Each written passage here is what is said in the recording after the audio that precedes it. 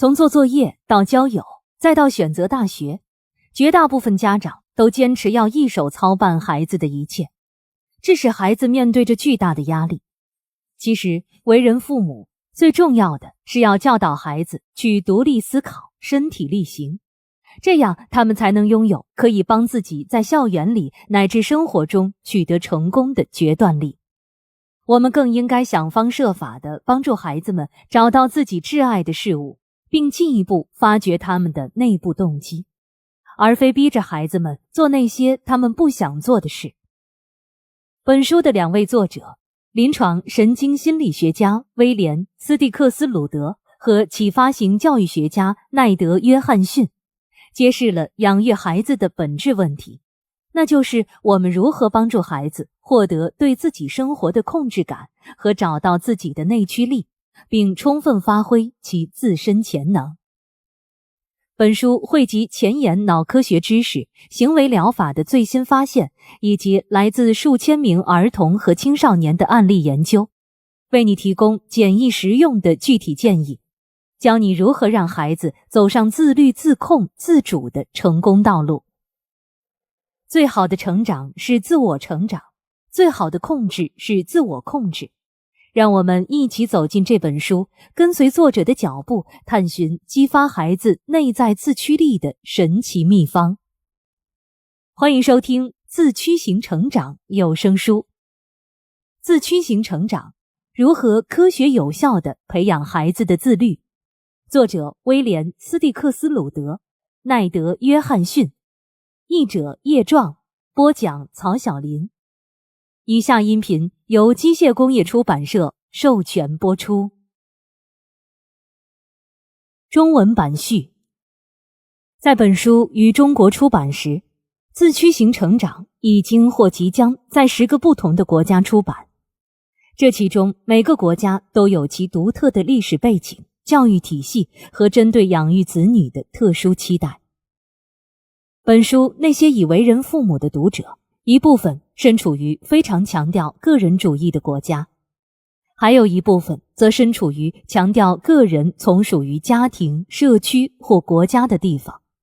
与此同时，本书的一些受众高度重视积极变革与创新，而其他受众则更加重视对传统的遵循。在某些文化中，父母通过很高的行为标准和明确的期望来传达关怀，而在另一些文化中，父母则通过支持孩子本人的意见和愿望来表达同样的关切。除此之外，在某些家庭中卓有成效的养育和教学方法，放到另一些家庭里，则可能变得没那么有效。那么，自驱型成长究竟是否在全世界范围内具有足够的适用性呢？对于美国读者来说，他们不难领会我们从书名中就在暗示的那种自我约束。但我们的书究竟能不能打动一位来自中国的读者呢？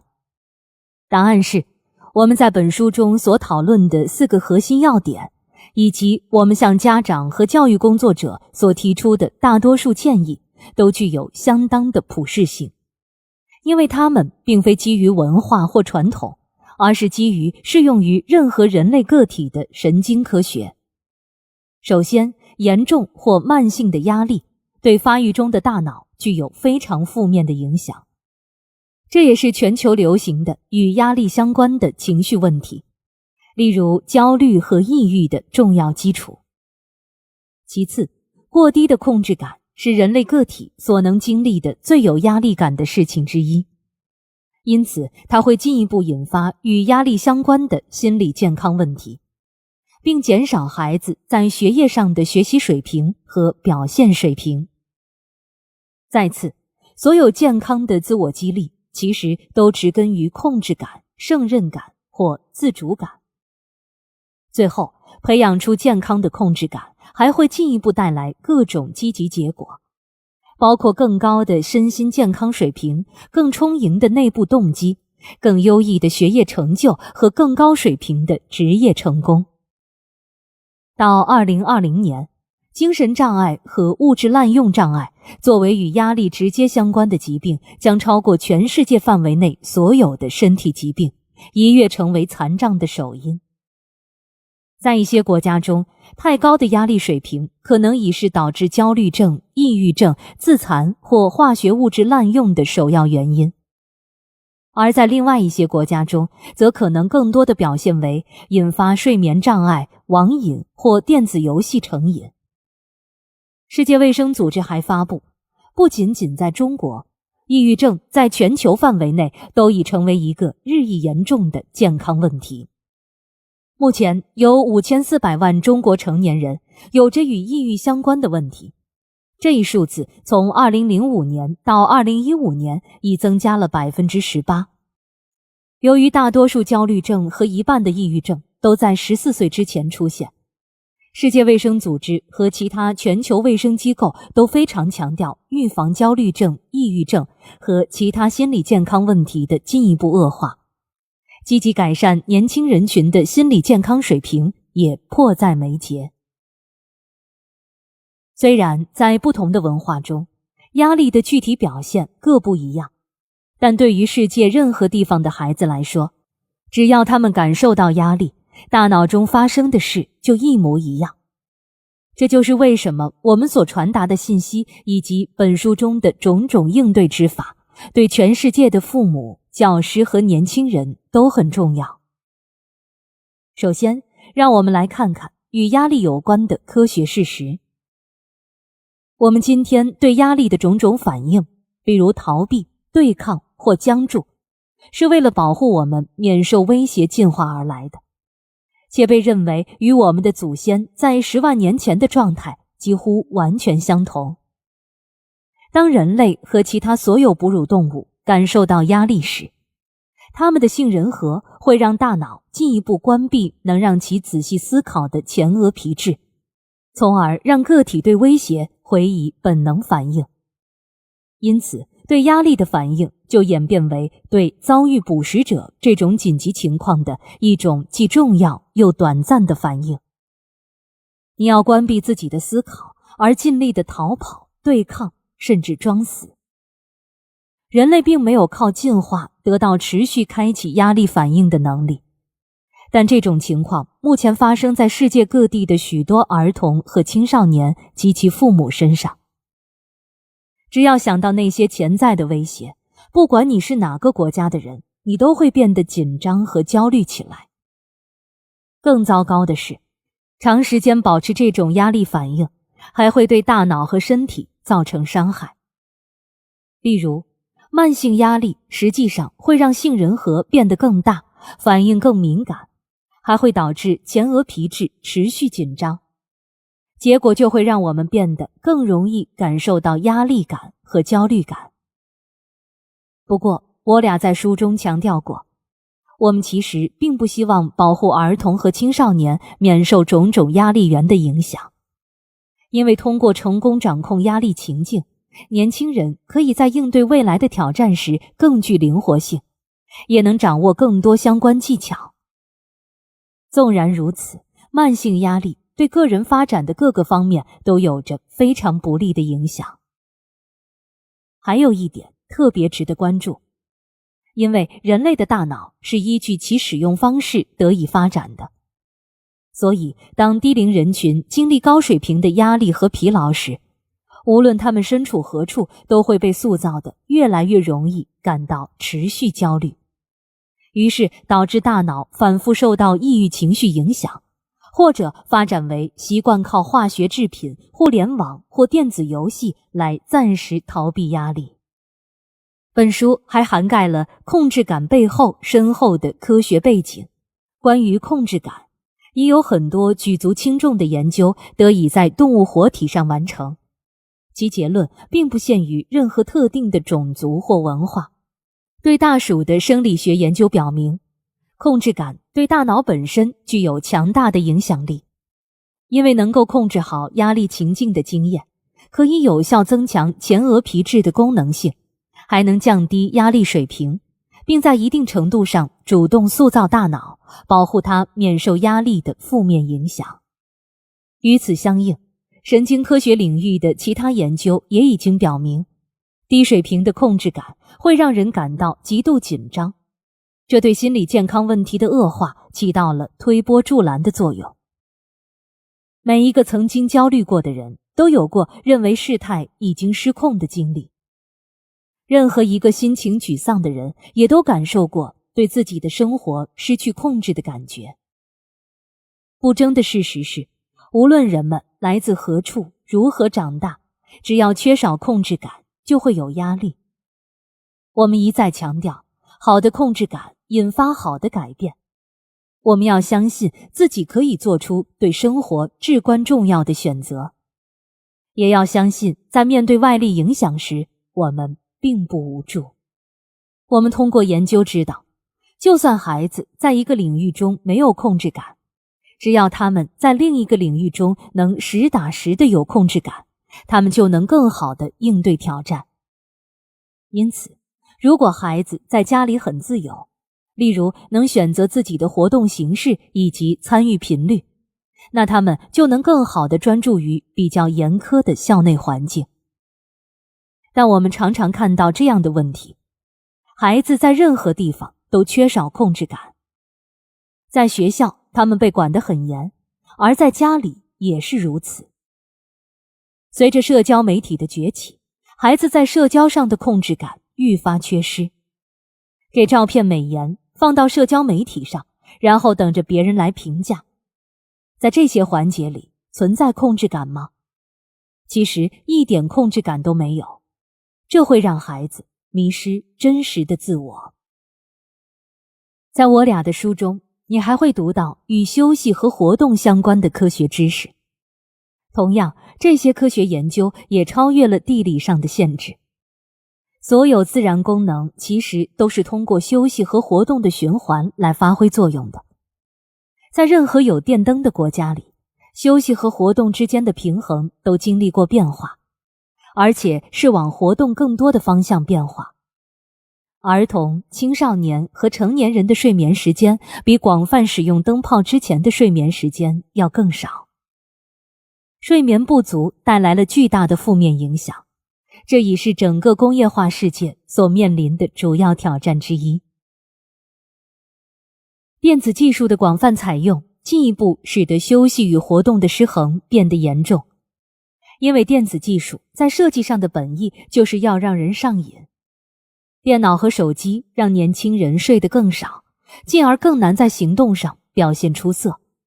孩子也更难获得足够的不插电休息时间。而在这样的时间里，他们才能培养出强烈的个人认同感以及更高的同理心水平。我俩当然不提倡那种零科技文化，毕竟这种文化既不受欢迎也不现实。但我俩的确认为，增加睡眠和我们称之为彻底停工期的休息时长，能够激活大脑内很重要的默认模式网络系统，让大脑得到休息，才能让它从过度的刺激和疲劳中恢复过来。我俩在关于停工期的那几章中所提出的建议，涉及人体的神经系统，与每个人都息息相关。我俩主要投身的另一个科学领域是关于协调性的科学。婴儿的主要情感需求是温和与回应，他们对纪律与说教是不做回应的。那婴儿和父母之间在情感上的协调性发展，就需要温和的回应。正是这种协调性，能让婴幼儿在他们的世界中获得安全感，并培养出扎根内心的勇气和安稳。人类对温和的回应的需求存在于所有不同的文化中，而我们不该戒除或摒弃这种需求。我俩在书中提出这样的建议：为了孩子，父母要努力不去传播自己的焦虑，这样他们就可以对孩子保持足够的温和与积极的回应。在中国，这一条原则就像在美国、英国、俄罗斯和捷克一样适用。所有父母都希望自己的孩子能够取得成功，并有着尽力而为的上佳表现。唯有真正的内心感召或自主动机，才能使这种愿望成为可能。而与动机有关的科学研究则清楚地表明，它们都由胜任感或自主感发展而来。自主感的重要性部分要归因于一个普遍原则：你不该逼着一个人违背他自己的意愿去做某件事。从这个角度来看，强迫儿童接受特定的想法或以特定的方式行事的企图，很可能会有适得其反的效果。因为这让孩子变得极度紧张，还可能进一步破坏父母与子女的关系。从动机科学的角度来看，中国年轻人群中的丧或失败主义文化是很有道理的。如果某个个体不觉得是在靠自己来驱使行为，那就会产生挥之不去的淡漠感。人类的大脑是以这样一种方式连接起来的，我们会抵制那些强加在我们身上的企图，而渴望自主感。后者对自我动机的真正发展有着至关重要的作用。研究还表明，自主感有助于领导力的提升，这也合乎逻辑。如果一个孩子每次在琢磨该做什么或怎么做的时候都要找父母帮忙，那他什么时候才能学会相信自己的判断呢？他怎么可能会自信地担任领导者的角色呢？我俩的许多来访者来找我们，是希望能帮助他们的孩子尽可能地表现出某个领域的最高水平。他们想要孩子有最好的考试成绩，希望孩子能上最负盛名的大学。他们知道成人世界里竞争激烈，所以他们希望自己的孩子能做好万全准备。他们中的许多人在走进我俩的办公室时，都对我们那些以让你的孩子来决定作为开头的建议持怀疑态度。我俩已经意识到，说服这些家长了解本书所谈及策略的价值的最佳方法，就是让科学为他自己代言，让他们看看自己的孩子究竟如何才能收获更强大的自信心、掌控感和满足感。感谢几十年来与我们一起努力的数千个家庭，正是他们让我们有充足的机会设身处地的了解本书中提出的诸多科学原理到底是如何结合实际投入实践并改变生活的。译者序：2018年年初，俄克拉荷马大学心理系的宋海荣教授在微信上突然闪了我一下，他发来了一本书的封面，说很值得一读，推荐给你。如果你喜欢阅读的话，你会发现每当有人给你推荐书时，最开心的事儿其实未必是对方推荐的那本书多有价值或多么新奇，而是对方所推荐的那本书你本人恰恰正在津津有味地读着。我觉得吧，这起码能说明2点：你喜欢的这本书真的是好书，而非你一厢情愿；你结交的朋友也真的是有足够共鸣的好朋友，而非泛泛之交。宋教授推荐给我的便是你手中这本《自驱型成长》。在中国家庭教育的话语体系中，有3个词往往在使用上互相混淆，甚至在不少家长看来，这3个词说的其实是同一个意思：自律、听话和守规矩。其中守规矩还有一种常见的表达方式，就是懂事。这3个词都直指那种家长觉得合适，老师觉得恰当，孩子能从中获得进步的行为。当然，很多时候，老师、家长和孩子都能达成这些行为上的共识。比如按时睡觉，有节制地吃零食，上课的时候别玩手机游戏。这些行为也恰恰同时满足了自律、听话和守规矩的要素。可一旦共识成了奢望，齐心协力变成了3足鼎立，矛盾就自然而然地产生了。有的矛盾存在谁对谁错的标准答案，孩子应该得到适当的约束、管理和引导。比如，一个5岁的孩子餐餐只吃肉不吃菜，一个8岁的孩子向你要钱买烟抽，或者一个12岁的孩子决定去当古惑仔。但我想你也知道，人这么复杂的生物，在成长的过程中，怎么可能面对的都是有标准答案的问题呢？如果你9岁的孩子因为在学校里打抱不平，为了保护被欺负的同学，把打人的校霸揍进了校医室，你要怎样教育他呢？如果你15岁的孩子在木工上的兴趣和能力远远超过了常人，你愿意让他在一定程度上舍弃标准化的教育吗？如果你17岁的孩子把他的恋人带回了家，你会对这对小情侣抱以怎样的态度呢？甚至如果你30岁的孩子醉心于独立研究某个非常小众而不能很好变现的课题，既不上班也不着急婚事，你又打算怎么做呢？比起那些斩钉截铁的回答，这些模棱两可的问题其实才更接近养孩子的真相。可惜的是，在这些没法达成共识的真相里，孩子往往是弱势的那一方。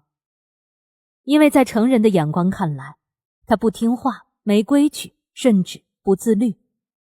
这也好理解，毕竟在大人看来，这3个词之间有着绝对的连带关系，一荣俱荣，一损俱损。这孩子既然不听话，那就是没规矩，说白了还是不自律。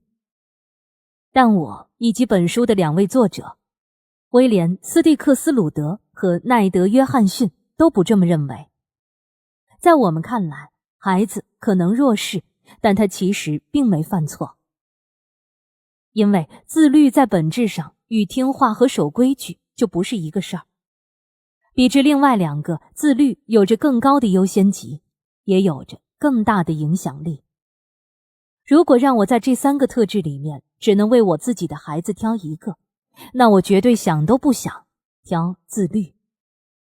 因为话是家长说的，就算听，对孩子来说也是听别人的话。而规矩是社会定的，就算守，也是守外界定下的规矩。但自律最强调的是自己听自己的话，自己守自己的规矩。与此同时，你只要是个靠谱的人，有正确自律观念的人，觉得自己能主宰自己生活的人，那你自己说的话和立的规矩就差不到哪里去。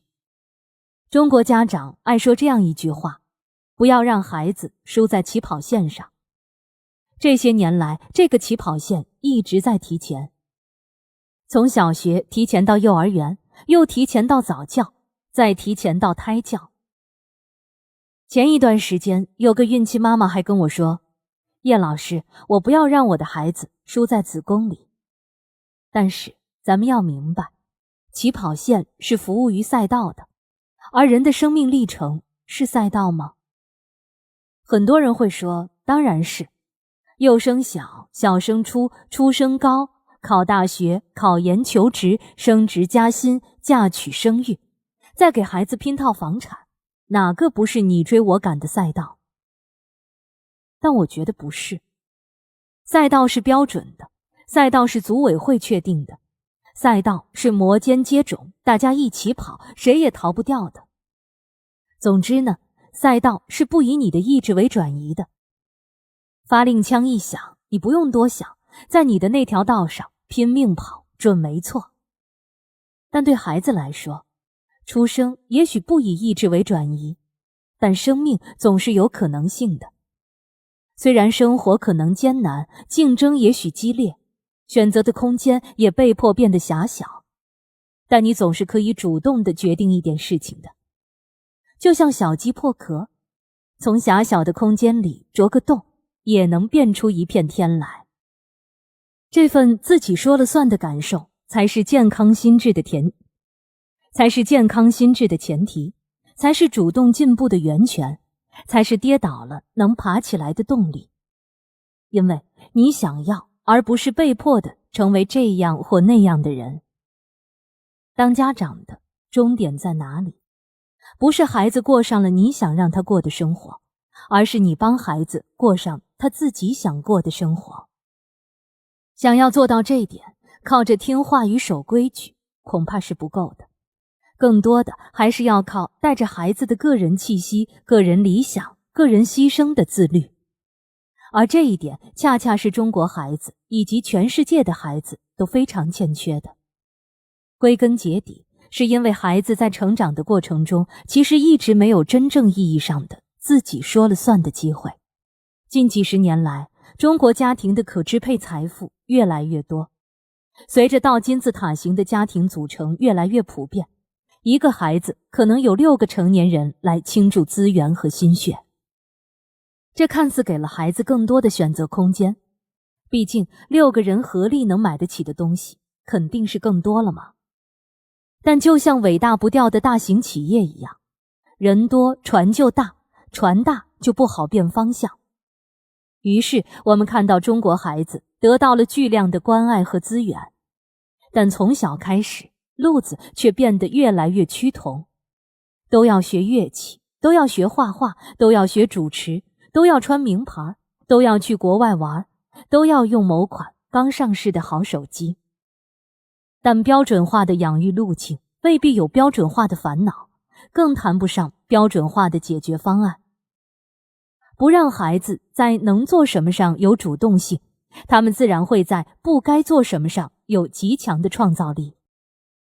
所以近几年来，孩子表达负面情绪、舒缓个人压力，在家庭以及学校矛盾中的行为表现越来越多样化和极端化。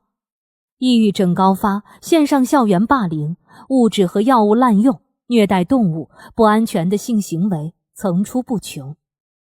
一个人过不上自己想过的生活，他就会以自己决定的形式来毁掉自己的生活，因为这最起码能证明我的生活还在我的掌控之中。这就是听话、懂事、起跑线对今天的孩子所起到的负面影响。这也是我在翻译本书的过程中得到的最真实也是最沉重的启发。好在这本书给我带来的不仅有启发，更有宽心的解决方案。希望这本书能够让你对孩子真正自律的成长途径有更进一步的认识。感谢我的父亲帮助我完成了译稿最初的审阅和校对工作。感谢我的母亲和妻子在我翻译本书的过程中为我提供的帮助和支持，还要感谢我的助手毕凌飞为翻译做出的巨大贡献。为何控制感尤为重要？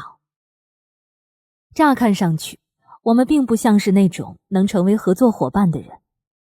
威廉是享誉全美的临床神经心理学家。30年来，他一直致力于帮助孩子应对焦虑、学习障碍和行为方面的问题。他练了几十年超然静心冥想技术，由此练就的冷峻气质很是引人注目。而奈德创立了 Prep Matters， 现在全美最成功的教育辅导公司之一。他把好好培养当下的年轻人作为自己的事业。奈德的精力非常充沛，以至于他的学生经常说他有着3倍于别人的热情。几年前，我们出席了同一个活动，作为演讲嘉宾，我们一见如故。当我们聊起来时，彼此间很快就产生了化学反应。尽管我们有着不同的背景、学科出身和服务对象，但我们都在试图帮助孩子解决类似的问题。而且我们采用的方式还出人意料的互补。威廉从脑发育的角度来探究孩子，而奈德则选择了艺术和行为科学作为手段。我们那时就一拍即合，我们的知识和经验就像2块拼图一样紧密地连接在一起，简直天衣无缝。奈德的客户可能会因为无法顺利进入斯坦福大学求学而担惊受怕，而威廉的客户则可能连好好上学都有困难。但其实我们都在试图解决同一个最本质的问题：我们该怎么帮助孩子获得对自己生活的控制感呢？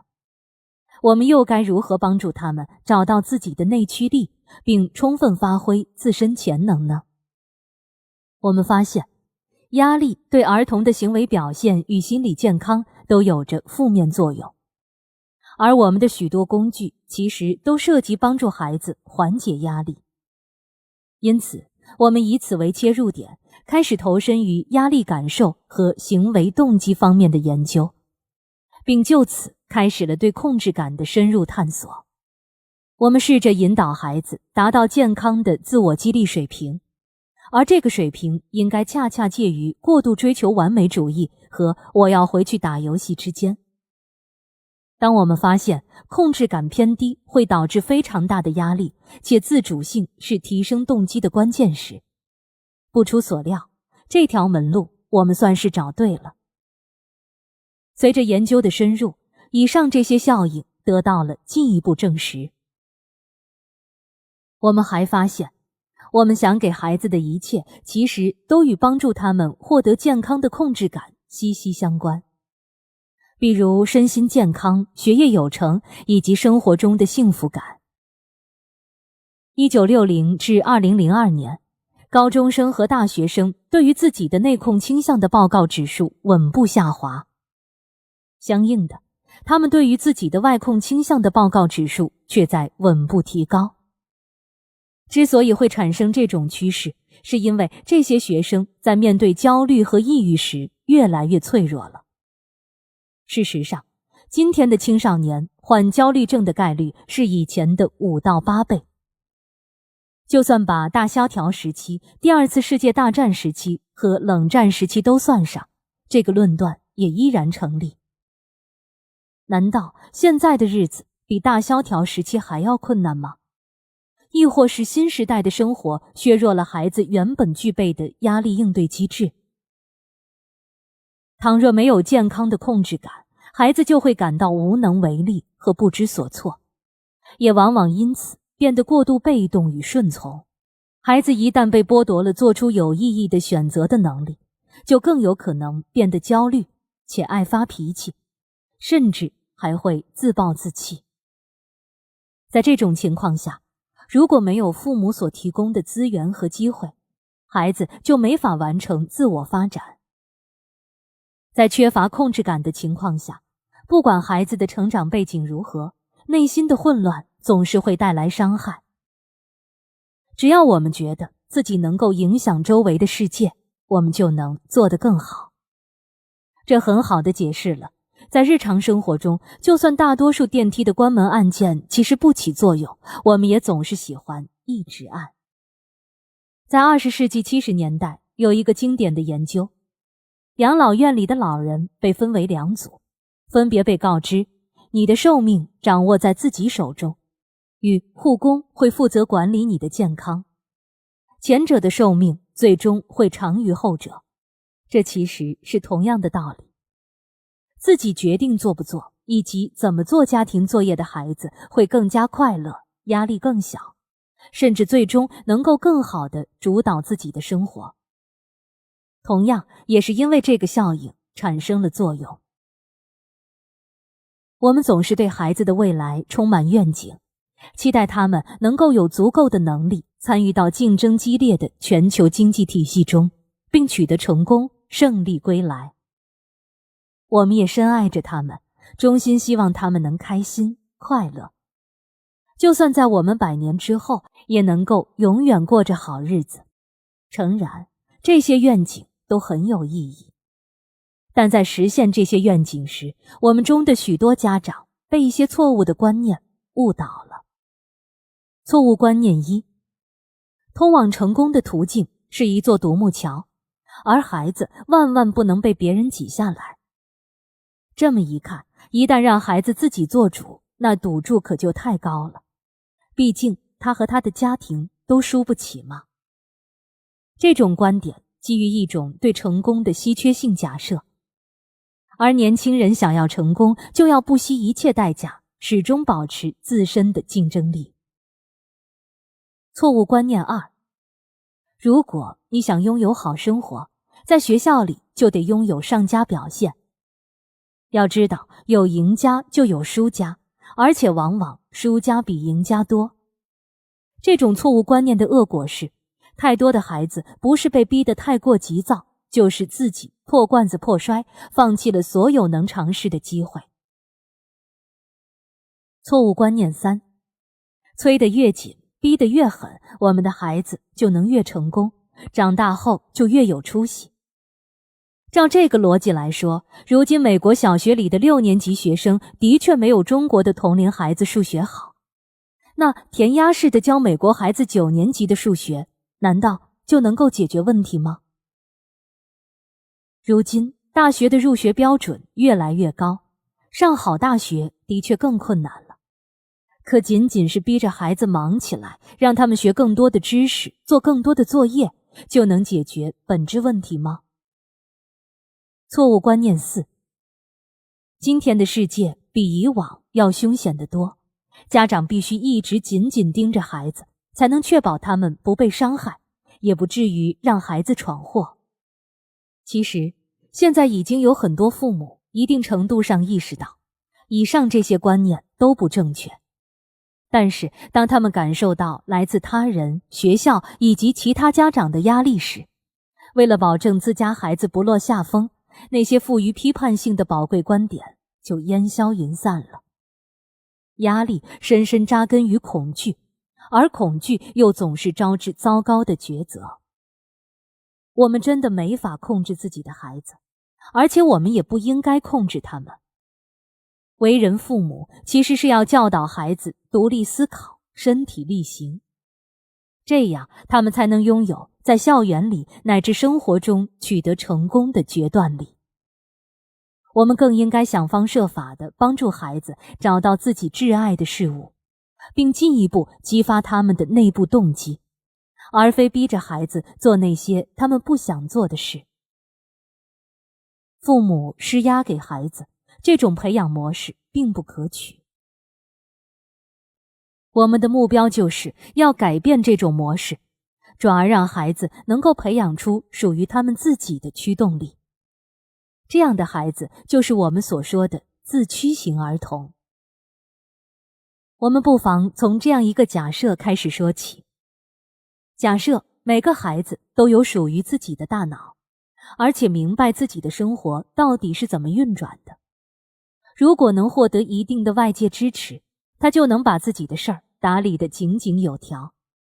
他自然而然地知道早上起床穿衣很重要，同时他很清楚完成家庭作业也很重要。就算孩子在生活中感受到了压力，他们也未必会流露出来。要是他们本来就费着劲搞定自己身边的烦心事，那些来自父母的唠叨就只能进一步逼着孩子去对抗家长。这里有个诀窍，那就是要赋予孩子足够的自由和尊重，进而让他们自己把困难搞定。就算有这么一种可能，父母真能控制住孩子，也真能把孩子打造成自己所期待的模样。这么一来，或许真能让父母松一口气。可孩子本人对生活的自我控制会遭遇弱化，于是就过上了愈发由别人说了算的日子。在本书中，我们将探讨神经科学和发展心理学领域的一系列重要研究，还将分享我们共计60年的儿童工作经验。我们希望你能明白，你其实更应该把自己看作孩子的顾问，而不是他的老板或经理人。我们会努力让你了解，要尽可能多的和孩子说你来定，以及这其中蕴含着什么样的智慧。我们会提供好一些的点子，能让你帮助孩子找到属于他自己的内部动机。除此之外，我们还将手把手教会你如何通过系统性的教育切实做到这一点，而不只是简简单单的把自主权交给孩子。我们会帮助你一步步靠近平和与恬淡，不再传播自身的焦虑，而这对于你的孩子、家庭乃至你自己来说，都将是一次最好的改变。在每章的结尾，我们会告诉你一些具体的行动步骤，这些方法都是切实可行且能快速生效的。我们的一些建议可能会让你觉得不太对劲，不过其中的大部分应该还是能让你有如释重负的感觉的。如果你对我们所说的话产生了疑虑，请别忘了，我们每每把自己所谈到的技术和其背后的科学原理与我们所服务的家庭分享时，往往卓有成效。我们看到过服务对象那根深蒂固的蔑视最终转化为深思熟虑后的决策，也看到过孩子的学业水平和考试成绩显著提高，还看到过一些迷茫、无助和绝望的孩子最终掌控他们自己的生活，更看到一些孩子纵然彷徨过，但最终还是收获了成功与幸福，而且变得比任何人之前所预想的都更亲近父母。同时，为你以及你的孩子提供健康的自主感是完全有可能的，这其实比你想象的要更容易。下面就让我们来告诉你到底应该怎么做。第一章，天底下最让人紧张的事。亚当是一个15岁的高2学生，住在位于芝加哥南区的一所狭窄的公寓里。每天他都从这里步行到他所在的那个办学经费紧张的公立学校。去年夏天，他和哥哥一起在街角闲逛时，一辆驶过的汽车里伸出了一把枪，射杀了他的哥哥。如今他发现自己在学校里很难集中注意力，听不进去课，还总是因为自己的暴脾气被请进校长办公室。他的睡眠状况也很糟糕。与此同时，他以前就不怎么样的成绩进一步下滑，已经到了有可能留级的程度。15岁的萨拉则住在一个价值数百万美元的豪宅里，并在华盛顿特区的一所豪华私立学校里上学。他的父母希望他在今年秋天参加 PSAT 考试时能够争取到全国绩优奖学金，为此他紧锣密鼓地做着相关准备，练习打曲棍球，在人人家园当志愿者，每晚还要做3-4个小时的家庭作业。纵然萨拉的成绩相当不错，但他的睡眠质量很糟糕。他开始跟父母顶嘴，对自己的朋友恶言相向，频发的头疼也让他很困扰。我们都知道，亚当的情况恐怕不乐观，毕竟有统计数据表明，他的人生前路困难重重。但我们不知道的是，其实我们同样应该担心萨拉。在大脑发育的关键阶段，他的身心健康在很长一段时间里都会遭受慢性睡眠剥夺和毒性压力的影响。如果将萨拉的脑扫描成像与亚当的加以对比，你会看到两者惊人的相似性，尤其是涉及应激反应系统的脑区。近些年来，从一些运动员所蒙受的伤痛中，我们研究出了不少成果。他们有个共同点，都被外力撞到过脑袋。不管这外力是一个足球，还是重达260磅的橄榄球限位。这些成果让我们开始顾忌脑震荡所造成的长期后果。被撞的人虽然看上去没啥事儿，但实际情况可复杂多了。有的人现在甚至连自己孩子的名字都记不住了。我们认为应该以同样的视角来讨论压力。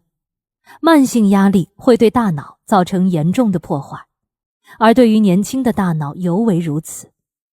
这就像是在过小的花盆里种植物，就算再业余的园丁也知道，这么做会给植物带来负面影响，而且是长期的负面影响。对每个人群来说，压力诱发疾病的概率都非常大。如今年轻人越来越容易出现焦虑症、饮食功能失调、抑郁症、酗酒现象，甚至一些让人忧心的自伤行为。而研究人员正在全力以赴地研究，试图揭秘这背后的真正原因。马德琳·勒文的研究发现，在家境富足的儿童和青少年中，焦虑、情绪困扰和化学品滥用等与心理健康有关的问题尤其高发，事实上，最近的一项调查显示，在既富足又竞争激烈的硅谷，有 80% 的高中生报告自己的焦虑程度正处于中度到重度的水平。同时，有 54% 的普通高中生报告自己的抑郁程度也处于中度到重度的水平。抑郁症现在已是全世界范围内导致失能的首要原因。我们还认为，儿童和青少年所经历的慢性压力对于社会的影响，在机制上类似于全球气候变化，这个问题随着一代又一代人不断恶化。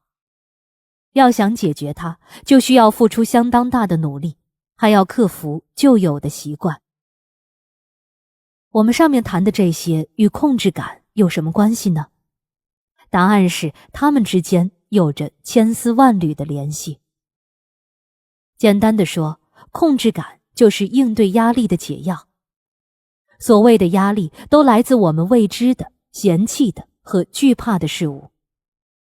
对我们来说，小到感觉有点失衡，大到为生命而战，都和压力有关。人类压力研究中心的索尼娅·卢比安总结了那些给生活带来压力的事，并巧妙地将其缩写为 NUTS， 坚果。新奇 Novelty， 你之前从没经历过的事，不可预知 Unpredictability， 你预想不到却发生了的事，对自我的威胁 Threat to the ego， 你作为一个人的安全感或能力遭到质疑，控制感 Sense of control， 你感到几乎根本不能驾驭局势。有一项早期研究探究了老鼠对压力的感受。实验中的老鼠会遭遇电击，如果老鼠此时有一个能转动的轮子，而轮子一转起来就可以停止电击，那么老鼠会高兴地转着轮子，也没什么压力。可一旦轮子被拿走，老鼠就会承受巨大的压力。倘若随后把轮子重新放回笼子里，哪怕轮子这回实际上并没有连接到电击设备上，老鼠的压力水平也会低得多。对人类来说，如果在听到让人难受的声音时，手头有个按钮可按，就能够降低压力水平。就算按钮实际上并不会对声音有什么影响，甚至就算这个人根本就没有按下按钮，结论也依然成立。事实证明，控制感起到了举足轻重的作用，它甚至比你实际的行为更重要。如果你有可以影响局面的信心，那么你的压力就能降下来。相应的，缺少控制感则可能是天底下最让人感到压力大的事情了。其实，在某种程度上，你可能早就明白这个道理。正因如此，你在开始一项艰巨的工作前，会先把桌子整理干净。大多数人觉得开车要比乘飞机更加安全，因为他们认为在开车时更具控制感。我们平时碰上交通堵塞，感觉到压力大的原因之一，也是我们对此无能为力。你可能在亲子关系中体验过控制感的作用。如果你的孩子生病了，或是碰到了很大的难处，而你发觉自己无能为力，那么你的压力水平很可能会上升。就算是一些没那么让人纠结的事，比如第一次看到孩子独自乘车出行，参加体育竞赛，或者在戏剧中登台演出，也会导致你感觉有压力。这时你扮演的是旁观者的角色，除了希望孩子诸事顺利、平平安安之外，你也做不了别的什么。对于人类的幸福来说，自主权可能是最重要的元素了。我们每个人都想要掌握自己的命运，我们的孩子也是如此。所以2岁大的孩子才会说我自己来，而4岁的孩子则会一直说凭什么要听你的。这就是为什么我们就算快要迟到了，哪怕会花掉2倍的时间，也该让孩子自己的事情自己做，这也是为什么将餐盘一分为二，再让孩子自己选择要吃哪一半，才是让一个挑食的5岁小孩吃蔬菜的最好方法。奈德的一位客户卡拉对此深有感触。当我还是个小孩的时候，爸妈会跟我说，你必须吃这个，你必须吃那个。我很讨厌他们这么讲。他说，所以当他们逼我吃任何我不想吃的东西时，我就会直接把那东西扔回桌子上。卡拉还提到，在他的童年时期，外出露营的经历之所以给他留下了深刻的印象，恰恰是因为露营的参与者必须要自己做一系列决定，从一整天干什么到具体吃什么。而依托于这种能让他自主行事的自由，他在饮食方面表现得不那么挑食了。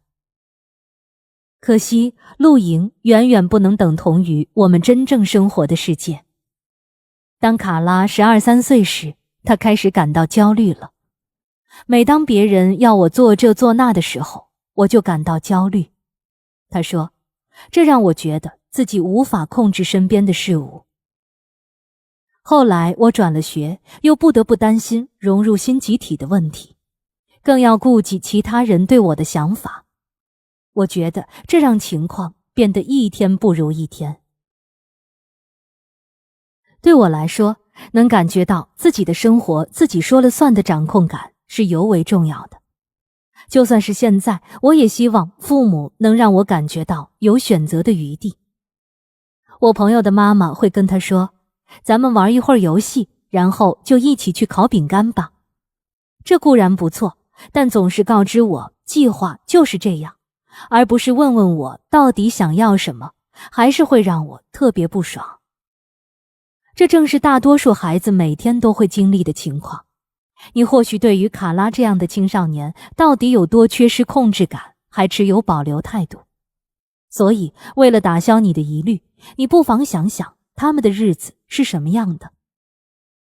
他们必须坐在自己没法选择的班级里，必须听被随机分配来的老师授课，还要和恰好被分配进同一个班里的孩子相处。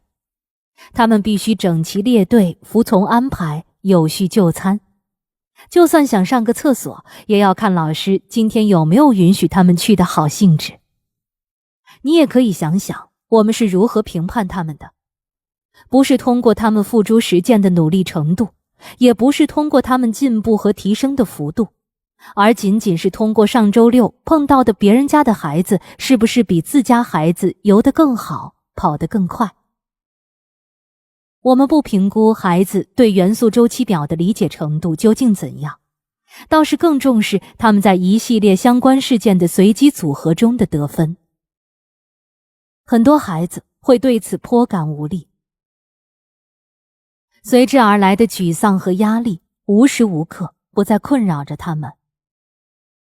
作为成年人，我们有时会告诉孩子，他们自己的生活自己说了算。但实际上，我们一直对孩子的家庭作业、课外活动甚至交友情况进行细致入微的全方位管理。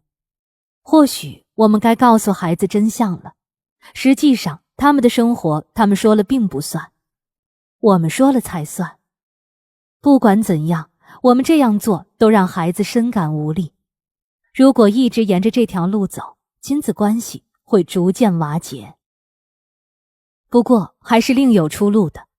在过去的60年里，一项接一项的研究相继表明，健康的控制感与我们对孩子的积极期待其实是相辅相成的。自我控制感，一种我们可以通过自身努力引导生活进程的信念，会带来很多健康的表现。更好的身体状况，更少的摄入毒品和酒精，寿命更长，压力更小，更积极的情绪感受，更高水平的内驱力，更强大的自控力，更好的学习成绩，而且还能增强职业成就。就像运动和睡眠一样，自我控制感似乎对任何事情都有好处，这大概是因为它代表了人类的某种深层需求。无论孩子是在南布朗克斯、硅谷、伯明翰，还是在韩国长大，他们都与控制力有着不解之缘。作为成年人，我们其实并不是要迫使孩子走上我们为之定下的道路，而是要帮助他们成长，进而让他们找到真正适合自己的人生道路。孩子终究还是要找到属于自己的路，并在之后的人生中凭借一己之力修正这条路的方向。击中田区，更好地理解压力。我要说明一下，我们并不认为孩子该被保护得密不透风，规避掉所有的压力体验，我们也不赞成这样。事实上，当孩子长期被屏蔽在压力之外，接触不到导致焦虑的情境时，这往往会让他们在焦虑时的情况更加严重。我们要让孩子学会怎么才能成功地应对压力，也就是培养出较高的压力耐受性。对孩子而言，韧性就是这么培养出来的。如果一个孩子能在有压力的情况下，感知到自己处于一个可以掌控的状态，那么有朝一日，就算处于不可控的状态之中，他的大脑也能更好地处理这些压力。实际上，他已经获得了应对压力的免疫力。比尔在刚上1年级的第1周时，因为不认识班上的任何一个同学，每天都会哭。他的老师罗伊夫人默默地支持着他。当班上的孩子小声告诉他，罗伊夫人，她在哭呢，比尔就会听到老师说，他会没事的，他会喜欢上这里的，别担心。事实上，他确实掌握了处理陌生环境中的压力的方法。他所学到的这种应对压力的技能，甚至还能进一步延展。因此，就算身处其他不熟悉的环境，他也不会再哭了。起码到目前为止是这样。这位老师的做法很正确，就是要让孩子自己把困难解决掉，而非趁虚而入地对他施加影响，进而让他觉得自己处理不好分内事。美国国家儿童发展科学委员会将压力归为以下3类。1. 正向压力能促进儿童的成长，让他们能够承担风险，并表现得更出色。想想那些正在筹备戏剧表演的孩子，他们一开始肯定会有些压力，有点紧张，但最终还是会收获满满的成就感与自豪感。这种压力里包含着不安、兴奋和期待的成分。除非紧张过度，否则这种压力通常更有可能让孩子表现得更好。正在体验正向压力的孩子，对自己的行为表现有着足够的掌控力。碰巧的是，对于那些不必要的、不是非做不可的事，孩子反而更有可能坚持下去，也更有可能充分发挥自身潜力。2. 可承受压力。如果只在相对短暂的时间里出现在孩子身上，也是可以增强韧性的。关键是必须要有成年人在旁边提供支持，而且孩子还必须有足够的时间来应对压力与恢复元气。假设一个孩子耳闻目睹了父母的频繁争执，他们快要离婚了，但是这对父母还是能够与孩子沟通交流，而且并不是每天晚上都大吵大闹。对这个孩子来说，他还是有时间恢复过来的。这就是一种可承受压力。关于这种压力，还有一个例子，有一个孩子被别人欺负过，但只要这种霸凌不持续太久，也不会太频繁发生，并且这个孩子能得到一个体贴的成年人的支持，这就同样属于可承受压力。另外，家人的离世有时也会造成可承受压力。在一项颇有影响力的研究中，执行实验的研究生每天都将幼年大鼠从他们的母亲身边拿走15分钟，这会让老鼠产生压力，随后再将它们放回母鼠身边，母鼠会舔舐幼鼠的身体，并给它们理毛。研究人员在一批幼鼠出生后的2个星期里重复了这种实验操作。对比那些接受了实验处理且每天离开母鼠15分钟的幼鼠，和那些从没有离开过母鼠一直待在笼子里的幼鼠，前者长大后具有更强的韧性。研究人员戏称后者为加州懒散鼠，因为它们从小就轻松自在，没有经过历练，导致成熟后很难应对压力。之所以产生这种情况，可能是因为经历类似的压力情景，让大脑调节到了可以应对压力的状态，而这种调节奠定了韧性的基础。3. 毒性压力被定义为在缺乏支持的情况下，应激系统被频繁或长期的激活。毒性压力要么非常严重，比如目睹了严重的侵害事件，要么是慢性的，比如日复一日的经历某种压力情景。考虑到孩子的成长阶段，有些事情他们恐怕难以承受，而不让孩子接触到这些事，是成年人所能提供的重要支持。但可惜的是，能做到这一点的成年人其实并不多。倘若当下发生的压力情景难以缓解，何时结束也遥遥无期，孩子又缺少支持，他们自然会感到对此缺乏掌控力。对很多孩子来说，这就是他们今天在生活中所面对的环境。无论他们是像亚当一样应对着明显风险的学生，还是像萨拉一样看上去很优秀的孩子。毒性压力非但不能帮助孩子为真实世界做好准备，反而会影响他们的健康成长。回到刚才提及的针对大鼠的研究，如果幼鼠每天被带离母亲身边的时间不是15分钟，而被延长到3个小时，那么他们会体验到极大的压力，以至于被送还给母鼠后，这些幼鼠甚至都不会和自己的母亲有所互动。与此同时，这些幼鼠在他们的余生中会更容易受到压力的困扰。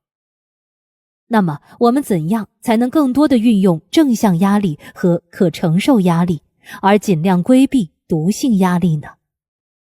这在理论上很简单，但执行起来很棘手。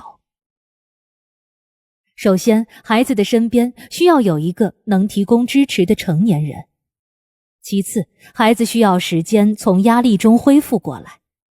最后，孩子还需要对自己的生活有一种控制感。脑内有乾坤。要想弄清楚压力产生影响的原委，我们有必要先了解一些关于大脑如何运作的知识。在对自己缺乏信心的时候，了解一些脑科学能让孩子明白，他们的行为在很大程度上源自化学而非性格。现在的孩子对高科技产品都挺熟悉，但对自己脑袋里的硬件与软件几乎一无所知。我们希望能向你介绍一点见微知著的脑科学，这样你就会了解到，对于我们每个人而言，想要掌控思维与情绪，恐怕都不容易。那些已经很明白大脑运作机制的读者，你们可能需要稍微委屈一下，待我们先把大脑里的这些小零件是怎么运作的简要地说完。在培养和维持健康的控制感方面，有4个主要的大脑系统与之相关，分别是执行控制系统、压力反应系统、动机系统和静息状态系统。我们先来简单地解释一下这几个系统有什么功能。领航员，执行控制系统。执行控制系统主要受前额皮质影响，这部分脑组织与组织规划、控制冲动和判断决策等一系列认知功能相关。当我们平静、放松、有控制感，总之就是处于正常的心智状态的时候，我们的前额皮质正在监测和调控着大部分大脑。事实上，前额皮质能掌控局面的程度，对于衡量人们在生活经历中受到的压力而言，是一个关键变量。前额皮质还被称为住在大脑里的金发姑娘，因为它需要2种化学物质恰到好处的组合才能高效运转。这2种物质就是多巴胺和去甲肾上腺素，它们都属于神经递质。压力一来，前额皮质就很容易掉线，进而难以发挥功能。身心状态的唤起、轻微的压力、兴奋感或大事件之前的小紧张，都能提高这些神经递质的水平，进而导致人们的专注度更高，思路更清晰，表现更优异。然而，在睡眠不足或压力过大的情况下，前额皮质里会充满多巴胺和去甲肾上腺素，这会导致系统掉线，难以发挥功用。这么一来，大脑显然就不能高效地学习与思考。我们会在第7章中进一步探讨这一问题。一旦前额皮质掉线，你就更有可能冲动行事，也更有可能做出愚蠢的决定。斗师战士压力反应系统。当你面对像捕食者这样的严重威胁，或者并不面对而仅仅是想象这样一个威胁时，压力反应系统会接管你的心智。这个系统存在的意义就是要保护你免受即将发生的伤害。它由杏仁核、下丘脑、海马体、脑垂体和肾上腺组成。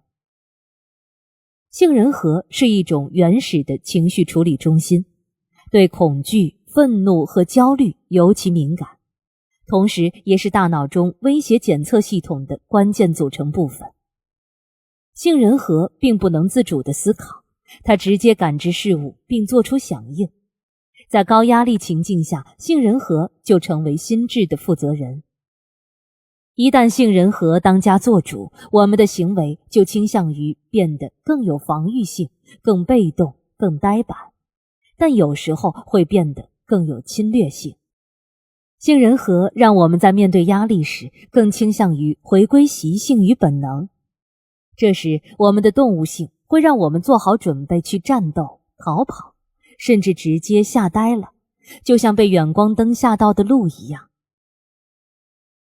杏仁核一旦察觉到威胁，就会向下丘脑和脑垂体发出信号，紧接着像打了一个报警的紧急电话一样，肾上腺被唤醒了，开始分泌肾上腺素。肾上腺素是一种功能强大的激素，也许你听说过，某个小孩被汽车压到，他的家长情急之下能把车抬起来，这就归功于肾上腺素。这一系列复杂的报警通知就完成在电光火石的一瞬间，比有意识的想法还要发生得更快。一旦我们遭遇威胁，就需要一种强有力的压力反应。我们能不能活下去，可能就取决于这种本能反应的速度。进化把我们塑造成了这个样子，让我们在压力下无法保持思绪清晰。健康的压力反应应该是这样的：压力荷尔蒙迅速上升，随后又能迅速恢复。一旦压力荷尔蒙不能快速回落，就会出现问题。如果压力持续存在，肾上腺就会进一步分泌皮质醇。皮质醇就像是身体为了长期作战而引入的援军，它的浓度在人体内慢慢上升，以帮助身体应对压力。如果有只斑马遭遇了狮子的袭击，但有幸逃脱，没有命丧狮口，它的皮质醇水平就会在45分钟内恢复正常。相比之下，人类身上的高浓度皮质醇会一次保留几天、几周，甚至几个月，这就很容易导致问题。长期较高的皮质醇水平会弱化海马体里的细胞，并最终杀死它们。而海马体是创造与储存记忆的地方，这就是为什么在急性压力下，学生会产生学习上的种种困难。海马体同时还扮演着另一个重要角色，它有助于终止我们身上的压力反应。他会跟我们说，嘿，记得上次你迟到那回吗？当时你吓得够呛，但其实根本没什么大不了的嘛，淡定。他就像一个忠诚而沉着的朋友，一旦出现就能让你如释重负。这种看待事物的角度，对生活中的方方面面而言都是无价的。对于患有创伤后应激障碍 PTSD 的人来说，因为其海马体已经受损，所以通常缺乏这种处理压力的能力。如果一个从战场归来的 PTSD 患者曾经在巴格达的一个人潮拥挤的商场中经历过一次由简易炸弹造成的恐怖袭击，那么当他再次走进拥挤的商场时，就很可能会惊慌失措。因为对于 PTSD 患者来说，一旦处于一种与过往的创伤经历类似的场景中，海马体无法把旧的创伤场景与当下的真实情况隔离开来，这就会导致他们陷入剧烈的恐慌之中。与此同时，压力还会瓦解人的大脑，它会弱化脑电波的连贯性，降低人们对于新鲜想法的探索欲以及解决问题时的创新欲。它将我们的前额皮质一脚踢出大脑的驾驶舱，还限制我们在心智上的柔韧性，害得我们连集中精力好好学习都有困难。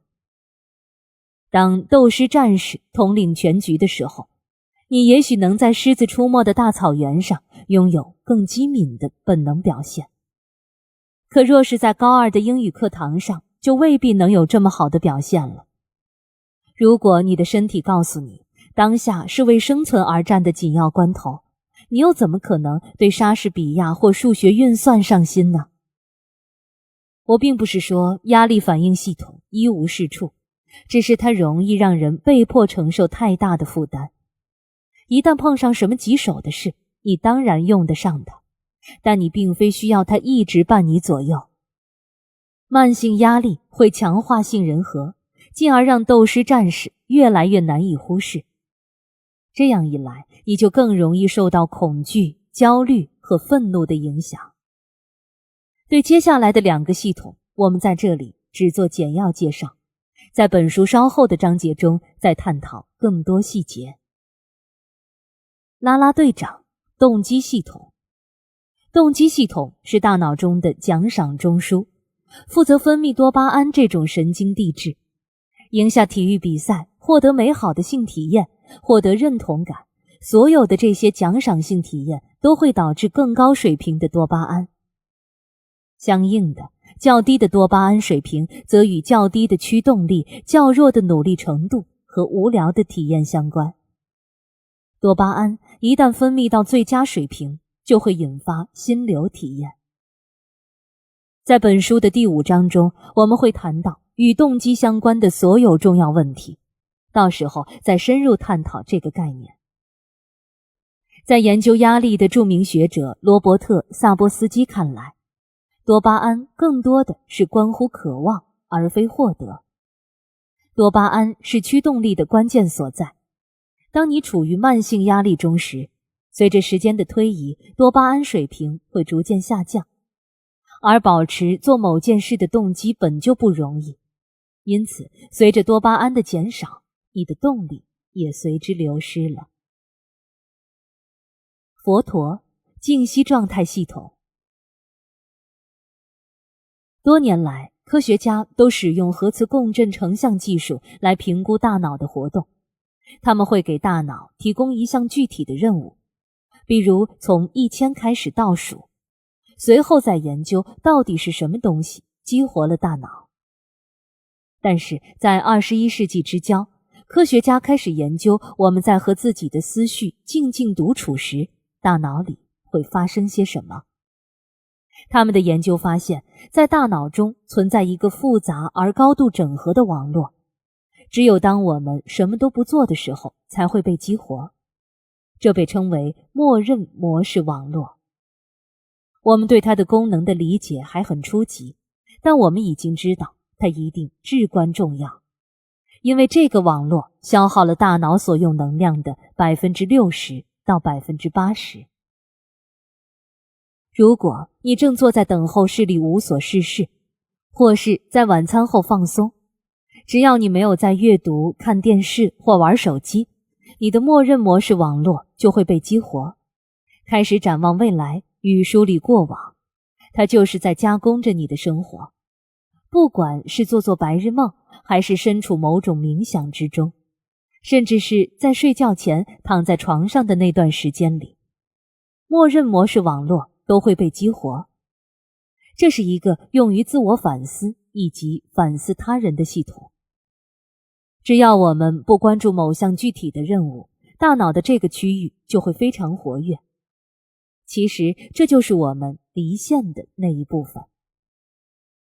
健康的默认模式网络对于人类大脑来说是很有必要的，它可以帮助大脑恢复活力，并将信息存储在能永久保留的位置，更深刻地看待事物，处理复杂的思绪，还能促使我们发挥真正的创造性。对于年轻人而言，它还与培养强烈的认同感与充足的同理心有关系。然而，默认模式网络能不能发挥自己的神奇魔力，也受压力的影响。科学家已经在担心，由于当今各种技术手段都唾手可得，年轻人非常缺乏激活自己的默认模式网络的机会，因此他们能够进行自我反思的机会非常有限。我们一口气讲的脑科学内容可能有点多，你需要记住的重点是，对于长期处于压力状态的孩子来说，他们的大脑里充斥着激素，这些激素会弱化大脑的高级功能，也会遏制孩子的情绪反应。在压力的影响下，负责记忆、推理、注意、判断和情绪控制的脑区会遭到抑制，并承受永久性损伤。随着时间的推移，这些脑区会逐渐缩小，而大脑中负责侦测威胁的部分则会越变越大。最终，过载的压力系统会大大提升孩子患焦虑症、抑郁症和其他种种身心疾病的风险。有一天，我的一个学生在一次考试过后来找我，并和我说他这次真的搞砸了。我当时是真的慌了，就再一次直接交卷离开了考场。他说，每次都是这样。我老是在某一题上一直琢磨，导致浪费了太多时间，直到监考老师过来告诉我还有5分钟交卷，就是这句话让我失去了理智。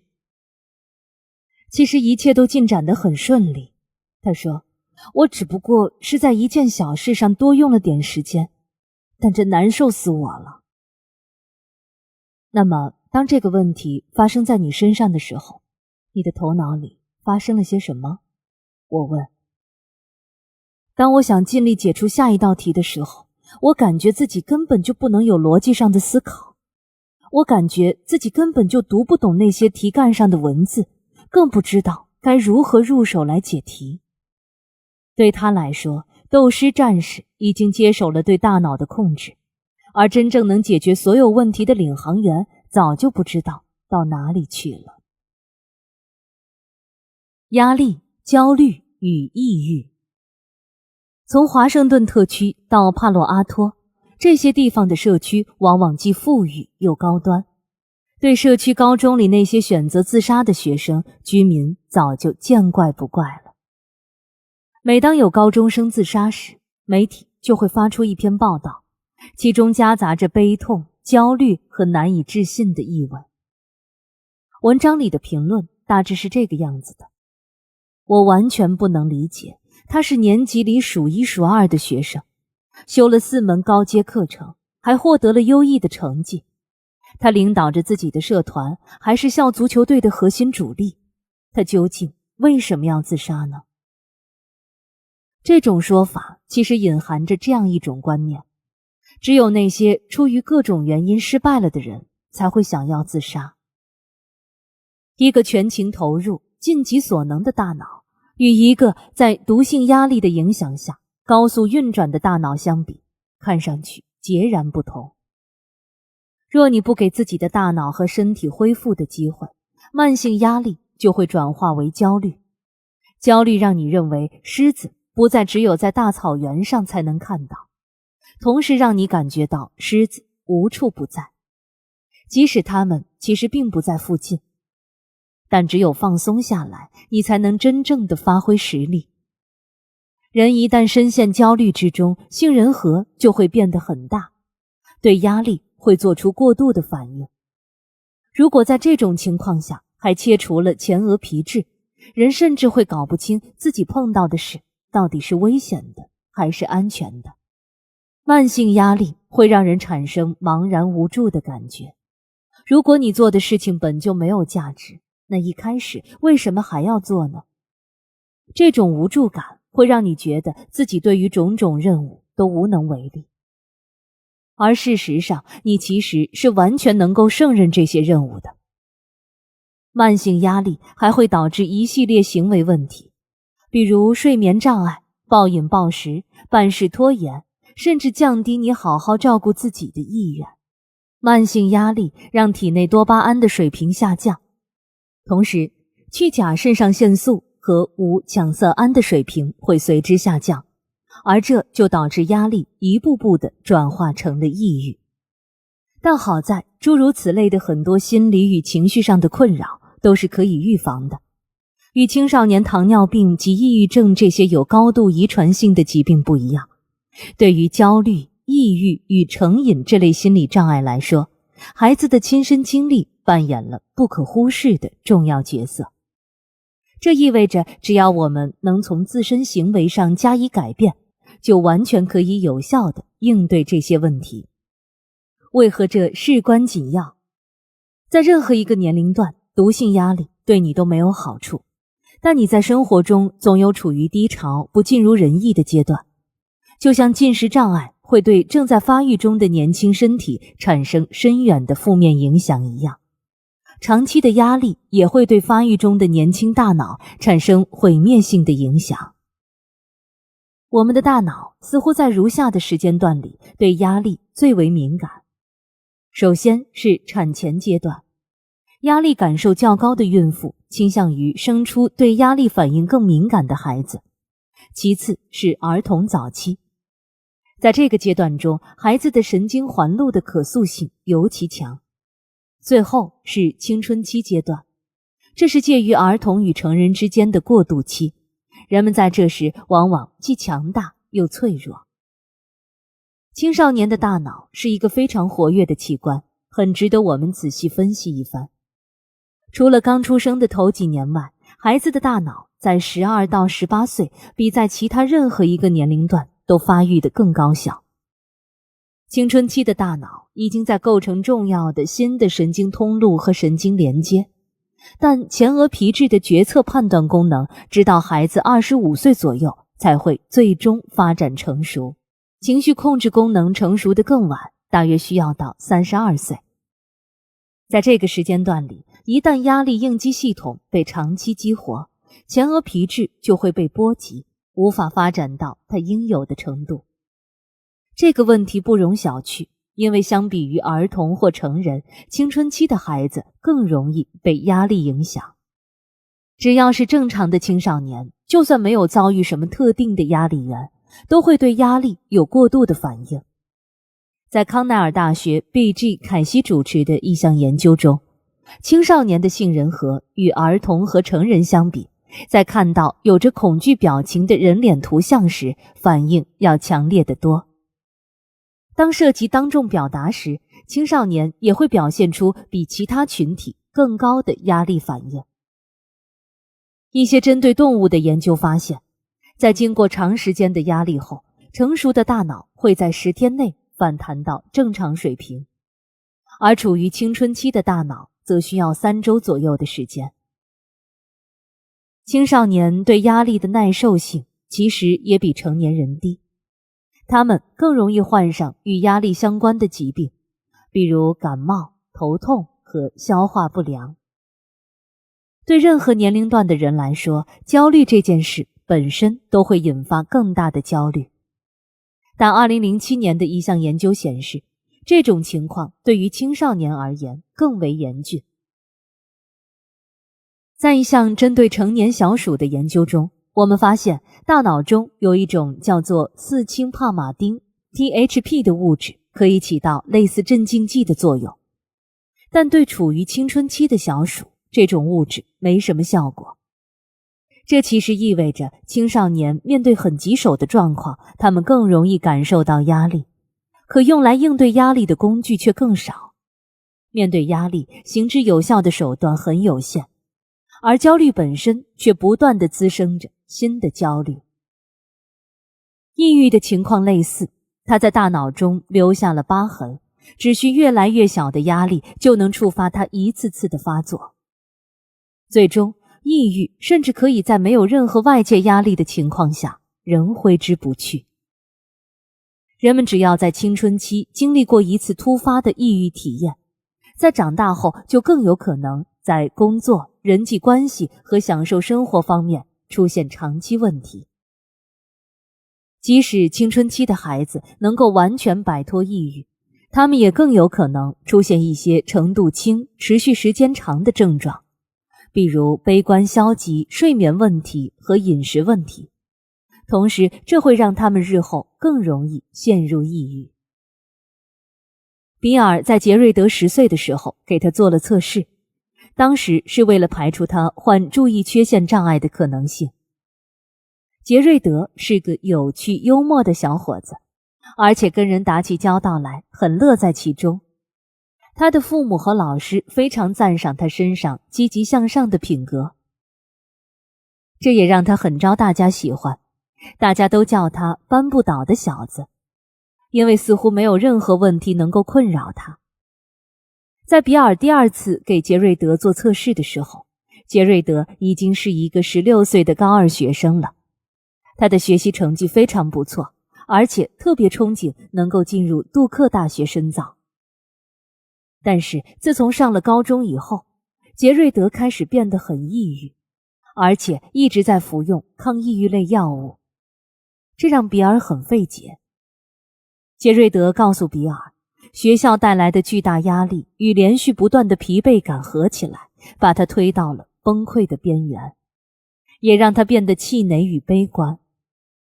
纵然药物能起到一定的作用，杰瑞德说他还是感到心力交瘁。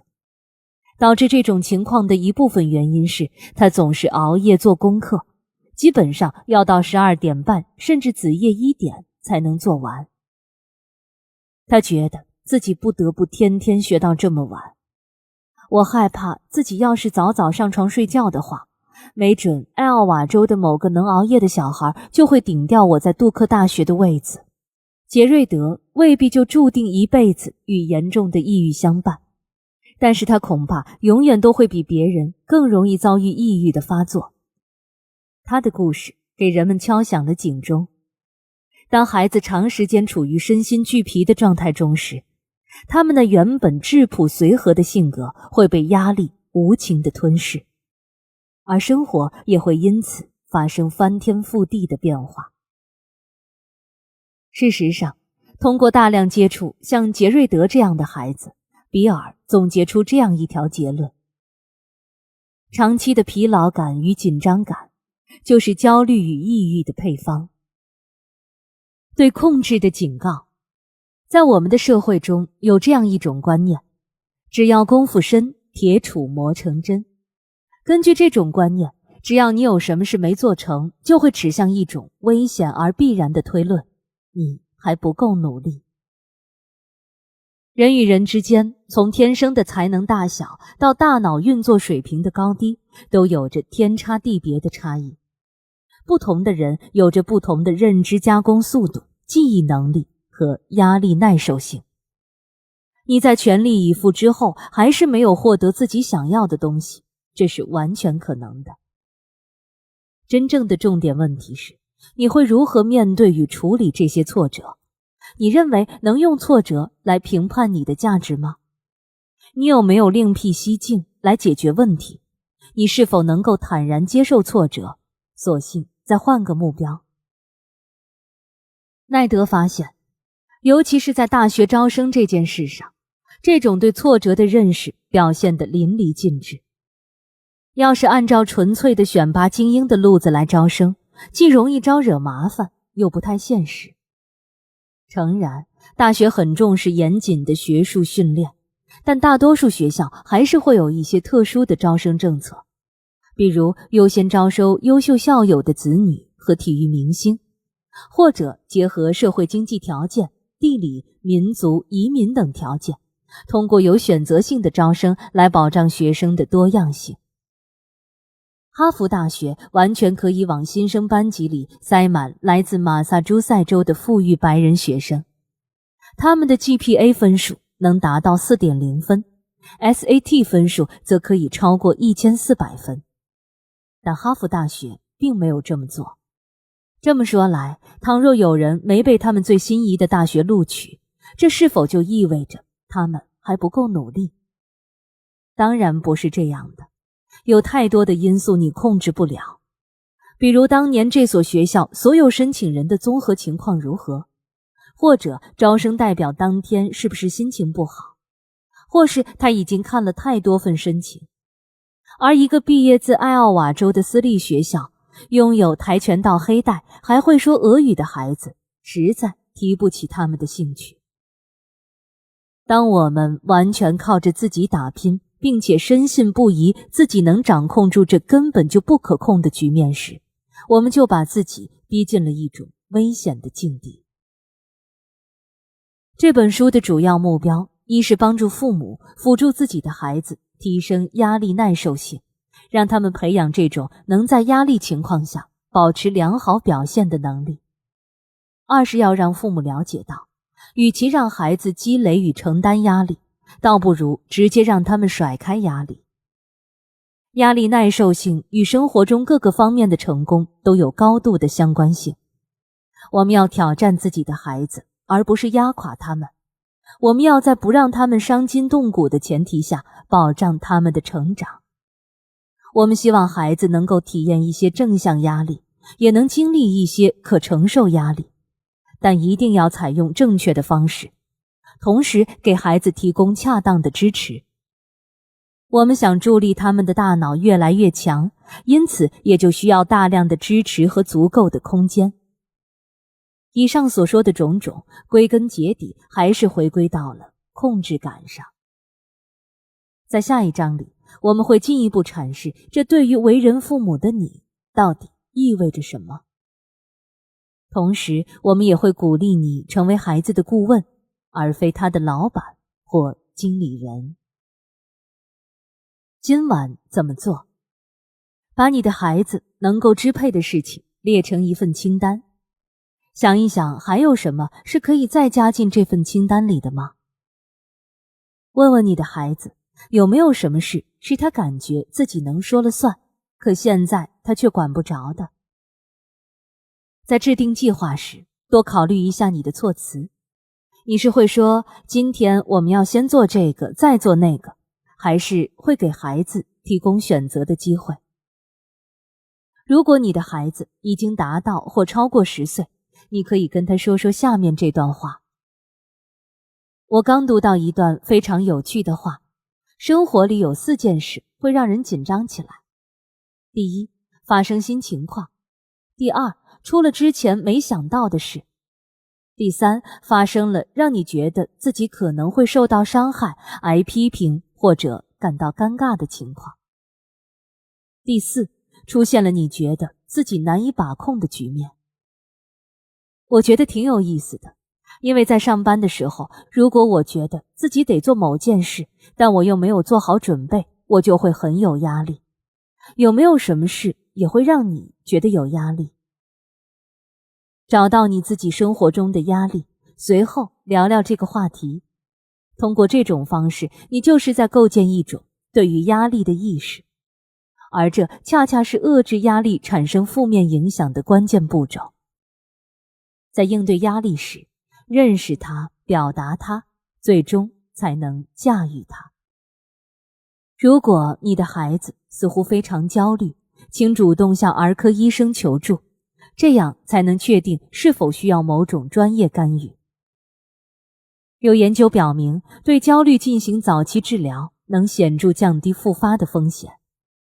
面对那些特别容易伤心的孩子，你可以让他知道他很安全，而且你也在他的身边，但不要向他做什么过分的保证，更要让他知道你对他有信心，相信他有自己搞定生活中的那些压力的能力。与此同时，不要弱化他当下的感受，也不要试图替他解决问题。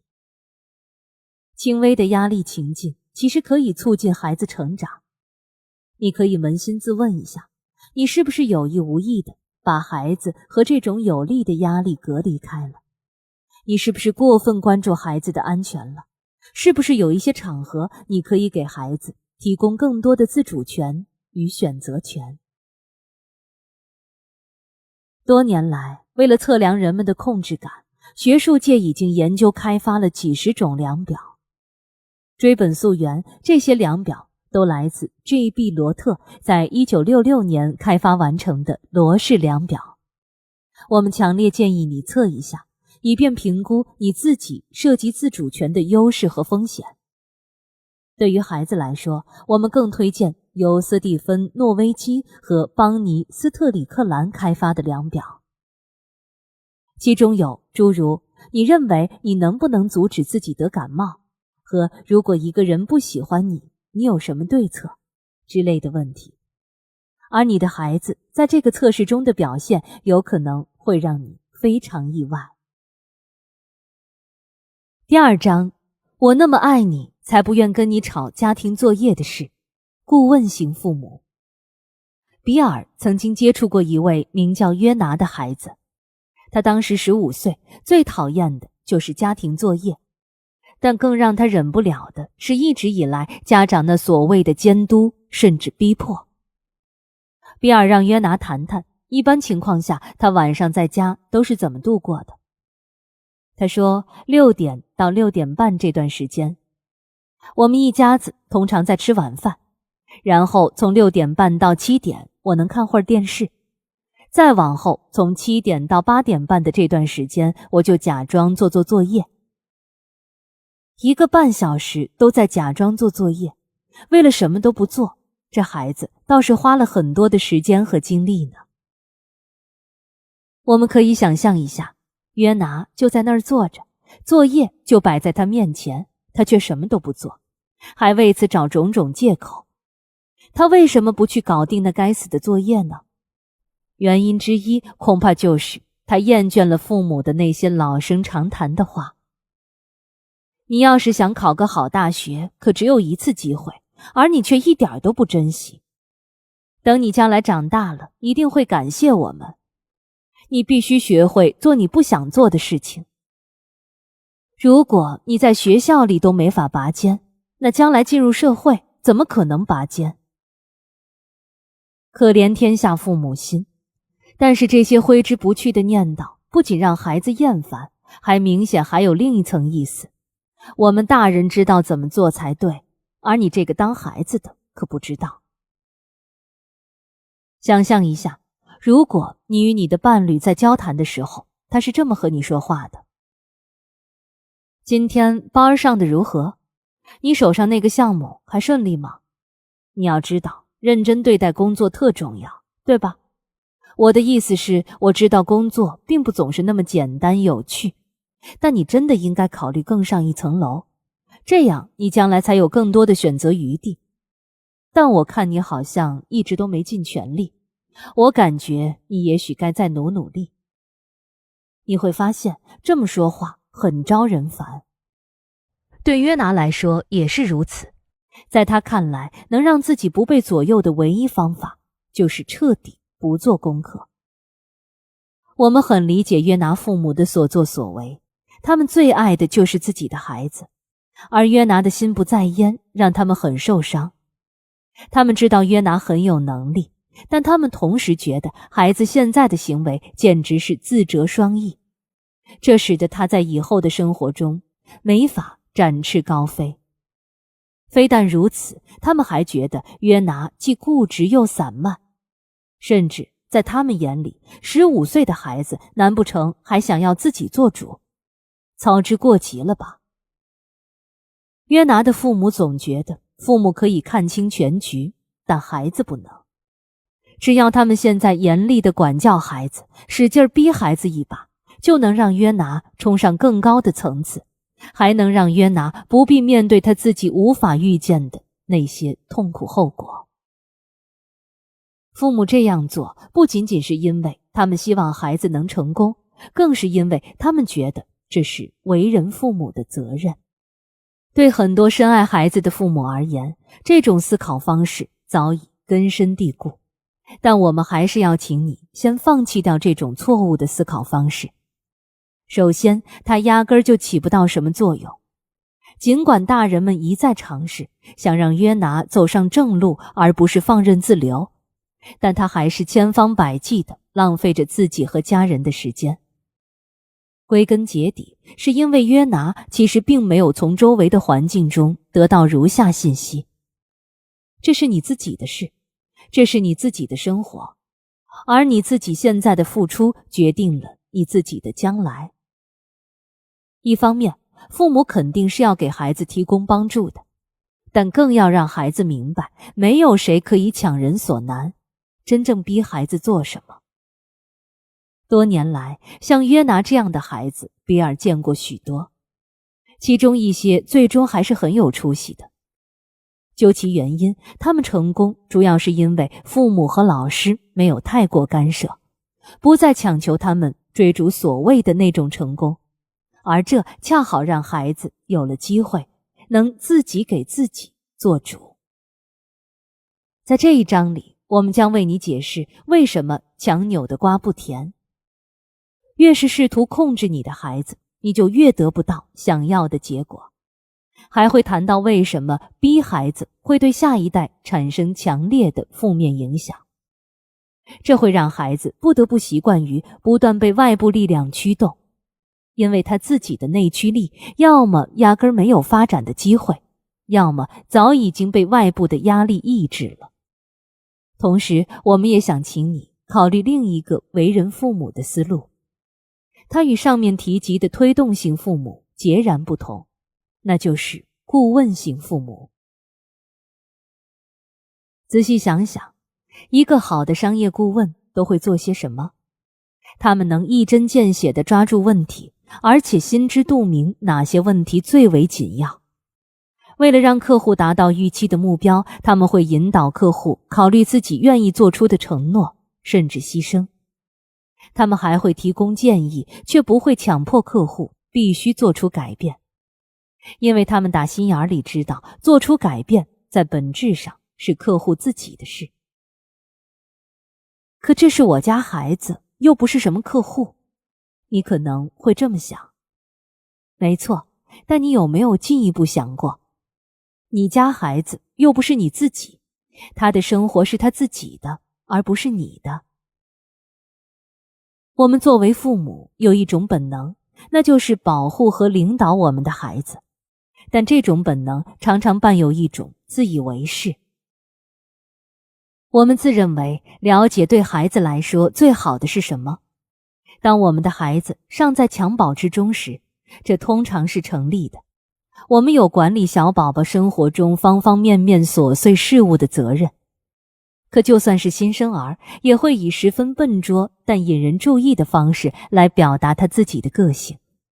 尤其是当婴儿不想睡觉或者拒绝吃饭的时候。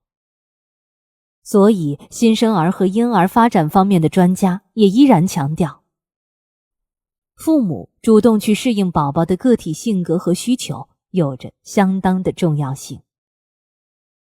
当焦虑的爸妈揪着我们不放，一个劲儿地跟我们唠叨自家孩子缺乏干劲儿，与同学相处不和，或是学习成绩不佳等这些问题的时候，我们就会问他们一个简单的问题：你说这是谁的问题？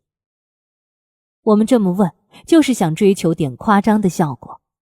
可实际上，很多父母都被这个问题直接问懵了，转而开始以疑惑的目光看着我们。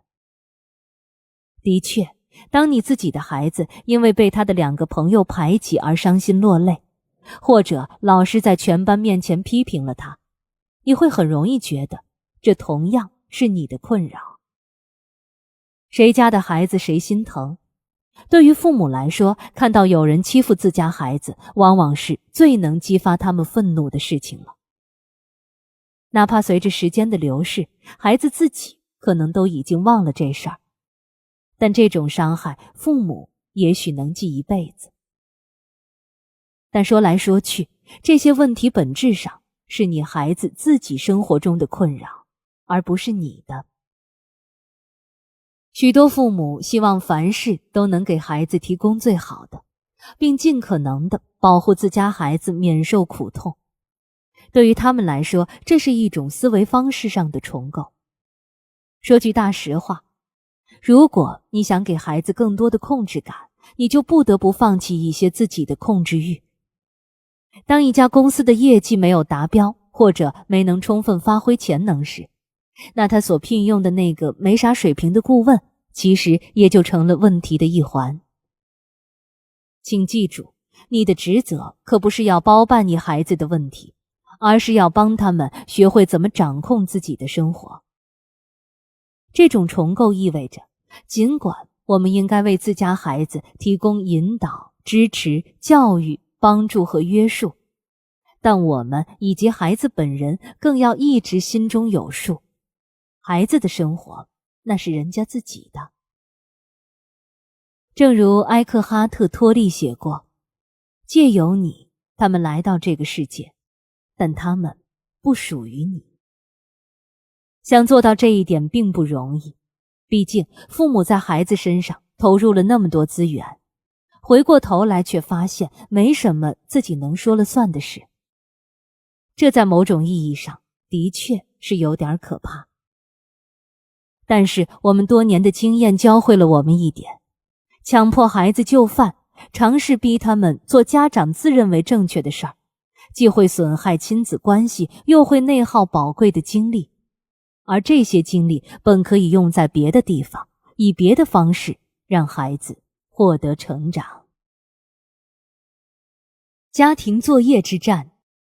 一位家长说，晚餐和睡觉之间这段时间让我们很发愁，因为我们在这个时间段一直在不停地战斗，家里简直就像一个战区。他的伴侣说，每晚我们家都在上演第3次世界大战。当父母谈到他们孩子晚上回家做家庭作业的事时，会十分频繁地用战争来比喻。为了让你对家庭作业之战的规模有所了解，上面引用的那段话，比尔在同一个星期里能从不同的家长那里听到3遍。这很好地解释了想要打消父母对顾问型家长这一模式的疑虑，这让人头疼的家庭作业简直是最好的素材。所以本章聊的虽是家庭作业的事，但并不仅仅只针对家庭作业这一个问题。为作业而战是没有意义的，我们有3个主要原因来加以解释。首先，你可能会发现，在孩子的学习这件事上，你甚至在逼着孩子执行一些连你自己都未必认同的规则与态度。有一位父亲曾惊恐地发现，他告诉自己10岁的女儿，记住所有的州首府非常重要。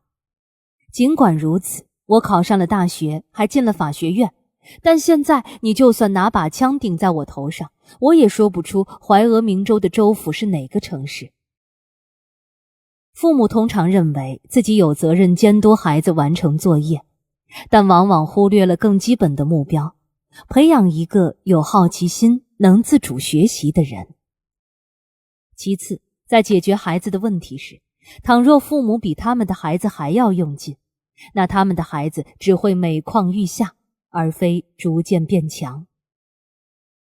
如果你的孩子在取得成功的过程中所花费掉的所有能量里，有 95% 都来自你的付出，那你就只给孩子剩下 5% 的努力空间了。如果你感到沮丧或焦虑，于是增加了更多筹码，甚至进一步占据了 98% 的能量，把一切牢牢掌控在手中，那么你的孩子对此所能做出的反应，也就只能是再退一步，只做出2%的努力。约拿当时的情况是这样的，他请了一个家教，一个治疗师，还有一个专门的学校辅导员，他们会定期与约拿的父母沟通，探讨他没完成的那些作业。形成鲜明对比的是，约拿自己就跟没事人一样。这种适得其反的推动力所产生的影响，只有在能量分配的比例发生变化时，才会随之改善。而这种变化经常发生在父母彻底愤怒的时候。我受不了了，你自己看着办吧。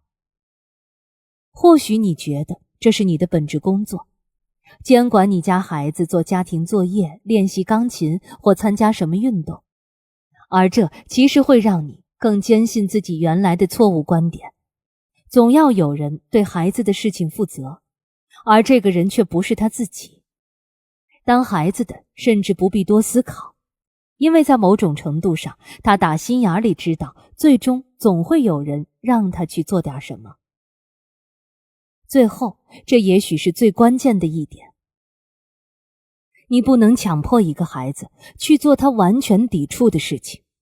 你或许有，不，你一定有尝试过让孩子做他不想做的事，但强人所难，最终必会以失败告终，还让你深感挫败。你可能听说过平静祷文，其中写道：上帝呀，恳求你赐我恩典，安详接受不能改的事件，鼓我意念，勇敢改变可以改的事件，赠我慧见，能够分辨接受还是改变。作为父母，记住这些话是明智之选。这些话可以更简单明了地概括为以下几条：一，你不能让你的孩子违背他自己的意愿去行事。二，你不能让你的孩子想要他们本不想要的东西。三，你不能让你的孩子不想要他们本想要的东西。四，让他们想要他们想要的东西，不想要他们不想要的东西，至少在当下没什么不好。我们在讲座中也谈到过上面的观点。当说到你不能强人所难，逼人就范时，许多听众会点头表示同意，觉得这道理显而易见，合情合理。但也有不少表达强烈反对的呼声。聊到这个话题，往往会一时激起千层浪。当比尔对一群来听课的老师和家教说这个观点时，有一位老师愤怒地抗议：怎么就不能呢？我管着的孩子一直都按我的要求做事。但事实可未必真如他所想。假设你的孩子不想吃端到他面前的食物，而你想要他乖乖就范，那你会怎么做？难道要把他的嘴掰开，把吃的塞下去，再捏着他的下巴上下移动，帮他嚼嚼？如果真要这么做，这到底算是谁在吃东西？我觉得这孩子并没有吃东西，他这是被填鸭。如果把食物换成作业呢？如果孩子强烈反对你逼他写作业这事儿，你打算怎么做？掀开他的眼睛，找本书放在他面前？就算这可能的确管点用，但真的就对他有好处吗？这就叫学习吗？奈德有一位学生，他的母亲对一件事态度很坚决。如果孩子没有被第一志愿的院校录取，他就必须申请芝加哥大学。但是妈妈，当女儿的说，我不喜欢芝加哥。没关系，妈妈说，芝加哥大学非常不错。我不会写申请的。女儿说，那我就替你递交申请，我找你姐姐，让她给你代笔。妈妈说。值得庆幸的是，这位女孩在上述情况成为现实之前就被第一志愿录取了。但这个家庭将来的情况还是令人担忧。有时候我们通过那些实打实的限制，或者告知以严重后果之类的手段，来阻止青少年做一些我们不希望他们做的事。我们甚至会采取一些强制措施，比如将他们连骂带打的强行带去看牙医。除此之外，我们有时会重新拟定个协议，给哪些行为扣上一个帽子，以努力争取孩子的合作。我们甚至还曾经尝试在威逼之外，通过种种利诱来驱使他们。但事实是，你并不能真正做到强人所难。我们并不生活在发条城里面的极权主义世界中，并不能通过给人们绑定机器来控制他们的行为。倘若真是这样，那我们恐怕只能通过让人们足够痛苦来让他们足够顺从。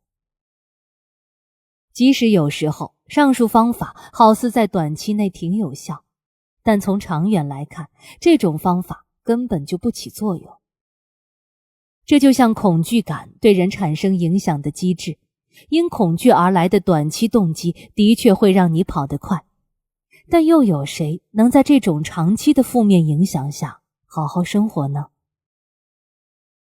你不能逼着孩子做他本不想干的事情，只有接受这个事实，才能真正迎来和平，才能彻底放下重担。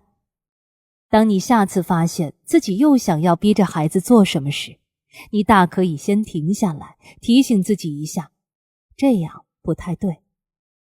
虽然我好似能让孩子听话，但实际上他并不会心悦诚服。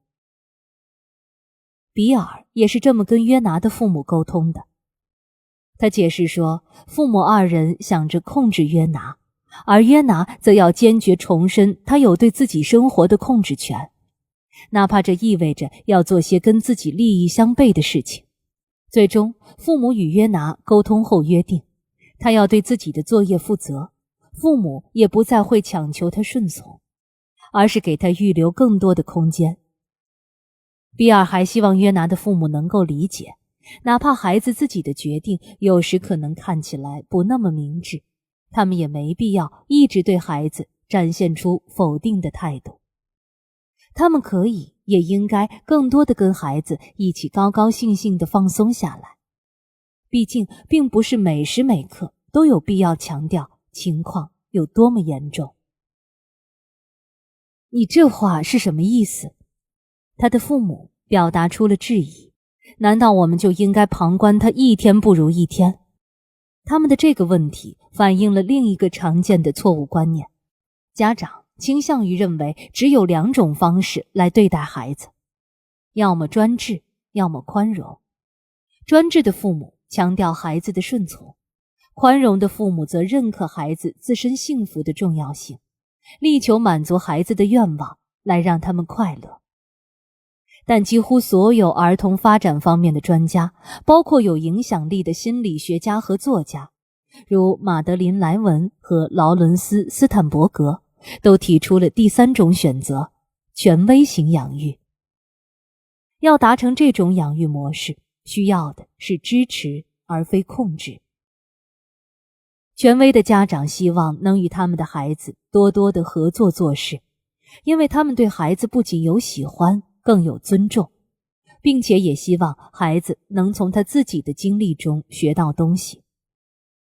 至少有60年的研究证实，权威型教养是最有效的方法。这种教养风格强调自我导向和成熟的价值观，而非一味的顺从。通过这种养育风格，家长会传达给孩子这样一种信息：为了助你成功，我将尽我所能，但我绝不会试着强迫你做什么，我说到做到。同时，权威型父母也并不意味着让孩子放任自流，他们还是会给孩子设限。当父母觉得有什么不对劲的时候，还是会说出自己的看法，但他们并不会亲自操盘一切。有了权威型养育的培养方式，那些大脑发育尚未完全的孩子就不用花费大量的精力来拒绝家长逼迫他们做的事。这些事常常是出于家长的偏好，而非孩子的。尽管并不容易，约拿的父母最终还是接受了比尔的建议。他妈妈不再一个劲儿地问：你今晚还有家庭作业要做吗？而是开始说：今晚你有什么要我帮忙的吗？我想了解一下，以便安排我晚上的时间。他会明确表示他愿意尽自己所能来提供帮助，他也会为此留出专门的时间。他确保孩子能有个安静的房间，以便不受打扰的学习。他还提出说，要不要专门请一位家庭教师，或找个较高年级的孩子来帮约拿处理学业上的困扰。纵然如此，约拿的父母还跟约拿进一步表达，我们不愿意看到你的事儿最终变成了我们的事儿，因为如果真是如此，那我们可是把你给害了。当我们稍后再聊起约拿的变化时，你就会看到，这真的有效。为什么大脑喜欢顾问模型？有些家长了解过一些大脑发育方面的研究，他们会说，我怎么可能相信我的孩子要为他自己的教育负责？他的大脑可还没发育成熟。这句话在某种程度上的确没错，他的判断力仍在发展之中，但这也揭示了更关键的一点，他需要发展的空间。对孩子来说，在这方面恐怕需要他们自己承担起更大的责任来。要等青少年发育成熟到足以在不用你督促的情况下按时完成所有的功课，那可且熬吧。之前我们提到过，调节情绪的前额皮质在30岁出头时才会成熟，但是我们很难找到一个那么有耐心的家长，一直等到他们的孩子成熟后再让孩子自己做主。大脑的发育取决于他是怎么用的，让孩子自己多多掌握主导权，能够帮助他们的大脑建立起一种应对压力的回路，从而在压力来临时能快速回复。只要是孩子自己拿主意，比如选择自己今天出门穿的衣服，或者装饰自己的房间之类的小事，这都会激活孩子的前额皮质，并使其有效地做出反应。这时大脑的领航员模块就会成长，通过这种控制感的培养变得更强大，在压力来临的第一时间就不会失去控制，沦为斗师战士。让你家5岁的孩子自己选择每天穿什么衣服吧，尽管他自己的选择可以一点也不搭调，但这能帮助他未来更好地应对任何情况，甚至包括那些他无法控制的情况。小到去参加测试的时候要坐在哪个位置，大到跟恋人分手了该怎么办。当然，激活前额皮质的过程有时是挺痛苦的，但有句话说得好，万事开头难，咱们不妨换一种说法来阐述。有一个著名的模型，它将胜任力分为以下4个阶段。阶段1，无意识的无能。这个阶段的孩子认为，我挺不错的，我不需要学习数学，我本来就会。但实际来看，他并不会。作为顾问，这可是最容易越轨的时候。你已经可以猜到他肯定会考砸，而你同时还想帮助他免于失败。但是在他已经明确表示不需要帮助的情况下，你就算提供了帮助，其实也无法启发或开导他。事实上，你压根儿也不应该这样做。说白了，这个孩子终归还是会爆炸的，但接下来他就会继续前进。只要你能帮他弄明白一个道理，失败只不过是暂时的失败，而教训则拥有长远的价值。阶段2，有意识的无能。这时候孩子会这么想，哇，好吧，这事比我想象的要更难，看来我得用点功夫来学习数学了。他就算还没有采取什么实际举措，也已经打心眼里知道这一点。为此，他通常会采取下一步行动，如你所知，那就是去学习。阶段3，有意识的胜任。孩子在这时候开始认为，我真的花心思学习过了，我知道我的数学考试肯定成绩不错。说的没错，当我们的孩子到这个阶段时，我们通常都非常高兴。不过，各位，这都是理想状态。阶段4，不自觉的胜任。让我们把时间快进20年，当年的那个孩子现在成了家长，他的数学学了很久，甚至已经运用自如，都不需要怎么多费脑子。于是他开始搞不懂，为什么自家女儿对那些像呼吸一样自然的东西都搞不定。孩子在家里的时候，就会表现出能在某些地方不自觉地胜任，比如阅读或系鞋带。不过在大多数情况下，你不必太担心阶段4的事儿。如果非要说有什么值得担心的，那就是请注意你自己在哪里正在不自觉地胜任，进而可能影响孩子。我们希望我们的孩子能够到达阶段3，达到有意识的胜任。但是如果他不靠自己顺利通过其他阶段，我们当家长的想再多都没用。在这个渐进的过程中，你不应该缺席，而应该站在孩子身后，一直提供支持和指导。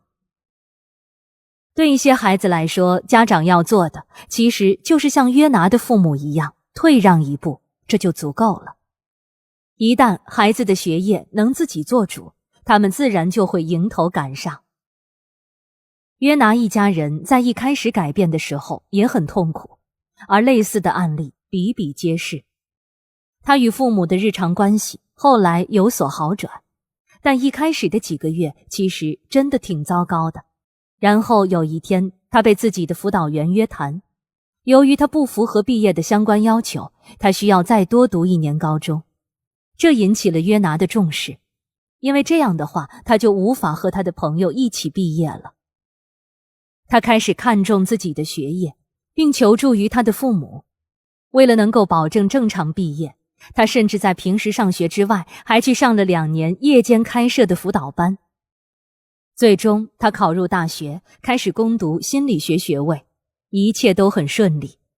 而他的父母当初对这一切可是想都不敢想。约拿的故事还蕴含着另一个道理，值得一谈。教师可以教导孩子，教练可以训练孩子，辅导员可以跟孩子强调毕业有要求，但是父母要做的只有一件事，无条件的爱自己的孩子，并为孩子提供一个安全的归宿。对于在学校或生活中其他地方遭遇压力的儿童，家庭应该是一个安全的避风港，一个休息和恢复的地方。当孩子感受到他们即便身处困境之中，也深深地被父母爱着，他的韧性就会增强。如果你总是关注孩子上交家庭作业的最后时限，以及不知道丢在哪里的作业表单，还为此与自家孩子交火，那就会导致学校的压力在家里扎下根。因此，那些唠叨、争论、一遍遍提醒的效果，远不如一句“我那么爱你，才不愿跟你吵家庭作业”的事。想想孩子在玩抓人游戏的时候，会大喊“我到家了”，靠这个来证明他们进入了安全区，可以安心休养，重整旗鼓。当家庭是安全的基地时，青少年和儿童就能更自由地探索、探究外面世界的各种可能性，而且还办以健康的方式。他们会定期地返回基地，一方面是要确认一下家里的情况，另一方面是回来寻获来自家庭的安全感。如果没有这种安全感，青少年会有往2个极端发展的风险。一是固步自封，活在自己的世界里；二是抓住所有机会离家出走，不顾一切的要在别的地方建立一个避风港。咱们连点成线总结一下，在家里有很多压力的情况下，孩子更容易采取高风险的行为。一位家长告诉我们，自从决定不再争吵以后，我们家的温度降低了20度。因为吵架总是需要2个人才能吵得起来，所以只要你能退一步，通常争吵就没法再持续很长时间。正如一位著名的精神科医生所说的那样，不争吵就相当于风平，孩子的表现自然也就跟着浪静了。多年来，数十位家长跟我们袒露过，刚才提及的避风港理念和我那么爱你，才不愿跟你吵家庭作业的事这句话，彻底改变了他们的家庭生活。在从事神经心理学工作的前几个月里，我曾在同一周里见到了2个患有注意力缺陷多动障碍 ADHD 的孩子，其中一位是个聪明的2年级女生。除了周末，她不会在完成作业之前出门去玩。另一位是聪明的大1下学期学生。在上个学期，她的4门课程里有3门挂了科，主要是因为她不怎么学习，到最后甚至连课都不上了。他的父母在接到留校查看通知的时候才知道这一切。当我在3月底见他的时候，他的父母跟我说，儿子告诉他们，他自己在学校里做得比之前好很多了，出席了所有课程，每天晚上还泡在图书馆里，并在下课时间去找教授专门请教。但当我1对1的和这个孩子谈话时，我发现事实上他在3周内压根儿就没有去上过课，而且这次他可能会挂掉所有的科目。在与这个男孩和他的父母进行更深入的交谈之后，我了解到，像许多患有多动症的孩子一样，他在学校的大部分时间里其实都需要多样的辅导和额外的监督。如果没有人，父母、老师、导师或教练管着他，他一般就不愿意做功课。他花费了大量的精力，就像个中学生一样，抗拒别人强迫他做事情的企图。或者换句话说，抵制那些可能符合他最大利益的事情。这2个孩子在态度和表现上的差异，并不是因为大脑成熟水平或情绪成熟度的问题。他们虽然因为多动症被带到我的办公室，但这其实并不是问题的关键。真正的问题是一种感觉，一种关于谁对什么负责的内在感觉。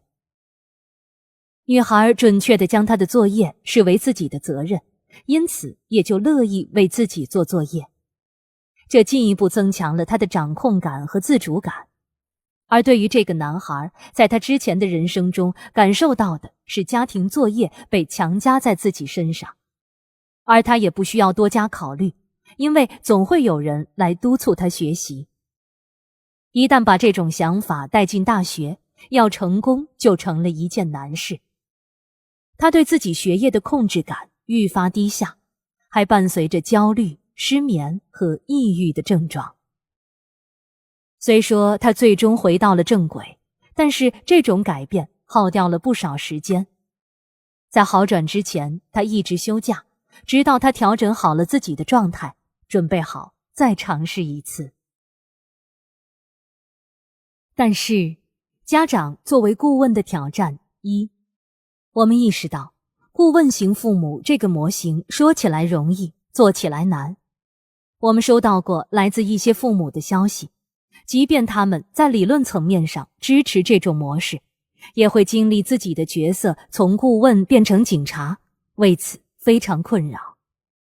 以下是一些最常见的问题，以及我们提出的应对方案。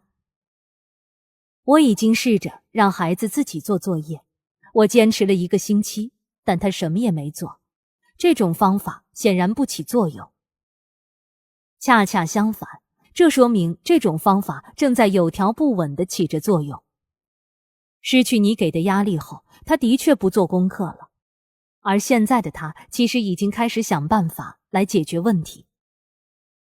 不要想着只要你一撒手，你的孩子就能游刃有余地接受一切。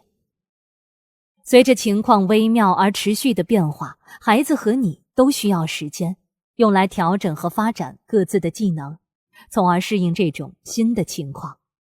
作为家长，你需要把眼光放得长远一些，应该保有这样的远大视角。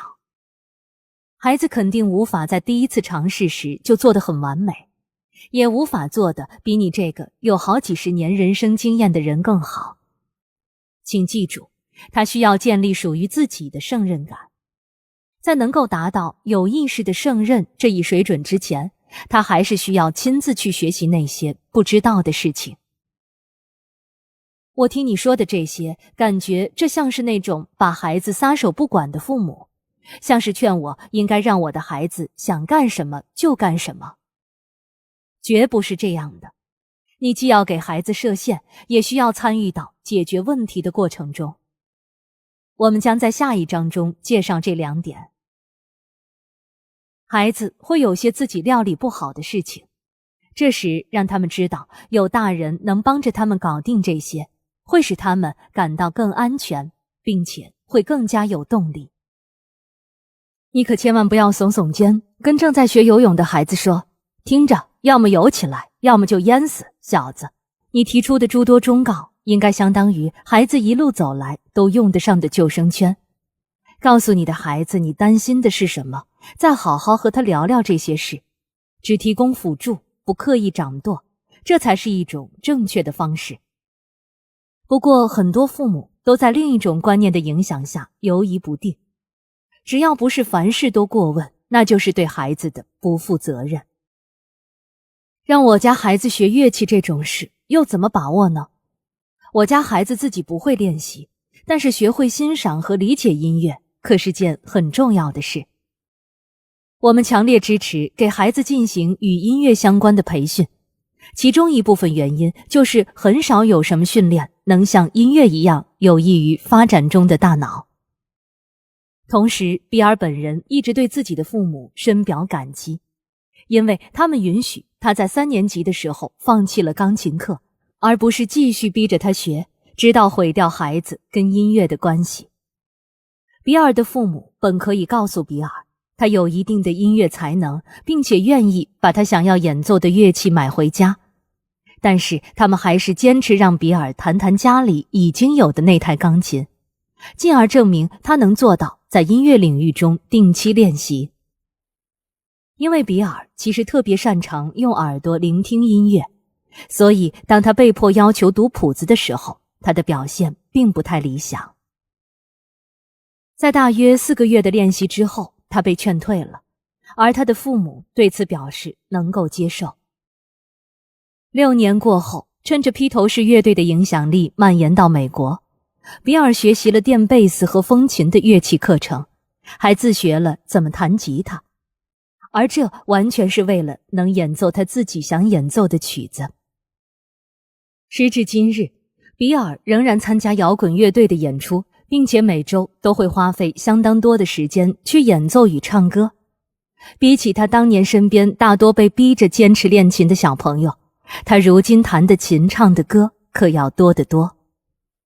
他也追踪过不少孩子的情况，他们伴着父母的祝福坦然退出自己的课程，后来却又能在没感受到外界压力时热情地重拾同样的乐器，或尝试另一种乐器。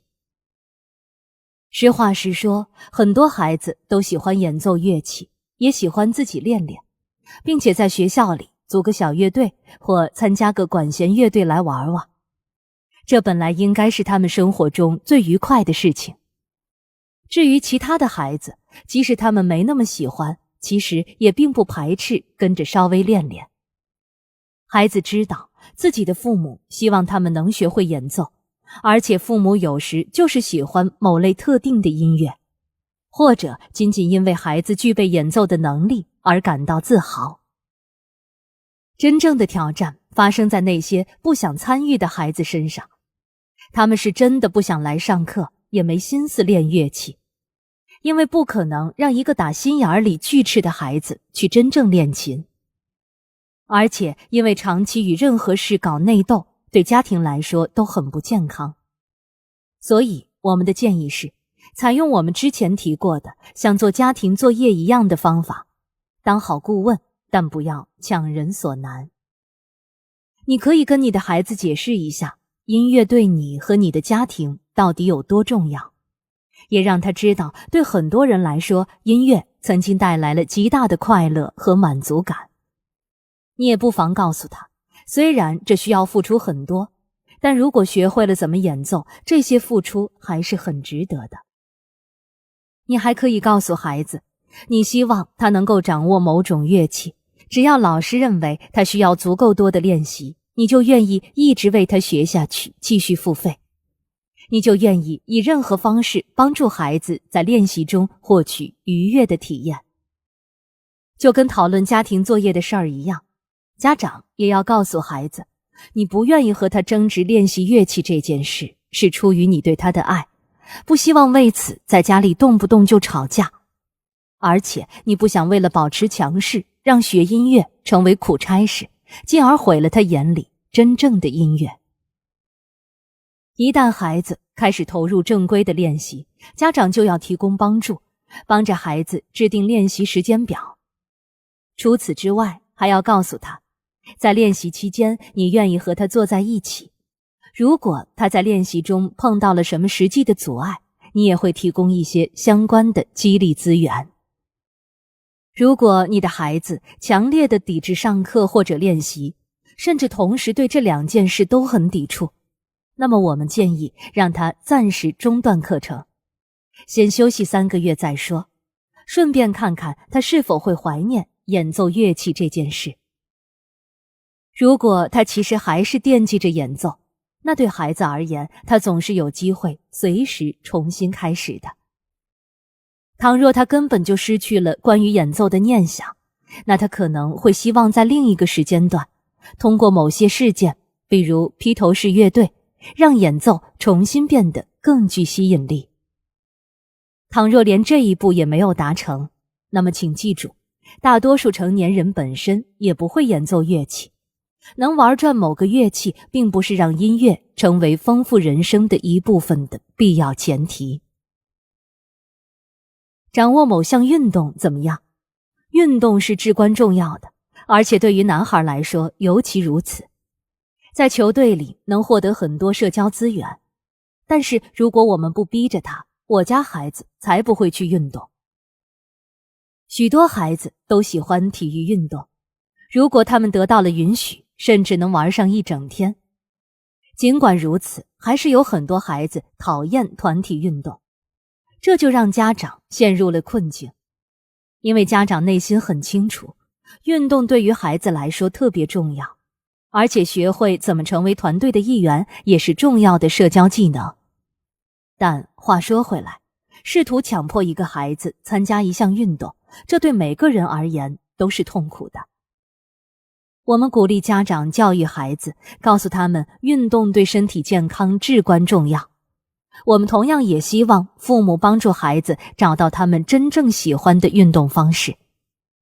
我们建议家长这么说：在咱们家里，每个人都要做一点积极向上的事情，咱们每个人都可以尝试点不同的东西。来，我们找出适合你的新尝试。我们同样也支持父母在孩子上幼时就预约足球、儿童棒球、体操或游泳的课程，只要孩子真的把兴趣投入进来。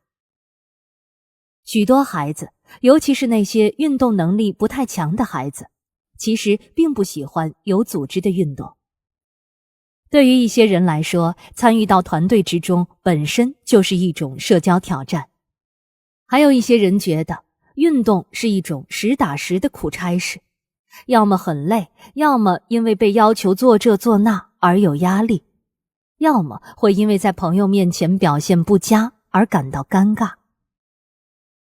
试图强迫这些孩子去参加团体运动，其实并不能算是一个好主意。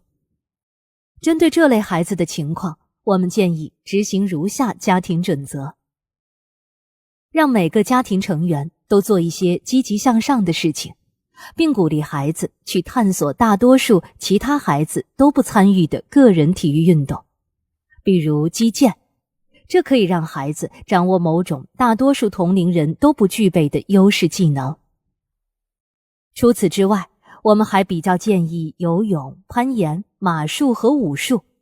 所有这些项目都可以通过练习让孩子愈发精进，而且这类项目的大部分比赛都需要孩子全力以赴，拿出个人的最佳状态。我试过让女儿搞定她自己的家庭作业，只要他有相关需要，我就会提供帮助，但我却热脸贴了冷屁股。现如今，他的老师迫使我要更多的参与做作业这件事。这种情况的确可能带来极大的压力，尤其是在这样的情况下，你觉得自己是那个唯一没做完作业的孩子的家长。首先，你要考虑一下，为什么老师说什么你就要听什么？在当今世界，责任已经从孩子身上转移到了老师身上。倘若孩子真的表现不好，父母都会责怪老师。在这种情况下，老师自然就会认为总要有人监管着孩子们做作业。父母是有可能因为孩子成绩不佳来找麻烦的，这也让老师的日子过得忧心忡忡。自然而然的，老师就会担心起来。倘若自己的学生考砸了，会将危及他们的饭碗。所以我们建议你可以首先跟老师稍加解释。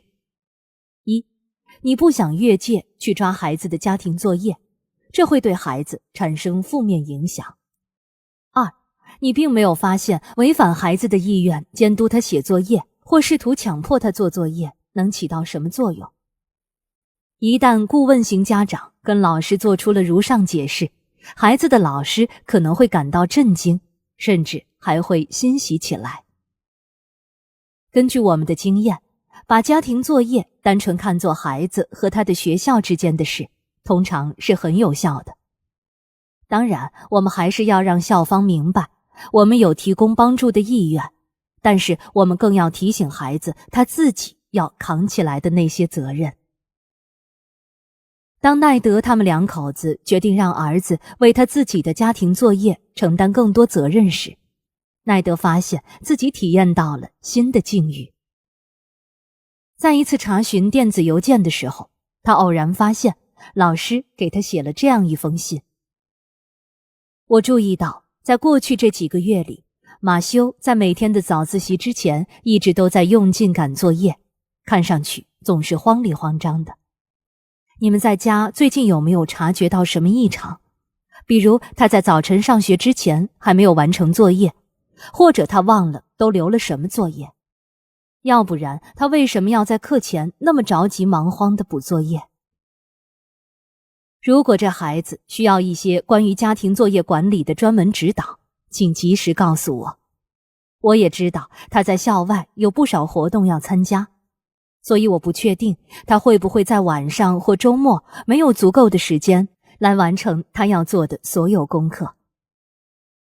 有任何需要我帮忙的，可以随时联系我，这样他就不至于在时间管理上陷入困境。现在已经是他上中学的最后1个月了，我希望对他来说可以过得尽可能愉快。以下是奈德的回信。非常感谢你写信来。马修在课前最后1分钟还忙着补作业，那是因为他知道自己尚未完成任务。今年我们两口子都尽量避免问孩子，你做作业了吗？作业完成了吗？而是问这样的问题，你的作业需要帮助吗？你有个写作业的规划吗？你的规划完成了吗？我的看法是，他跟许多男孩子一样，没压力就没动力，所以他每天晚上吊儿郎当，却在早上全力冲刺。部分原因在于那是交作业的最后期限。如果你认为我说的还算合情合理，那你可能会这么问孩子：嘿，马修，你似乎着急要在最后一刻才完成你的作业，那你想聊聊怎么才能改善这种情况吗？你想让马修8年级的结尾变得有趣，而且没什么压力，我很支持。说实在的，我们也巴不得能这样。如果你对我们有什么具体的建议，我们也会积极学习。我以前让我的孩子自己做作业，但是一旦等他们上了高中，风险就会变得太高。您说的没错，风险的确是很高，特别是对11年级的学生而言，但这风险可不仅仅来自上大学的事儿。对你而言，真正的挑战是能不能培养出一个能够投身自身兴趣的孩子。不妨想想，你在紧握控制孩子的缰绳时，是否传达出这样的信息：过去我们的确信任你，可一到关键时刻，若还是让你说了算的话，那可就大错特错了。如果你传递给孩子这样的信息，那等他们上了大学后，突然发现自己能全面负责自己的时间，而且没有什么监督时，就有更大的可能变得手足无措。我每天给自己设定好为女儿提供帮助的时间，就定在7点到8点这个时间段。但我女儿总是没法专注起来，磨磨蹭蹭，等我快没时间陪她了，她就会特别不高兴，而我还有很多别的事儿要忙。在这种情况下，我应该继续留下来陪着她吗？你可以在陪她这件事上加班，但只能是作为给孩子努力学习的额外奖励。如果他在你安排的整个时间段中都努力学习，但也许因为今天的作业特别具有挑战性，耽误了点时间，那无论如何，家长都要一直帮着孩子，直到他完成任务为止。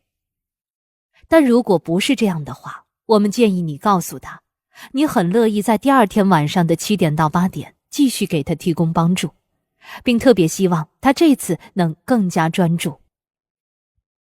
同理，如果你的孩子在约定的时间里没有找你就做作业的事儿提供帮助，但是在9点甚至10点才来找你帮忙，那你可以这么说：作业时间已经过去了，该睡觉了，你得休息休息。这样你才能保障明天可以思维清晰。我也是一样。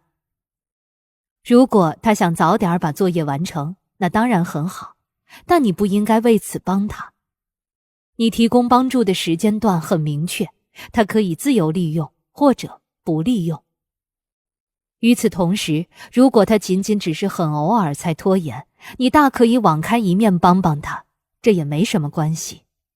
我儿子的篮球教练的风格更接近你所说的那种专制型，特别有用，他把我儿子练得倍儿棒。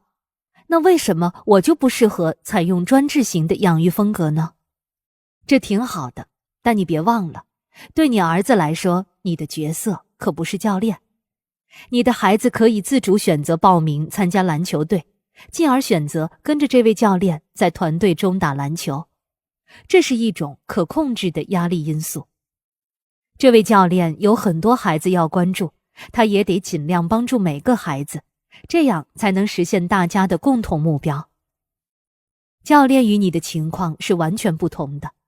请记住，虽然教师可以教导孩子，教练可以训练孩子，但只有你可以成为孩子的安全港湾。如果我们的儿子不够成功，我们担心他会为自己感到难过，感到沮丧。你所表达的意思恐怕是这样的：你觉得你有义务保护儿子，免受他自身意志的伤害。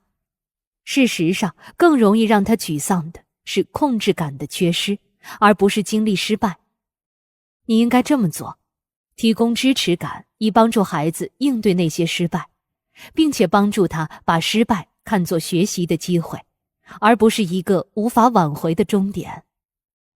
在学校里表现出色，对未来的成功至关重要。我们不同意这种观点。在我们看来，能够清楚地认识到自身的责任与分工，要比表现出色更重要。这是培养自律的儿童的关键。我女儿现在上小学2年级，班上所有的家长都在争取登录学校的系统，以跟踪自家孩子的作业进度。这有错吗？如果你的孩子仰仗着你的帮助和支持，而且他的确太年幼了，以至于没法自己登录并且跟踪他的课业，毕竟他还只是一个小学2年级学生，那么这么帮助他管理功课并没有什么坏处。但是管理并非监视。换句话说，你大可以帮助他登录系统，然后说：哦，看起来你有一份作业清单要完成，是明天要交的数学作业，那你要去做一下吗？但是不要把他按在凳子上，逼着他做作业，以及不断跟进，以确保他及时完成。你已经告知了他作业的情况，还表示了为他服务的意愿，这就足够了。不过要注意，随着孩子年龄的增长和能力的提高，你不能出于惯性一直保持这样一个角色。我们向你推荐这样一个参考标准：当一个孩子不再需要帮着穿衣服或穿鞋子时，他也就不再需要我们帮忙管理家庭作业了。我不想让我的孩子重蹈覆辙，走上我的老路。这种话比尔可是听多了。在回答前，他通常会问这类孩子的母亲，他是否觉得自己从错误中学到了东西。如果他不得不再来一遍，他是否会选择不再犯当年的那些错误？还是说他压根儿就没从失败中学到什么教训？有时候，孩子犯了错，会导致父母担心孩子最终沦为像他们一样的人。比尔还会问这样的问题：如果你的孩子像你一样，你觉得怎么样？如果答案是否定的，比尔就能明白，他真正需要做的其实是帮助这个家长更加接受他自己。如果我不一直伴他左右，我担心他不会完全发挥出自身潜力。持续的鞭策恐怕并不能帮孩子完全发挥潜力。事实上，情况正好相反，这会逼他们施展浑身解数来摆脱你的控制，而不是做更多有益的事。当事情对某人自己来说很重要时，他才愿意多迈出一步。父母再为此着急也是没用的。总结：顾问型家长这种模式的养成是需要时间的。在下一章里，我们将深入探讨，当家长退后一步，让孩子做出决定时，家长将面对些什么。但是在此之前，我们还是希望先传达给你一些重要的思想。你缺少作为父母的控制权，这其实是个好消息，即使乍看起来好像不是这么回事儿。当奈德的儿子上5年级的时候，有一次他没能完成课业，于是便想着责怪妈妈凡妮莎。哼，你没有提醒我做作业，他说。在他的辩解中，他完全寄期望于母亲的检查，因为他总是给他检查作业。所以在这件事之后，他们一家子专门把事儿好好聊明白了。课业本就不是凡妮莎的责任，她不该再像之前一样管课业的事儿了。奈德和凡妮莎明确表示，如果马修想要有人提醒他，或者如果他真的需要帮助，奈德会很乐意提醒他做作业。但归根结底，马修的作业还是要由他自己负起责来。当我们免去了所有与作业有关的焦虑和争执时，还发现了一些意外惊喜。当父母放了手，让马修自己负责他的作业时，他起初弄得一团糟。有一次，他在科学课，他最喜欢的科目的一次考试中考砸了，因为他为了考试进行的复习，全都复习错了内容，这可真是糟糕。没有，我是不是早就跟你说了，也没有什么争执。奈德或凡妮莎并不打算趟这趟浑水，帮孩子准备下一次测试。尽管看起来他的确还需要多一些自律。和以往不一样的是，这次马修没有受到来自家长的压力，于是他开始自己思考，到底是哪里搞错了，并积极思索解决的办法。事实证明，虽然马修那次考试成绩不怎么样，但他对考试所涉及的内容，生命科学原理还是很有兴趣的。考试结束后，全家人挑了个周末出门去远足。在路途中，奈德跟马修聊了聊他最近所学的知识。马修讲起这个话题来滔滔不绝，他说的其实也都是考试内容。他跟大家说，考试过后，他其实花了相当多的时间专门独立研究这个课题。考多高的分数并非成长的目的，最重要的还是真正的好奇心和发自内心的学习。当然了，我们并不是让大家去追求一塌糊涂的考试成绩和写错了的作业，我们是想提醒大家要把握大局。我们希望孩子成为善于思考的学习者，希望他们自律，而不需要他们被纪律驱使。你靠着高高在上的权威凌驾于孩子之上，但这会消耗你很多宝贵的时间，也会让家庭不再是一个安全港湾。一位母亲最近分享了这样的经历。这位妈妈最近又和10几岁的儿子吵架了，她为这事儿一直发愁。她还有位朋友，家里儿子已经20多岁了，告诉她吵架其实很不值得。我最大的遗憾之一就是，在儿子过去住在家里的那些年里，我们花了太多的时间来做作业。我真希望能回到那段日子，重新更好地享受在一起的时光。当年所有的争吵，在现在看起来都毫无意义。我真心觉得我错过了那个时候的他。今晚怎么做？可以试着问问这些问题：谁要对此负责？这是谁的问题？想想你家算不算是个安全港湾？你们一家人是否经常为吃什么或看什么电视节目而吵架？全家人的情绪温度又是多少？如果你对你的孩子感到沮丧，他自己其实很可能也处于沮丧之中，所以要问问他的感受和想法。如果一个孩子讨厌拒绝做功课，你可以提议让孩子在学校一起写作业，找年龄较大的孩子和他一起做作业，或者与孩子的老师聊聊，看能不能减少点强制性作业。如果你的孩子对家庭作业有过于强烈的消极反应，请好好评估一下他的情况，以排除学习障碍等问题。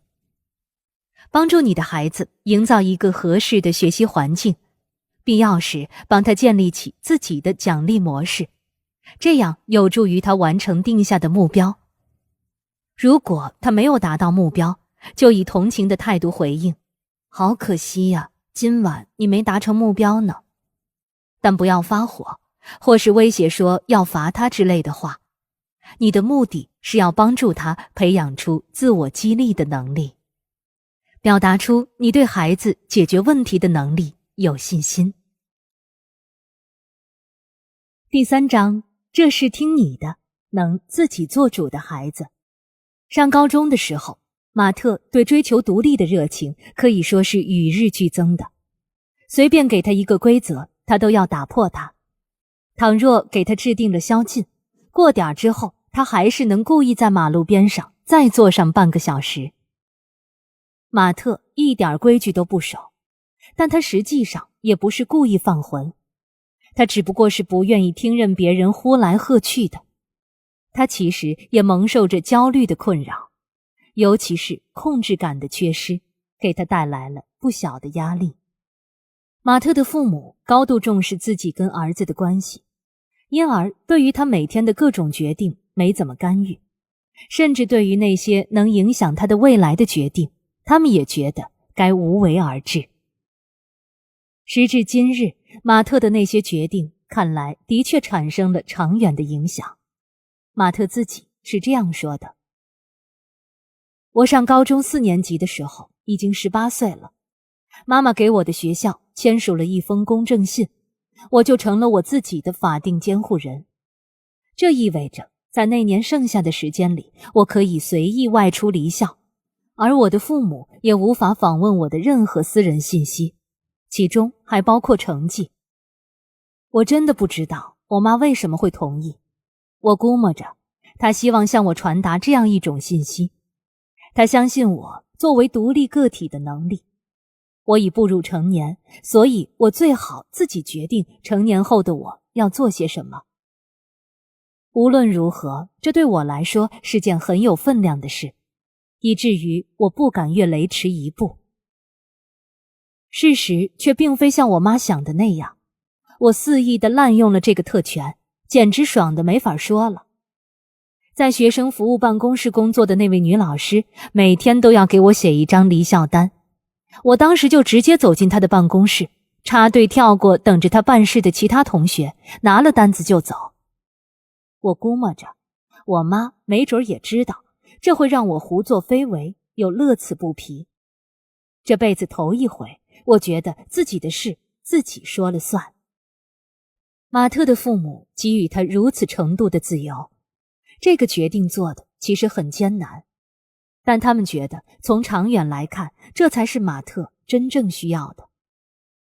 马特在高中毕业之后，获得大学学位之前，辗转过好几所不同的高校。等到他25、26岁时，他终于战胜了自己的焦虑，稳定下来。时至今日，已经过去了很多年。马特现在在华盛顿特区成功地运作着一个智库，并利用他在童年时学到的东西来养育他自己的孩子。马特坚信，他父母当年的做法真正有助于他长期的发展。虽然在最终获得学位之前，我上过几所不同的大学，但如果没有我爸妈帮助我意识到这其实是我必须自己面对的，那么我在上大学的时候肯定会被各种事情压得喘不过气来。正如你可能感受到的，第2章的内容已经将你推到了舒适区的边缘，而本章则会更进一步，带你真正走出舒适区。我们已经谈过了你作为顾问的这种角色定位，现在是时候该好好深入琢磨一下你孩子的观点，并进一步考虑他在作为决策者时究竟应该是什么样子。你已经开始不安了吗？先别着急，咱们先从最基本的开始谈。首先，在你的孩子身上采用以下这3条规则。1. 你特别懂你自己，你可是自己的专家。2. 你脖子上长着你自己的脑袋。3. 你想要生活中的一切都有条不紊。要想教给孩子这样的观念，首先你自己要相信他们。这事儿你说了算，我相信你有能力对自己的生活做出明智的决定。就算不那么明智，你也能从错误中吸取教训。很关键的一点是，你不能光跟孩子这么讲，你还要真正的实践你说的话。有时你会觉得他们的决定真的挺不靠谱，但除非他们已经离谱到一定程度，否则我们还是建议你尊重孩子的决定。比尔最近接触到这样一个案例。雷格雷是一个聪明的12岁女孩的父亲，他的女儿不喜欢刚刚转入的私立学校，还想着回到原来的公立学校。当比尔建议让格雷格的女儿决定最适合她自己的地方时，这位父亲几乎笑出声来，并表达了一个在家长之中很普遍的观点：做重要决策对于年轻人来说真的还太早，因为这些决定太关键了。我不会让一个12岁的孩子决定如此重要的事。他说，他认为自己知道什么对女儿来说是正确的，他也不想把决定权交给女儿，因为他坚信小姑娘不会做她想要她去做的事。还有许多父母也会得出同样的结论，归因于年轻人的生活经验和阅历远不及父母丰富，并且年轻人可能考虑问题不够理性，还会被不少事情影响，比如对事物的熟悉程度或者友谊。可能他们的确还有些嫩。当我们表示希望儿童和青少年尽可能做出自己的决定时，我们真正想要的其实是让他们做出明智的决定。作为父母，我们的确有责任为孩子提供那些我们有而他们欠缺的信息和视角，以便他们能够做出最好的选择。一旦听取了适当的信息，孩子通常就会为自己做出正确的决定，不但不比我们差，有时甚至还会更好。在这一章里，我们将首先阐明在让孩子作为决策者时，家长存在的一些误区，并概述一些特殊情况，针对那些尚未做好准备自己做主的孩子，然后我们将提出一个令人信服的论点，来论证你为什么应该支持你的孩子在深思熟虑后做出的那些决定，并鼓励他养成这种习惯。我们还将深入阐释，随着孩子成长为成熟的决策者，他们会有哪些表现。这样一来，无论你的孩子是2岁还是22岁，你都能将此方针加以贯彻。最后，正如前一章所述，我们还会探讨为什么彻底放手如此困难，并将再回顾一些我们在接待过的父母那里见过的最普遍的问题和疑虑。我敢打包票，这里面绝对有能说到你心坎里的干货。你来定不该有如此意味。你来定并不意味着孩子可以在所有事上都拿主意，以至于家庭被其最年轻的成员全面统治。比如每天的晚餐都要有巧克力蛋糕。你不应该埋葬自己作为父母的权利和感受。如果你家5岁的孩子实在想去动物园，但你身心劳顿，那么我们其实并不建议你硬撑着带他去。如果你家16岁的孩子想在晚上开车到另一个城市去听演唱会，而你有着安全方面的顾虑，那还是请你相信自己的直觉。作为父母，你要做自己感觉合适的那些事，同时你还应该帮助你的孩子领悟这一点。我不能因为爱你就放纵你做出这个决定，因为这决定听起来实在不大靠谱。这就是一个非常合适的说法。还有比如，今晚轮到妹妹来挑大家看的电影了，你不妨在下周轮到你的时候再来选。你来定与给孩子设立边界并不冲突，设立边界始终都是养育的重要组成部分。如果一个小孩拒绝停下做他正玩得欢的事儿，比如在公园里玩耍，那你要做的是保持冷静，同时利用同理心，还要给孩子提供一些备选项。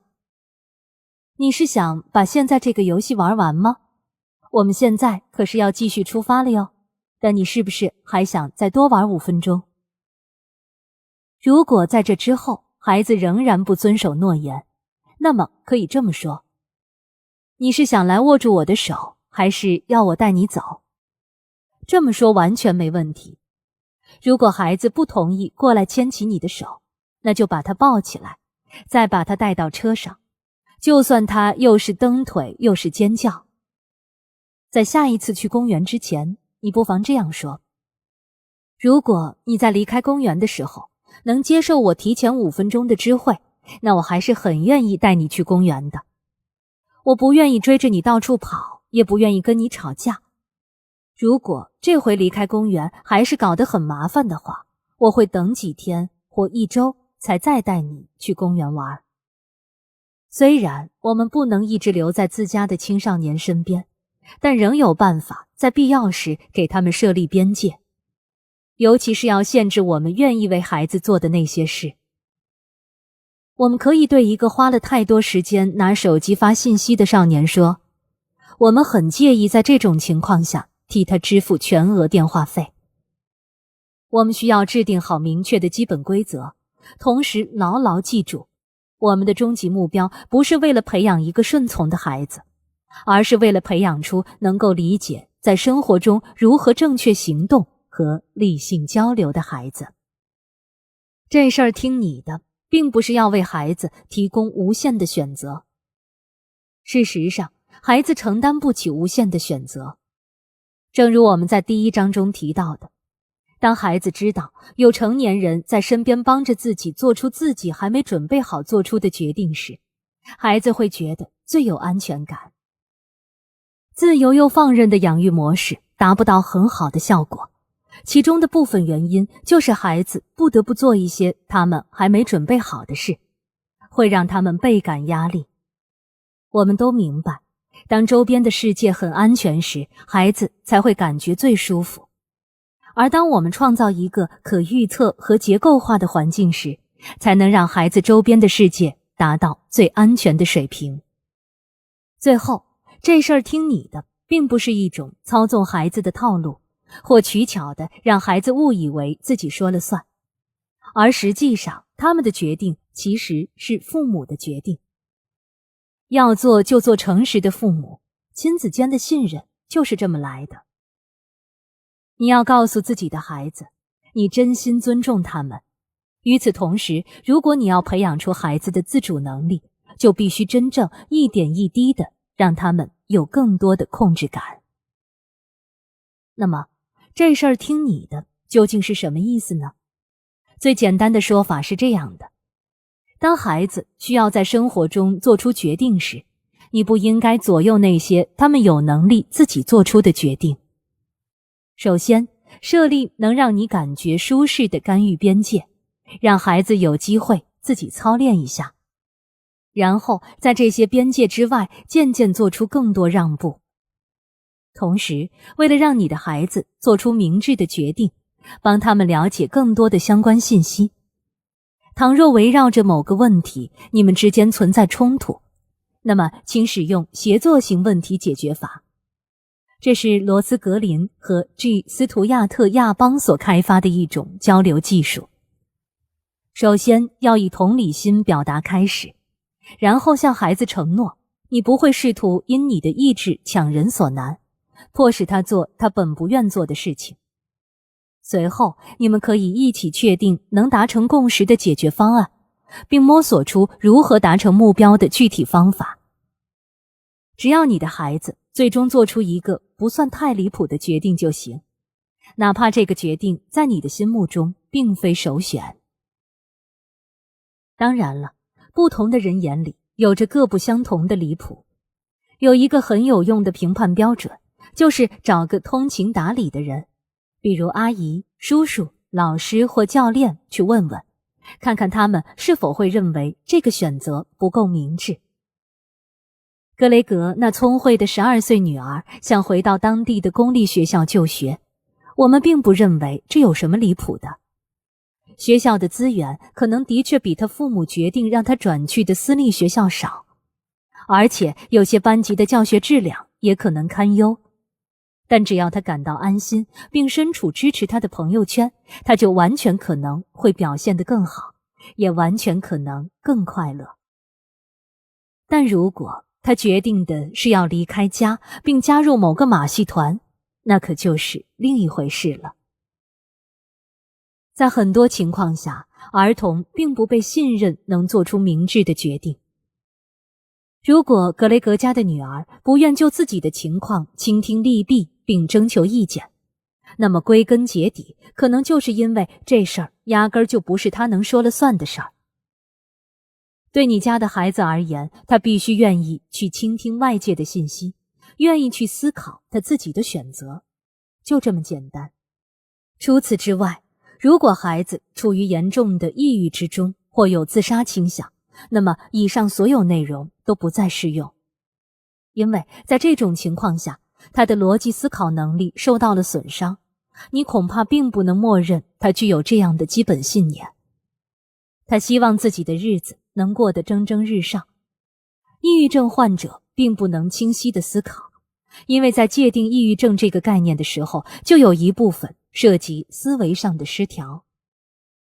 同样，如果一个孩子有着酒精或毒品依赖这类问题，或者有自残的行为，他其实也并不能充分权衡利弊，进而做出正确的决定。对于那些暂时无法为自己做出合情合理的决定的孩子来说，我们有时的确需要替他做决策，但是我们提到的大原则仍然成立。有6个理由能证明我们没错。上，1，科学站在我们这边。当你有了更多的空间来做出自己的决定时，你就可以在各种情况下感到得心应手。大脑一直都在学着做出艰难的抉择，同时保护他自己免于来自无助感的巨大压力。大脑同时也受益于由自主感所带来的内在动力。在管理自己的压力和战胜自身的挑战方面，孩子获得的经验越多，他们的前额皮质就越能调节好他们的杏仁核。我们的许多客户对青少年大脑发育的研究成果都很熟悉，他们知道青少年的确倾向于承担一些看似愚蠢的风险，尤其是当他们和朋友在一起的时候。这些父母也都知道，孩子的前额皮质尚未完全发育成熟，但正如我们在第2章中所指出的那样，如果等到孩子的大脑完全发育成熟，再放手让他们做出决定，这根本就不现实。除非你能等到孩子长到20多岁，甚至30岁出头。大脑的发展依托于其使用的方式。这意味着我们通过鼓励我们的孩子，并要求他们做出自己的决定，恰恰可以赋予他们宝贵的经验，让他们能理智地评估自身需求，关注自己的感受和动机，进一步在抉择中权衡利弊，并试图自己来做出最明智的决定。我们要帮助他们把大脑开发成这个样子，习惯并善于做出艰难的抉择。这事儿非同小可，还将在未来换取巨大的回报。2，不要让孩子觉得自己是个空心人。当我们试图要指导孩子的生活时，我们可能会看到短期收益，而忽视那些长期损失。如果孩子倍感压力，他们经常会拒绝去做对他们有利的事情，就算他们恰好是那种愿意好好听话而非表现叛逆的孩子，那么仍然存在这样一个问题：如果他们在以后的生活中取得了成功，他们也会觉得自己虚有其表，仿佛他们的成功压根儿就不是真的。治疗师兼作家洛里·戈特利布写过一篇文章，刊载在《大西洋月刊》上，谈到了他的困惑。为什么他有那么多20几岁的患者有着莫名其妙的抑郁症状？哪怕这些年轻人有着很棒的父母，而且还有着表面上很好的生活。这类患者的情况一直让他感到费解，直到他发现了问题的真正所在。在学术研究中，他写道，临床方向所重点探讨的一直是父母的养育缺失会如何影响孩子，从来都没有人想过要问，如果父母养育过度，又该怎么办呢？这样的孩子又会有什么问题？他通过一个蹒跚学步的孩子学走路的例子来探讨这个问题。那孩子的父母甚至在孩子有机会体验走不稳的结果之前，就猛扑过来接住了孩子。父母正在疯狂地加大投入，就是为了让孩子不受苦。但为什么要这么做呢？让孩子吃点苦，哪怕父母看着会心疼，但这对于孩子韧性的发展是至关重要的。现在的父母这么做，是因为实在见不得孩子吃苦吗？还是说他们一定要有那种被孩子需要的感觉？这种直升机育儿类型的养育模式，以及这么培养出来的孩子，我们见得多了。奈德的学生萨拉有一次来找他，那时恰逢他即将要出国学习1个学期，他的父母当时也在旁边。聊着聊着，他的爸爸妈妈就表达了他们对孩子下个学期的目标期待和深切担忧。他们还问了几个问题：萨拉走了以后，咱们错过的数学课可怎么办啊？咱们要怎么才能搞定 SAT 考试啊？大部分时间都是他的父母在说啊说。虽然最终大家都对某个计划达成了共识，但奈德不禁还是感到萨拉有些不爽。于是第2次他单独跟他见面时，他就问了问他对此的感受如何。计划是个好计划，他说，问题在于咱们。愿闻其详。一天到晚总是说咱们必须要在这门课上拿到好成绩，还有什么咱们今年必须取得好分数，以及咱们必须写出更好的论文。显然，萨拉体验着这种挫败感已经有些日子了。我爸妈又不写论文，要写也是我写，压根儿就没有什么咱们。他们每次这么说，我就感觉很崩溃。这是我自己的生活，这是我自己的事情，这是我自己要写的倒霉论文。记得我们之前提到过的那句重点的话吗？我相信你有能力对自己的生活做出明智的决定，就算不那么明智，你也能从错误中吸取教训。萨拉的父母与他的沟通方式和这句话所表述的正好相反。说实话，这就跟那位母亲拒绝让他的孩子体验摔倒一模一样。萨拉是个聪明有闯劲儿的女孩，但她所能听到的只是她的父母不相信她做出的决定，甚至都不觉得那些选择的决定权其实应该在萨拉手中。3. 让孩子拥有控制感，这是培养他们胜任力的唯一方法。不仅仅是能胜任怎么做抉择，更是能胜任他们要掌握的每一项技能。正如谚语所说，智慧来自经验，而经验来自施测。孩子需要先练习做出决定，随后才能掌握怎么做出正确的决定。单单告诉我们的孩子如何才能做出正确的决定，或告诉他们怎样为自己谋利益，是远远不够的。这也起不到什么示范与启发的作用。他们有必要实打实的去体验、去练习。他们要去体验他们所做选择的自然后果。比如他们决定不穿大衣，那就会感到不舒服。再比如他们决定不去学习，那就会在考试中获得不好的成绩。我们常常看到很多青少年和年轻人，哪怕上了大学，也没有太多机会来对重要的事情做出决定，包括如何构建他们自己的时间，如何分配他们要付出的精力，甚至还要不要留在学校里。他们在设定和实现目标的时候困难重重，甚至选专业、选课、做日常的日程安排都搞不定。要我说，这一点都不奇怪。对于其他各种生活技能来说也是如此。有这样一位母亲，带着2个孩子去接受奈德的辅导，想知道能不能用支票来给奈德付款。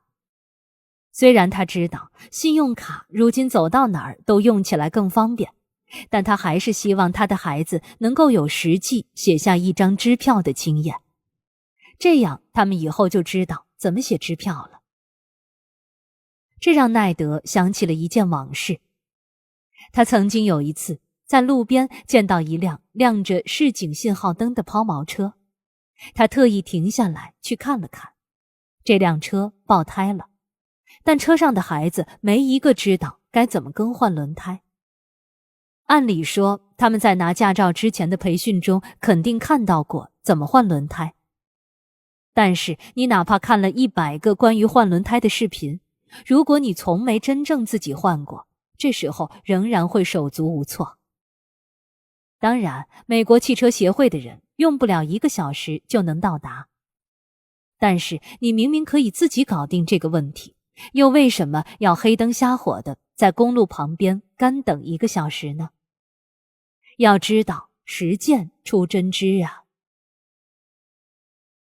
有6个理由能证明我们没错。下4，你并不总了解怎样才是最好的。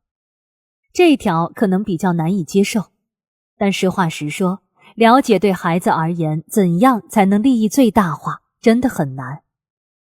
其实从某种程度上讲，之所以难，就是因为你其实并不知道你的孩子想成为什么样的人。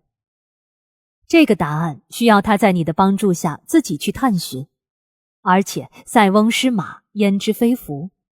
成功的途径有很多，然而有时候我们只能通过绕点弯路来找到最终合适的途径。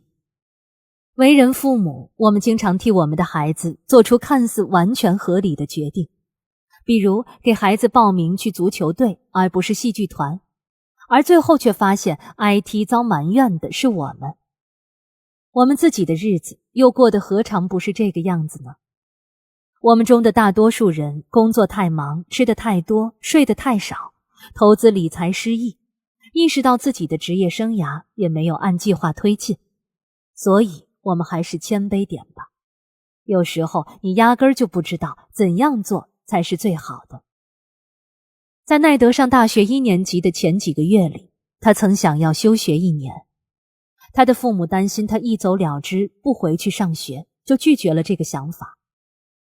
他在大学1年级时遭遇了重重困难，当他升入了大2，却发现困难依旧，于是他再次尝试提出休学1年的要求。这一回他的父母同意了。奈德在那一年里终于有机会离开了人生的传送带，这让他终于有机会逃离压力，并考量一下自己真正想做的事。他虽然并没有找到所有的答案，但他确实以更好的状态重返大学校园。正是在大2那年，他第2次尝试休学的过程中，他加入了一个无伴奏合唱团，并且跟几个成员一起一直唱到了今天。最重要的是，在大3的时候，奈德开始跟他现在的妻子凡妮莎约会了，而他就是鼓舞他去做辅导工作的那个人。倘若没有那一年发生的种种，他现在就不会写出这本书来，也不会拥有那些优秀的孩子。这听上去有点像电影《生活多美好》，同时也点出了这部电影之所以经典的原因。机缘巧合同样也是生活的基础组成部分，而父母拟定的种种计划却并不总是意味着越来越好。5. 孩子都很能干，不骗你。比尔于1985年开始以神经心理学家的身份开展工作。在那个时候，学生常常重复地上幼儿园或1年级。令他感到震惊的是，他经常跟大学生一起工作，而当被问及他们在上大几的时候，很多人都会回答说，我是个大学2年级的学生，其实我应该上大3了，但我的父母当年让我重读了一遍1年级。这些孩子一直怀着极大的怨恨，因为当年他们6、7岁的时候，关于他们那无法控制的生活，父母就已经做出过决定。虽然比尔一开始还对此有些紧张，但他最终还是建议年幼孩子的父母要带着他们的孩子参与到决策的过程中来。他建议父母这么说：没有人会逼着你重读1年级，这事儿听你的，但我们需要考虑考虑，这么升进2年级会有哪些优点和缺点，这样你才能获得必要的信息，并最终做出正确决定。比尔最终发现，即使是对年幼的孩子而言，他们也有能力做出优质的决定，至少不比成年人所期待的那个决定差。他还发现，一旦遇到了问题，孩子会经常提出一个父母想都没有想过的解决方案。还有几个孩子甚至说出了这样的话：我还没准备好上2年级呢，如果别的孩子老是戏弄我，我就不理他们。还有这样的：我想我能去上2年级，但是如果作业太难了，有人可以帮忙辅导我一下吗？30多年前，曾有一项非常出众的研究，着眼于探究9到21岁孩子的决策能力。3. 该研究会询问参与者，看他们如何处理这样一个非常敏感的局面。有这么一个男孩，他连续几个星期拒绝跟家人交谈，而且一直待在自己的房间里。在实验的结果中，14岁的被试做出了与18岁甚至21岁的被试非常相似的决定。这些决定类似于大多数行业专家所能提出的建议，就是让这个男孩去接受心理治疗的门诊服务。有趣的是，哪怕是9岁的孩子，他们中也有一半选择了这个建议。总体而言，14岁、18岁和21岁的孩子在决策方面的得分几乎相同，而9岁儿童的得分仅仅略低一点。我们认为，这不仅表明9岁的孩子同样是很能干的决策者，而且即使他们表现得差强人意，那也是因为缺乏相关知识，而不一定是因为判断力差。今日心理学前编辑罗伯特·爱泼斯坦撰写过大量文章，探讨青春期的力量和潜能。他还和同事戴安·杜马斯一起开发出一个成人度测试，涉及的问题有关爱情、领导力、人际关系技巧和责权分配等问题。他发现青少年在这项测试中的表现通常与成年人一样好。爱泼斯坦认为，在美国，我们把青少年塑造得过于幼稚了，而一部分原因恰恰是因为父母的表现。就像孩子无法做出负责任的决定一样，虽然我们不能杜绝青少年做出冲动的选择，但我们至少可以放权，让他们就那些对他们来说重要的事情做出明智的决定。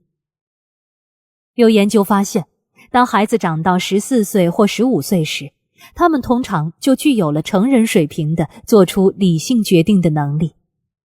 事实上，孩子的大多数认知进程在青春期中期就能达到成人水平了。6. 明智的决策以情绪智能为前提。孩子有必要去了解，对他们来说到底什么才重要。明智的决策的确依托于知识的启发，但仅有知识还远远不够。在皮克斯的电影《头脑特工队》中，人物乐乐、怒怒、悠悠、燕燕和句句共同分享了主人公小女孩大脑中的控制面板。这部电影反映了一个基本的科学道理：情感在指导我们的思考、决策和行为方面起着至关重要的作用。在缺乏情绪指导的情况下，我们不可能评估某事物是好是坏，是对是错，是有益还是有害。人的情绪大脑中心一旦受损，甚至都不能做出像是否要出门去吃饭这样的简单决定，因为他根本就不知道自己想要什么。我们也希望孩子能关注他们自己的情绪。不过，我说这话的意思，并不是要让我们的孩子服从于情绪的驱使。如果你正生着气，那现在肯定不是个做决定的好时机。我想说的是，在做决策的时候，考量更多的因素。孩子必须能够感知到诸如嫉妒、内疚、同情和钦佩之类的感受，才更容易考虑到其他人的需求和期待。同时，他们也必须学会，当自己身处于愤怒、嫉妒、怨恨和仇恨中时，又该如何应对。孩子对外界事物与自身需求的主观感受，并不比客观事实次要。它们均是决策过程中的重要组成部分。无论我们多么想让孩子克服他的负面情绪，我们都不能真这么干。如果有个孩子在看过一部恐怖电影后觉得害怕，那我们可以帮助他认识到，那仅仅只是一部电影，但他的感受的确是真实的，这样才能让他做好准备，下次更好地应对恐怖片。倘若孩子生气了，并觉得很委屈，那我们可以在孩子开展报复行动之前，帮助他理顺他的痛苦感受，教他学会退一步海阔天空，并让他考虑一下他想成为一个怎样的人。我们希望孩子能练习调整自己的情绪，并最终去探究这样的问题：到底什么才是适合我自己的呢？对行动的控制感。1，你的指导和支持能鼓励孩子做出明智的决定，这意味着平时你要多说点这样的话：我相信你能做出明智的好决定。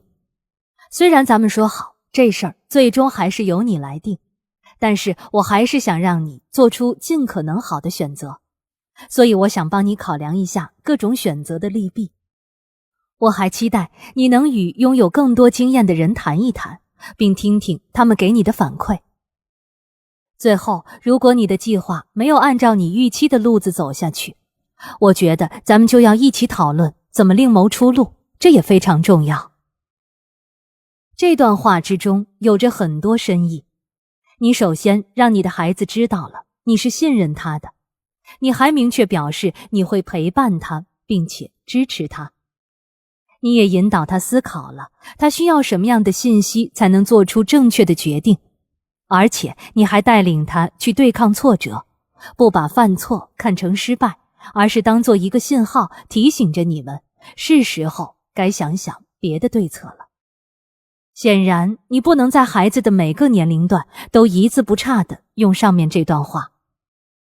但即使是面对非常年幼的孩子，这些话的基本原则也是不变的。以下就是针对各个年龄段的孩子，这事儿你来定的阐释。幼儿，给他们2件衣服，让他们自己挑出心仪的。或者，如果他们准备好了应对挑战，那就让他们自己穿戴整齐。你可以适当提供帮助，但不要强迫他们这样那样。对他们来说，穿条裤子可能都需要很长时间，而且他们可能会因为无法轻松正确地做到这一点而倍感沮丧。但是他们这是在学习掌握重要的技能，你也可以依托更复杂的框架来帮助他们。比如说，你想玩积木还是想画画？学龄前儿童，优秀的学前教师懂得给孩子提供决策机会自有其重要性，要让孩子自己决定时间如何分配，决定哪件事对他们而言最重要。所以说，自由选择时间在学龄前孩子的世界中是不可或缺的一部分。学龄前儿童的父母可以多多鼓励孩子参加一些戏剧性的游戏，而不是玩电子游戏或参加那种成人化的有组织的活动，比如一些体育项目。当孩子以非结构化的方式去玩耍时，他们就会自行决定到底如何花时间。他们就会问出这样的问题：我应该把这个纸盒子装进火车里，还是放进城堡里呢？我应该打扮这个娃娃，还是那个娃娃呢？我应该拼一个乐高飞机，还是乐高宠物医院呢？我应该打扮一下自己，还是去玩图片上色呢？当孩子年幼时，大部分的活动都能向他们证明，他们确实手握控制权。我们有一位睿智的朋友，做了20年的家长教育工作。他建议要给学龄前儿童提供日历，并记录他们生活中所有的重要事件。部分原因是这能帮助孩子更好地理解时间是如何流逝的，也能让他们了解以后的日子将怎么度过。在帮助孩子提升对自己所过的每一天的控制感方面，我们不能夸大日历这种工具的重要性。可当你来到孩子身边，让他们在日历上划掉这周已经过完的那几天，或者花点时间浏览一下孩子今天的日程表，并尽可能让他们决定与日程表有关的诸多事项时，这种沟通方式就向孩子表达出了一种尊重。他们就能意识到，孩子并不仅仅是父母的生活与计划中的一个标签，而且他们还能了解，什么事会在何时何地发生在自己身上。随着年龄渐增，孩子将开始为自己记录下重要的内容，而这可以进一步帮助他们培养出属于他们自己的控制感。小学生，随着孩子年龄的增长，你可以开始为他们提供更多的选择，包括要参加什么活动，吃些什么食物来保持健康，以及怎么做时间规划才能让他获得充足的睡眠。这事儿你来定，开始对他们具有更加深远的意义。你可能要这么与孩子沟通：我明白你真的想去看今晚的电影首映，其实我也想去，我还是会让你做出决定。但首先呢，让我们考量一下这么做的利弊。因为这是场首映，可能要排很长的队，所以在我们必须尽早到，还要等很久。户外现在很冷，所以在我们排队的时候，你有可能会觉得很冷。但话说回来，跟着很多志同道合的人一起去看电影首映，这事儿肯定会很有趣。我随便假设一下，孩子还是决定了要去看电影，然后你大可以这样说：很棒，让我们琢磨一下备选方案，以防万一今晚的行程不尽如人意。要是你累了，或者没有选到好座位，那你觉得我们该怎么办呢？无论怎么说，外出看场电影都是一个非常无害的提议。但当意识到这伴随着有更高的风险时，小学生也有能力做出正确的决定。比尔最近会见了一对父母，他们有一个患有学习障碍的11岁儿子，名叫安迪。在安迪的父母看来，能跟导师共同相处一个夏天对他而言很不错，但安迪本人可没想这么多。比尔建议他们要好好的提供帮助，来让安迪做出明智的决定，是否要这么度过整个夏天。他们可以跟他解释，如果他能接受课外辅导并狠下功夫，那就有可能会改善他的大脑，让他的阅读和写作变得更容易。安迪可以提醒他自己，每周足足有168个小时，而辅导时间却仅仅需要2-3个小时，他还是有充足的时间来享受乐趣，并从上学年所带来的压力中缓过劲儿来的。这说的都是好处，但是他们也必须要承认一些坏处。因此，比尔也建议他们向安迪解释彻底休息的好处。这意味着安迪能完全远离学校，能让大脑在没有任何压力的情况下发展。最后，父母还可以这么说：当我考量这其中的利弊时，我发觉这真是个艰难的决定。公说公有理，婆说婆有理，说1000道10000，在这种情况下，到底怎么做才是最合适的？还是你最有发言权？所以我希望你来做决定，而且我相信你会做出一个明智的决定，并且不管你决定怎么做，你都能学到东西。这对父母接受了比尔的建议，而安迪本人选择了放弃辅导。这并不是父母愿意看到的选择，但也不是说完全不能接受。他们遵守了自己对这件事的承诺，而孩子也自己做出了选择。那让我们来看看，如果安迪的父母没有给他选择权，并迫使他去接受辅导的话，事情又会是什么样子？好处，一位优秀的导师可能会让安迪开窍，他后来会很感激他的父母当时坚持让他接受辅导。或者，如果安迪参加辅导并努力学习，我们如今就可能看到他的学业还有自信都稳步发展，6到8周的辅导也就略有成效。但更有可能的是这种情况，安迪会参加这些辅导，并且可能会获得一些成长，因为孩子从他们所抵抗的学术支持中往往获益很少，他们对此也往往没什么兴致。成本，试图强迫孩子做一些他不想做的事情，会让亲子关系更加紧张。告诉安迪如下的观点，将会产生一系列负面影响。这事我比你清楚，你个人的意见无关紧要。安迪就会错过一次机会，去真正考虑什么对他的未来才是最有利的，也会错过这么做所能带来的成熟感。这么一来，安迪就总会向父母求助，而这恰恰证明他的父母还是失败了。初中生，在华盛顿特区，也就是我们所居住的地区，父母能为孩子做出的最重要决定之一，就是将他们送到哪个学校去读书。多年来，有几十位父母来找过比尔，都问同一个问题：我的孩子求学的最好学校是哪所？而他总是回答说，在我看来，这么问才更合适。怎样才能帮助孩子找到他求学的最好学校？比尔曾接待过一个名叫马克思的男孩，从1年级一直到8年级，他都经历着严重的学习障碍，所以他需要去一所专为像他这样的学生设计的专门学校，跟许多在童年时期上规模很小的学校的孩子一样，马克思急于淘汰掉他那虽然规模小但富于支持性的学校，而前往一所规模更大的高中。在那里，他将面对更多的社交选择。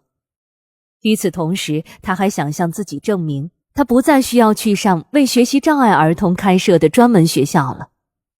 马克思的父母对于他去上一个提供不了太多支持的学校感到分外焦虑，这种焦虑完全可以理解。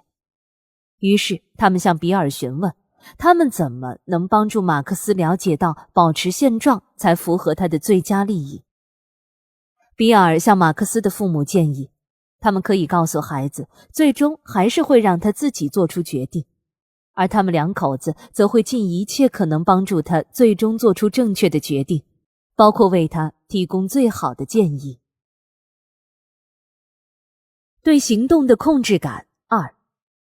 比尔与马克思见了一面，并审核了他认为可能用作马克思备选的2-3所私立学校。比尔还与马克思分享了他与另一位学校心理学老师的讨论，他们谈到了马克思一旦进入公立高中就有可能得到何种支持。马克思非常认真地对待了整个决策的过程，他问过他的父母，其余几个私立学校的招生主任，还有比尔本人，他都问的是明显经过深思熟虑的问题。比如在他转学之后，他有可能体验到怎样的经历。在整个辅导过程结束时，马克思得出了最终的结论，他需要在他所在的旧学校所提供的学业支持，于是决定继续坚守。随后他继续投入自己成功的高中生活中，在此期间他的信心也得到飙升。他现在已经上大3了，一路走来顺风顺水，并且计划着继续攻读研究生。在这种情况下，他逐渐与父母变得观点一致，并且他可是完全靠着自己的力量做到的。如果他当初被无视意愿，被迫回到他的旧学校，我们估计他会一直坚信他根本不需要在那里上学，还会憎恨自己的父母，是他们让他留下来的。高中生，这事儿听你的这句话，对很多高中生的父母来说真的很难。众所周知，青少年都承担着特别大的风险，特别容易感受到来自同伴的压力。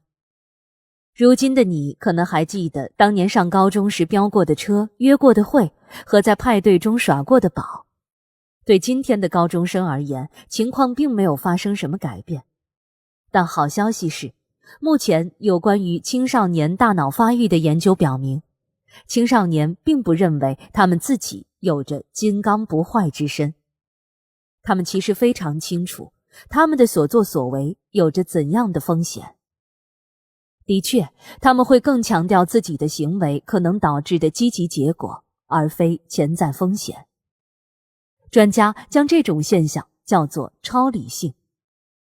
在与青少年共同协作以求解决问题时，一定要知道他们持有着这种偏见，还要特别注重多帮助他们真正深思熟虑一些潜在的弊端。如果他们坚持在错误的道路上一意孤行，似乎完全听不进去你与他们合作讨论的解决方案，那我们建议你可以稍微退回到强硬一些的养育模式来加以应对。行吧，你大可以这样说，不一起来商量着解决问题？也行，那在接下来的这3天里，你就不要用车了。我敢打赌，你一说出这样的话来，他们立刻就会变得愿意坐下来商量。青少年是最接近法定成人年龄的人群，他们也是最需要听到如下这条信息的一群人。你能够为自己的生活做出明智的决定，并学着从错误中吸取教训，我对此深信不疑。不过这句话并不意味着他们就真的不会犯下错误，他们肯定会摔跟头的。但是伴随着每一个错误的发生，他们都能发展出更好的行为直觉和自我意识。尤其是当你也参与进来，帮着他们处理出错后的烂摊子，而不是指责他们或者说风凉话，我早就说了吧。除此之外，养育并不能阻止孩子18岁那一刻的准时到来。看着咱们自家孩子在大学里和20岁上下时做出的那些抉择，可能会让人非常闹心。几年前，比尔和他最好的朋友凯瑟琳谈论过他儿子杰里米的事。杰里米当时还是一名大学新生，他与一个女孩确立了恋人关系，却发现这个女孩有着太强的控制欲和施暴欲。凯瑟琳谈过了他试图让杰里米离开这个女孩的种种方法，还寻求了比尔的建议，想知道他还能尝试些什么手段。比尔说，我认为你跟杰里米直接表达说，你觉得他自己搞不定眼下这种情况，需要他老妈出手。给孩子传达这种信息是对他的不尊重。凯瑟琳是天底下最善良的人之一，她很羞愧地认为，她可能会因为试图棒打鸳鸯而表现得对孩子缺乏尊重。他们又谈了谈，该如何跟杰里米进一步沟通，来表达妈妈对他搞定这事的能力有信心。随后，凯瑟琳专门去找了儿子杰里米，表达了对他的信任和对他的情况的同情，他还愿意提供任何形式的帮助。几个星期后，杰里米决定请假离开学校，并与住在另一个州的父亲一起工作一段时间，以便更轻松地结束他的恋情。他在1个学期后回来了，也顺利从大学毕业，并加入了执法队伍，职业生涯也很成功。当然了，事情并不总是在完全理想的情况下加以解决的。但是凯瑟琳已经向杰里米传达了这样的信息，他对他做出自己的决定，并从错误中吸取教训很有信心。而通过这种表达，凯瑟琳也开始着力把自己打造成资源的载体与咨询的对象。难处何来？一些常见的问题。1，你可以想象得到，在说服父母放弃控制权的斗争中，我们进行过很多对话。作为父母，以恐惧感为首的情绪有时会淹没你的思想。恐惧会导致你开始担心，如果孩子选错了可怎么办？如果他受伤了该怎么办？如果他不开心该怎么办？如果我失去了他又该怎么办？我们是父母啊，所以还是要我们说了算。曾几何时，我们也这么吓唬过自己。这就是为什么我们将在下面专门讨论一些让父母陷入困境的情况。在我们给这些父母的回复中，你会看到，这事儿听你的，在现实世界中到底要如何发挥作用。上周，我15岁的女儿参加了一个聚会，聚会上的孩子弄来了酒，她喝得太多，把自己喝倒了，一头撞到了地板上，还撞成了脑震荡。很显然，她没决定对，所以我不明白，她这么不懂事，我又怎么能对她说，亲爱的，我想让你自己来定这样的话。我们先考虑一下都有哪些选项。首先，你要论证你家女儿没法做出正确的决定，因此需要更加严密的监督，你本人也要介入进来，直到她能表现出更好的判断力才罢休。这么做通常都不怎么顺利，一部分原因是，除非你聘个私人侦探，否则你无法真正知道你女儿是不是正在做她不该做的事。每周7天，每天24小时的监控青少年，这是非常困难的。因此，虽然我们强烈支持要让你的女儿知道，她将在下个月甚至更长的一段时间里都没法参加派对，但我们还是建议你要表达对她吃一堑长一智的能力有信心。你可以分享自己对她人身安全的担忧，给她一篇文章，或让她看看 YouTube 上的视频，了解一下饮酒对发育中的大脑会有怎样的影响。也可以提醒她一下，你其实没法保护她免受生活中许多危险事物的伤害。还可以告诉她，你一直都愿意从派对上接她回家。如果他不愿意你接他的话，你也愿意帮他叫个出租车或者优步来接他。但一定要避免给他传递这样的信息：那天晚上他犯了傻，所以他不值得再被信任了。你要做的是帮助他从错误中吸取教训。接下来就到了非常困难的部分。如果他重蹈覆辙，那怎么办呢？有些孩子似乎在不断地做出糟糕的决定，又怎么办呢？信不信由你，这种情况其实很少见。我们只希望孩子能做出聪明的决定，可孩子的决定要是太离谱了，我们还是会否决掉的。如果你的孩子一再做出同样糟糕的决定，那么他们在你的帮助下多多练习决断的能力就显得更为重要了。这样一来，他们才能进步。比如孩子频繁使用某种化学品，这已经是个大问题。那么请记住，这事儿没得商量，你就是需要进行强行的干预。然而，对于大多数判断失误的情况，我们建议你问问孩子那个来自菲尔博士的问题，究竟是怎么一回事呢？随后讨论出一些方法，能让孩子下次做出更好的决策。我觉得我要是不严格管理孩子行为不当的问题，那就像我骑马不收缰一样，是会让他侥幸挣脱的，这样他就学不了好。这不一定真成立。孩子其实不必为所有不良行为都承担一次恶果，才能了解哪些行为在这个世界上行得通。比尔永远不会忘记，他的女儿在6岁的时候去上了日托班。一到要从日托班回家的时候，比尔的女儿就拒绝把玩具和日常用品收拾干净。比尔会鼓励他把东西收拾起来，并试图跟他讲道理，解释为什么自己的事情自己做非常重要。最后他还告诉他，没收拾干净就别想回家。经过7、8分钟的对峙后，比尔还是自己清理了玩具，带着女儿准备回家。而参加日托班的一位家长志愿者就会说，比尔啊，到底谁赢了呢？严格强调纪律并不是每次都好使。如果我的儿子做了一个非常糟糕的决定，他有可能会受困终生。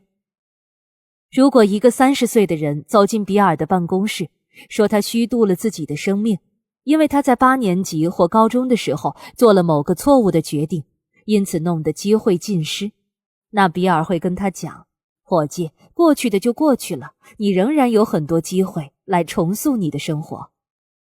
面对因貌似必然的挫折而感到惊慌失措的孩子，以及他们恐慌的父母，比尔会分享一下上面的假设。这个问题引出了我们需要进一步了解的另一个假设：生命是一场通往终点线的、路线明确的比赛。这个假设根本就不成立。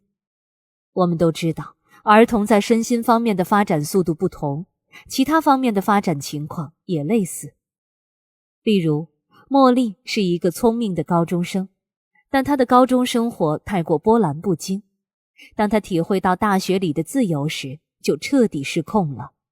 她在第1个学期表现极差，而父母则告诉她，除非她把成绩提上来，否则他们就不给她付学费。茉莉为自己剩下3年半的本科生涯使劲学习，以中和她第1学期的成绩对 GPA 的负面影响。这种日子不轻松，也不有趣。当她接受医学院的入学面试时，又一再被问及第1学期的不良成绩。她解释说，她当时有点偏离了正轨，但她又强调了自己是多么自豪，因为她已经重归良好状态。她还说，这是她生命中最有个性的一段经历。她现在终于知道了自己到底有多厉害。而你也猜到了，茉莉被一所优秀的医学院录取了。我们通常认为，算得上灾难的挫折，其实只不过是一点涟漪。父母往往担心着未来，他们会想，如果他现在掉了队，那他一辈子都要落伍。但事实并非如此。儿童大脑发育中的大多数情况，只通过年龄增长就可以实现，让他们每隔一段时间就经历一些挫折，而你则可以帮助他们走出困境。两者实际上反而能帮助他们更好的成长。难处何来？一些常见的问题。2，孩子要是没人催着，就什么也不干，怎么办呢？我家有个整个夏天只想宅在家里玩电子游戏的年轻人，怎么办呢？正如史蒂芬·科维的名言，不求别人理解我，但愿我能了解人。不妨问问孩子，了解一下他的反抗背后的原因。难道他真的喜欢花时间宅着，悠哉悠哉，而非跑出去疯玩吗？这听起来就跟养老一样。他的抗拒是否来自对新奇或不可预测的经历感到的焦虑呢？父母真的要去倾听一下他在揪心些什么。这种叛逆并不代表他想离开家庭，走上自己的路，而很能代表你该带着全家人一起出去玩玩了。去了解他的背景，定位他的担忧，并尽可能地找到折中方案，这才是一种健康的解决方法。你当然也有权利这么说，如果我不给你提点要求，让你整个夏天都无所事事，那我会觉得自己这家长当得不怎么样。好家长可不会这么做。所以我还是想让你自己来做个决定。是这样的，我期待你能至少参加一项课外活动。那让我们头脑风暴一下吧，研究一下你到底要参加什么活动。宗教信仰对我家而言非常重要，我们怎样才能确保我们的孩子可以遵循我们的信仰和宗教习俗，同时培养出强烈的控制感呢？根据我们的经验，大多数孩子在这方面都会依着父母的意思来。虽然有的孩子不喜欢去宗教场所，但只要前往宗教场所是你们一家人经常一起做的事，那大多数孩子并不会太抵制去那里。与此同时，大多数孩子最终还是会严惩父母的宗教信仰。因此，我们认为塑造积极的宗教价值观，并采取我们全家都秉持这一信仰，并将其付诸实践的态度，就是一种非常恰当的方式。如果你的孩子对家里的宗教信条或信仰基础提出质疑，我们相信最好还是要尽可能的诚实回答。如果你的孩子真心讨厌去教堂或犹太会堂，我们还是建议尊重孩子，并通过协作解决问题，寻找一个双方有共识的解决方案。如果我的孩子是个优秀的运动员，但又不想把自己的运动项目坚持下去，这可能会影响到他上大学择校，该怎么办呢？首先，你要弄清楚，为什么你的孩子去参加了运动项目，这对你很重要。是因为如果他不参加，拿不到奖学金，你就负担不起他上大学的全额费用吗？如果是这样的话，请使用写信的方法来解决问题，跟孩子解释一下坚持这项运动有什么优点，以及如何找到更多他能上并且你负担得起的大学。继续这项运动也可能意味着他不需要在读书的时候勤工俭学。至于缺点，可能是他并不喜欢这项运动，而且还需要在这方面花费不少额外时间。最终，在如此权衡利弊之后，让孩子自己来决定。如果钱不是问题，那你不妨扪心自问，为什么这件事对你那么重要？如果这个项目不适合他，那就不适合他呗。一般情况下，父母总想扮演成爱德华剪刀手，并像修剪树木一样修剪他们的孩子。但情况是这样的，你的这棵树其实才刚刚开始成长，你甚至都不知道它是棵什么树。也许这棵树本来就长不出体育运动的果子。有些焦虑而完美主义的孩子讨厌做决定，该怎么办呢？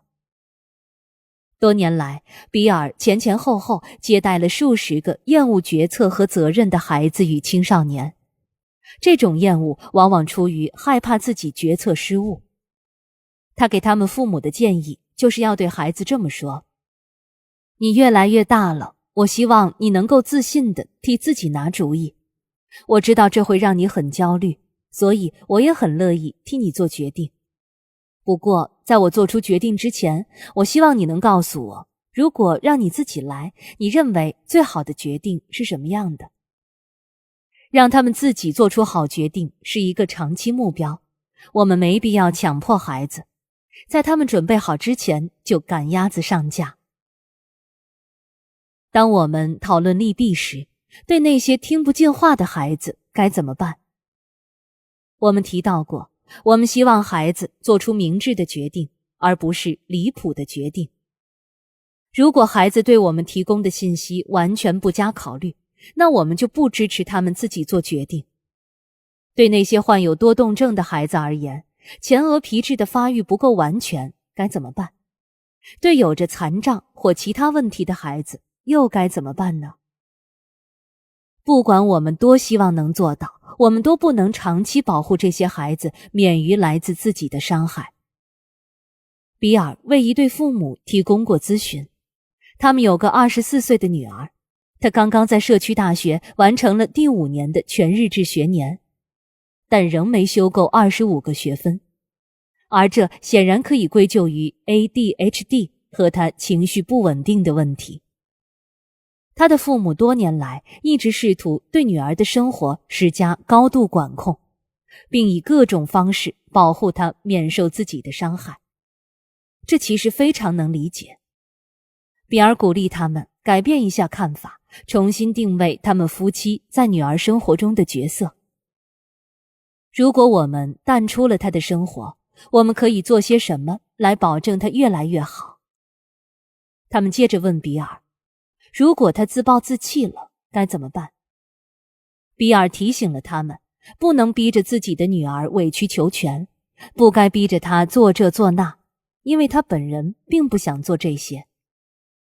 他还专门指出，保障孩子的生活能成功，并非父母的责任，父母真正的责任所在是支持女儿，表达出同理心，在必要时设下边界，以及塑造孩子的自信心。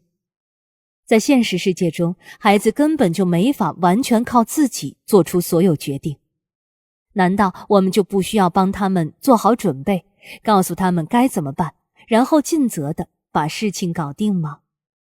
你说的没错，在很多情况下，孩子无法做出自己的决定，但这里的关系跟你想象的不太一样。平时为孩子提供更多备选项，其实更能让他们在必要的时候服从权威。这么搞，不就给无休止的谈判敞开大门了吗？这太耗费精力了。有的时候，我只希望我儿子麻利的让干什么就干什么。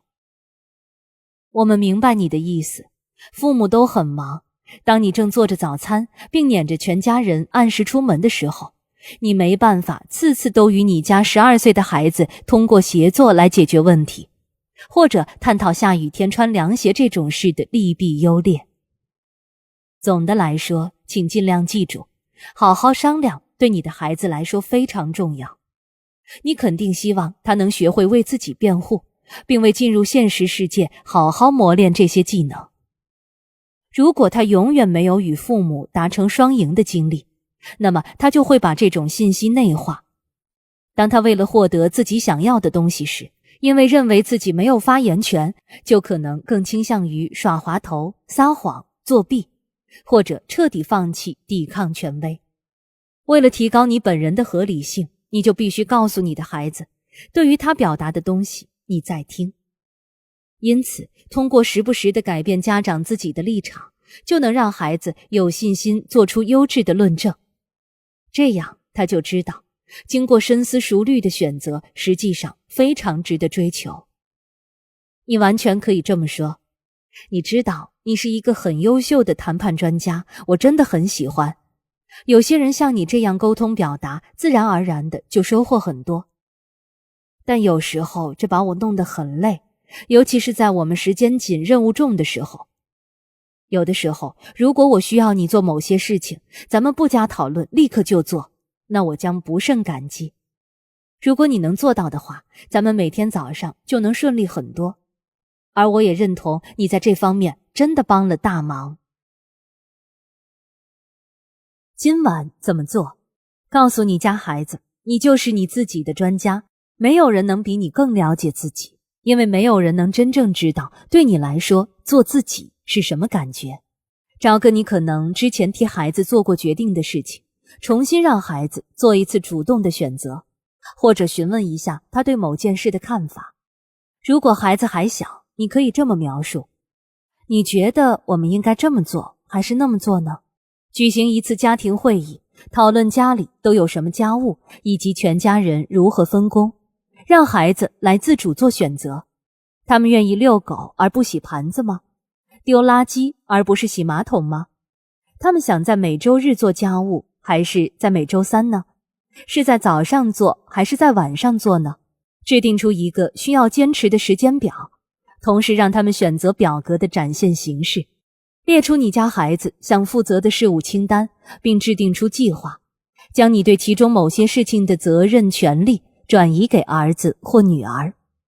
问问你的孩子，生活中有没有什么东西，他的家庭作业管理、就寝时间管理、电子产品使用管理对他来说作用有限，以及他是否有帮助这些东西发挥出更大作用的想法。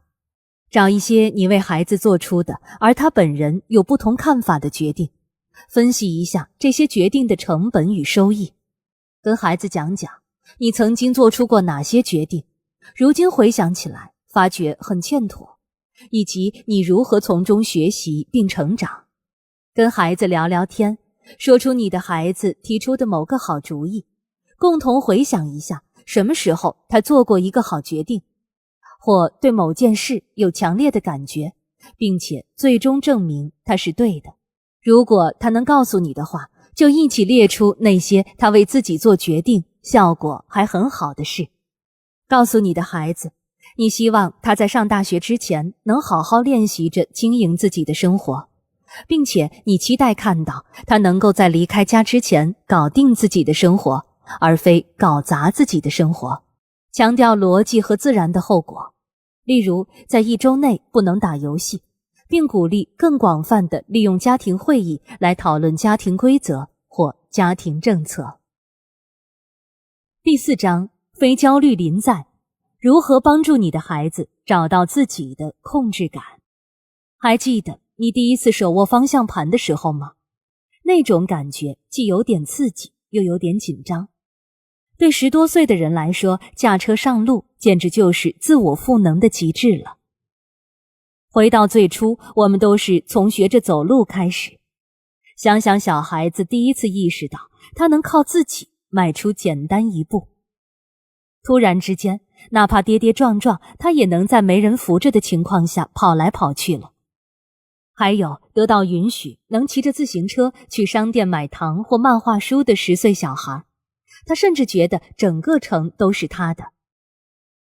当一个少年第一次学会了开汽车，他就会把自己想象成马里奥·安德雷蒂，他锐不可当，好像马路都是他家的。现在让我们从父母的角度来审视以上每个时刻。孩子蹒跚学步又到处乱跑，就意味着父母要加强警惕，处理好楼梯，还要把阳台锁上。能骑自行车去商店的孩子，则可能让父母觉得很糟心，比如坐车的时候把脖子伸到窗外，怎么叛逆怎么来。孩子当了新司机，母亲可能会发现自己不断想象着《末路狂花》里的那个场景，孩子要在悬崖边上开快车，而他对此无能为力。父母的焦虑并不新鲜，从有孩子那一刻起，父母就一直担心着自家孩子。但我们认为这个问题如今越来越严重，为什么呢？首先，我们获得的信息比以往任何时候都多。不久之前，家长并非只要醒着就能接触到孩子，我们也都觉得这没什么大不了的。而现在，我们要洞悉孩子的一举一动，差不多已经成了一种必须执行的要求。顶尖社会学家《恐惧的文化》一书的作者巴里·格拉瑟总结说，当下有最多的美国人在人类历史上最安全的时间段生活在最安全的地方，但感觉上并非如此，因为全天候的新闻媒体和社交媒体都在不断给我们讲述着关于绑架、吸毒过量和恐怖袭击的恐怖故事。这些可怕的故事淹没了我们，扰乱了我们的视听。这在跟当下这种有戾气的文化相结合，已经极大地改变了我们对危险的看法。如果你让自家6岁的孩子去爬树，别人就会说你是个粗枝大叶的家长。如果你让自家8岁的孩子自己走路去上学，那你简直就是玩忽职守。除此之外，今天为人父母的方式也不一样了，我们大可以多担心点我们的孩子，因为总的来说，我们不再像过去那样要花大心思担心生存问题了。我们的曾祖父母当年担心的可能是脊髓灰质炎、霍乱、干旱、世界大战或者经济大萧条。那时他们没有太多的时间拿来担心孩子的事，比如小杰米考试的平均分是 B 会如何影响大学择校，或者苏西开生日派对为什么没来邀请他。许多家庭还是需要先解决没米下锅的问题，但就算有的家庭不愁吃穿，也总会有事情让他们心忧的睡不好觉。我们的焦虑正在渗透到孩子身上，孩子并不需要完美父母，但父母本人倘若能够不焦虑，孩子就能从中获益良多。当我们没有过度的紧张、担心、生气或消沉时，我们就能够更好地安抚婴儿，处理幼儿的行为问题，并在既不冲动也没伤害的情况下，应对自己青春期的孩子的短板。当我们为了孩子而停止焦虑时，我们只要做到别被吓坏，就已经做出了很大贡献了。事实上，最近还有一项研究表明，除了表达你对孩子的爱和感情之外，管理好自己的压力也是使你成为一个高效父母的绝佳方法。有一个1年级的学生，他妈妈每次谈到他对课外辅导的需求时都会哭，所以他跟妈妈讲，妈妈，在我们进行谈话之前，你需要振作起来。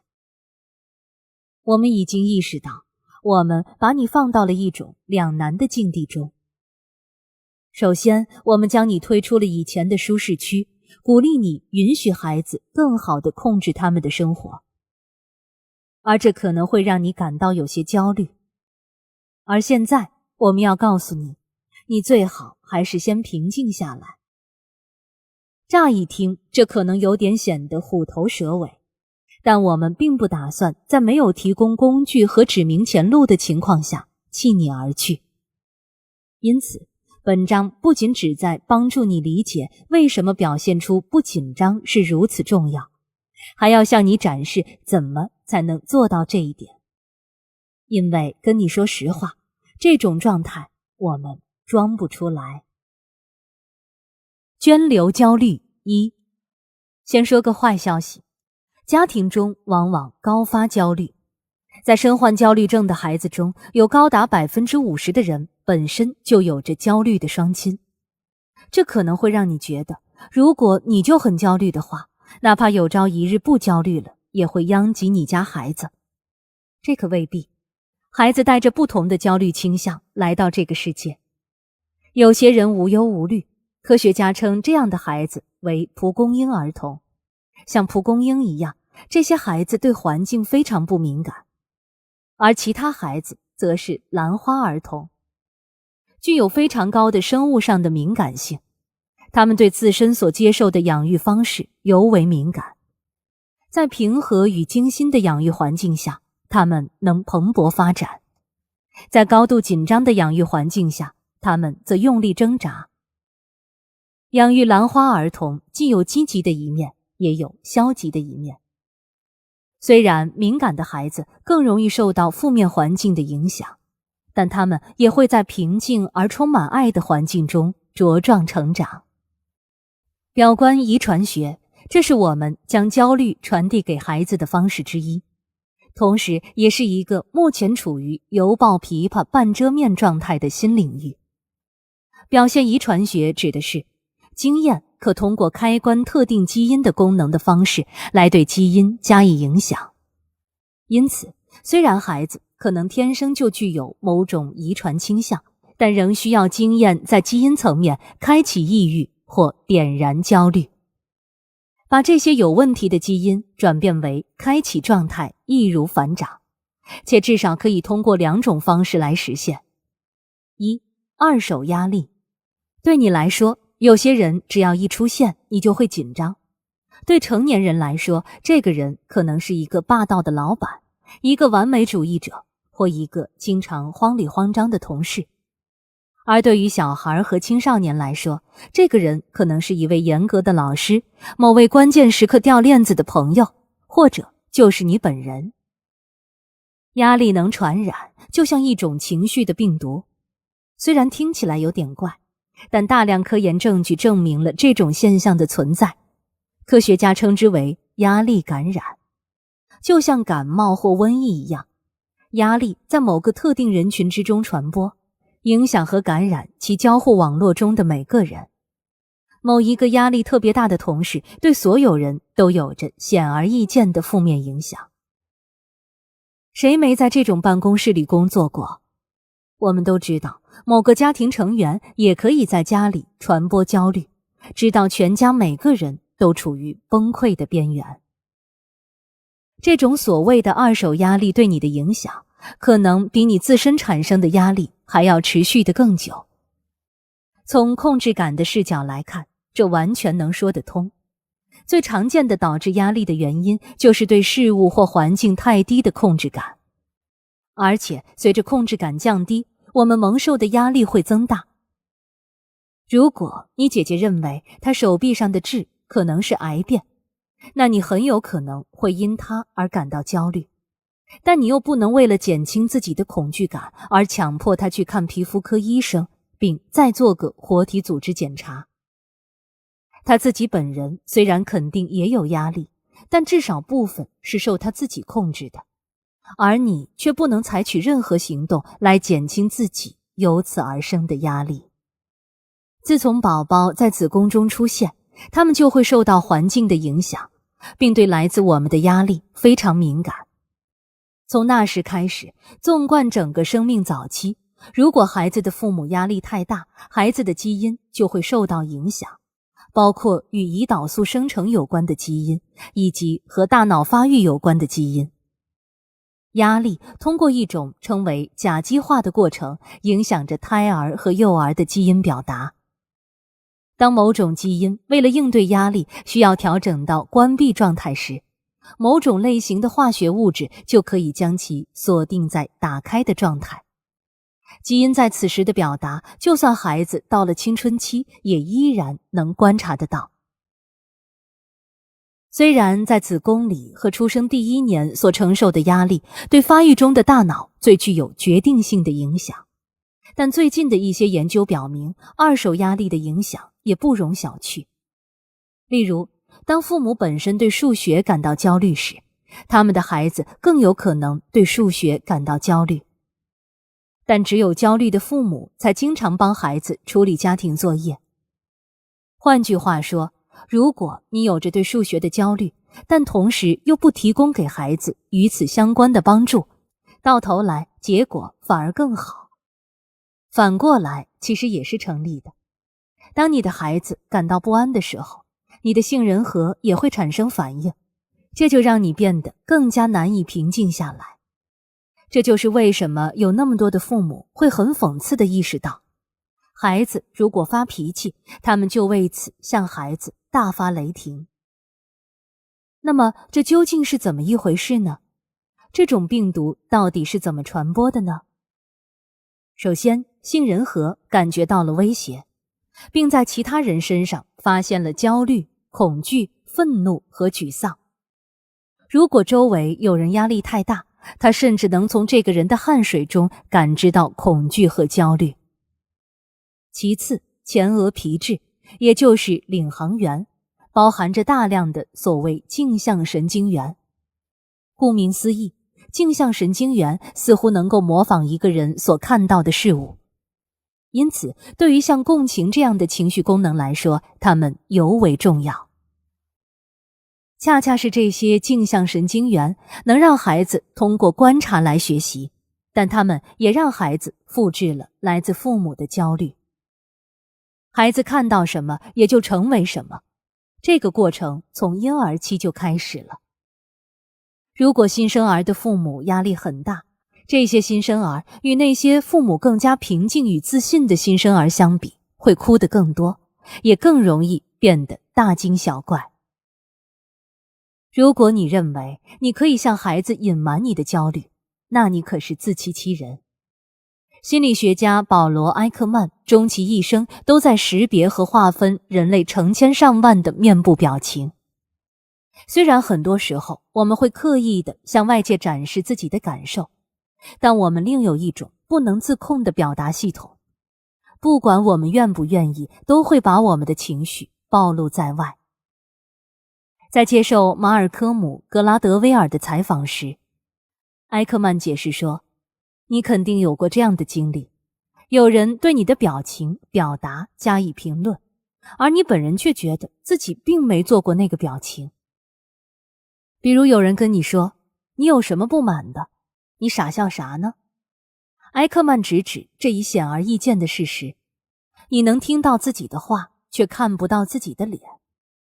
如果我们能知道自己的脸上究竟有什么，他还说，那我们就会把它藏得更好。孩子还是会看到你的感受的，即使你不想让他们看见。随后他们就会对那些感受加以反馈。就算你觉得自己并没有影响他们，他们也会开始感受你的感受。有一个原因造成了这种情况，那就是孩子往往无法正确解释他们所看到的事物。因此，成年人可能会跟脾气暴躁的伴侣安然度过一晚，并且想，他这个脾气真不好，但今天又不是生我的气，就这么着吧，过会儿就好了。而一个孩子可能会想，爸爸又发脾气了，一定是我哪里做错了，他肯定在生我的气。如果孩子感受到压力，他本就不成熟的解释功能会进一步变得混乱。孩子是伟大的观察者，同时也是糟糕的翻译官。例如，奈德的女儿凯蒂一直都认为，他周围的那些生气的人生的都是他的气。他就是一个典型的兰花儿童。成熟的一大特点就是自我调节情绪的能力提升了，这得益于前额皮质能够意识到你正在做什么，以及能够掌控什么。你作为成人大可以抑制住自己的情绪，但当某个孩子感到某种威胁时，比如一个压力巨大或脾气暴躁的父亲，他并没有一个完全成熟的领航员告诉他，没什么大不了的，颠簸终将过去，现在让我们调整一下飞行高度。恰恰相反，他会惊慌失措。此时他的杏仁核接管了大脑，在意识到之前，他自己会感到压力巨大，脾气暴躁。如果这种情况发生的太多，那他的杏仁核就会变得更大，甚至反应更灵敏。用罗伯特·萨波尔斯基的话说，那就是如果压力持续的时间太长，杏仁核就会变得越来越歇斯底里。现在想象一下，当我们告诉一个人的话与他所感受到的情绪不符时，他就会经历认知失调。作为父母，只要我们稍微上点心，我们的孩子就不能在他明明有事的情况下，靠说一句我没事糊弄住我们。所以同理，当我们明明心里有事，却要跟孩子换个说法的时候，就应该小心翼翼起来。在孩子没有做好准备的情况下，告诉孩子太多，并让他们承担过重的情绪包袱，这诚然不可取。但无论你是否要跟孩子和盘托出，都要关照到孩子感知情绪的能力，以及处理他自己的恐惧、犹豫和疑虑的能力。一旦原委不明或缺少解释，人们往往会编个自己的故事出来，而孩子所想象出的情景往往比事实更令人担忧。奈德接待过一个家庭，孩子的妈妈被诊断患有癌症。父母想让奈德知道，因为他们16岁的女儿艾莎本就有一种焦虑的气质，而且平时得到的支持也不多。她的妈妈要开始治疗，而她的爸爸也要忙着照顾妈妈和艾莎的妹妹，还要兼顾妈妈在这期间不得不转手的一些其他事务。但请别告诉艾莎，他们说，我们不想让她担心。奈德等了一会儿，随后回到了这个话题。他表示担心艾莎会为他们忧心。他从出生到现在一直读着父母的脸，而他对这2块领土再熟悉不过了。如果有什么不对劲的，他怎么可能没注意到呢？如果艾莎觉得肯定出事了，但她的父母发誓一切都好，那他会怎么想呢？难道是父母要离婚了吗？还是父母对他感到很失望？这就难说了。最终，艾莎的父母还是与他分享了母亲生病这件事。而知道究竟出了什么事，并了解了治疗过程，这减少了艾莎的迷茫与疑虑，也让艾莎觉得该做点什么。她帮着父母做了一些家务，还在父母顾不过来的时候帮着送妹妹去足球场。虽然已经处于缓解期，但癌症依旧可怕，而且它将永远是这家人生活中的一部分，成为他们永远无法消除的未知元素。但了解与坦诚帮助了他们，这让他们不至于身处2种事实的纠葛之中，一个是父母知道的，另一个是孩子所认为的。这样一来，家庭才能够同步运转，让镜像神经元真正发挥功能。我的女儿刚满1岁时，有次我们去芝加哥访友，回程中我们跟很多在夏天出门的游客一样，因为航班推迟被困在停机坪。我女儿跟其他人一样反感这种情况，还像大多数婴儿一样表达了她的不满。这对我及其他几百个已经幸运地干耗了2个半小时的灵魂而言，简直是火上浇油。这火的确是越烧越旺。那次经历如今都还历历在目。女儿的急躁使我十分焦虑，一下子成为乔那家人连孩子都带不好的指责对象，真的非常尴尬。我非常想要安抚她，但真的没办法，我连自己都安抚不下来。我当时成了一个焦虑的人。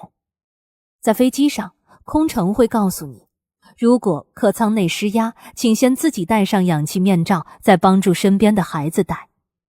我们心中的压力也是类似。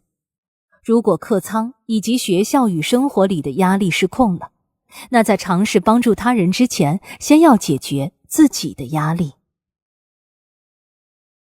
涓流焦虑2行为。你通过自己的行为，无意中以第2种方式打开了孩子的焦虑基因。让我们先假设，你的焦虑更多的跟社交上的变动相关。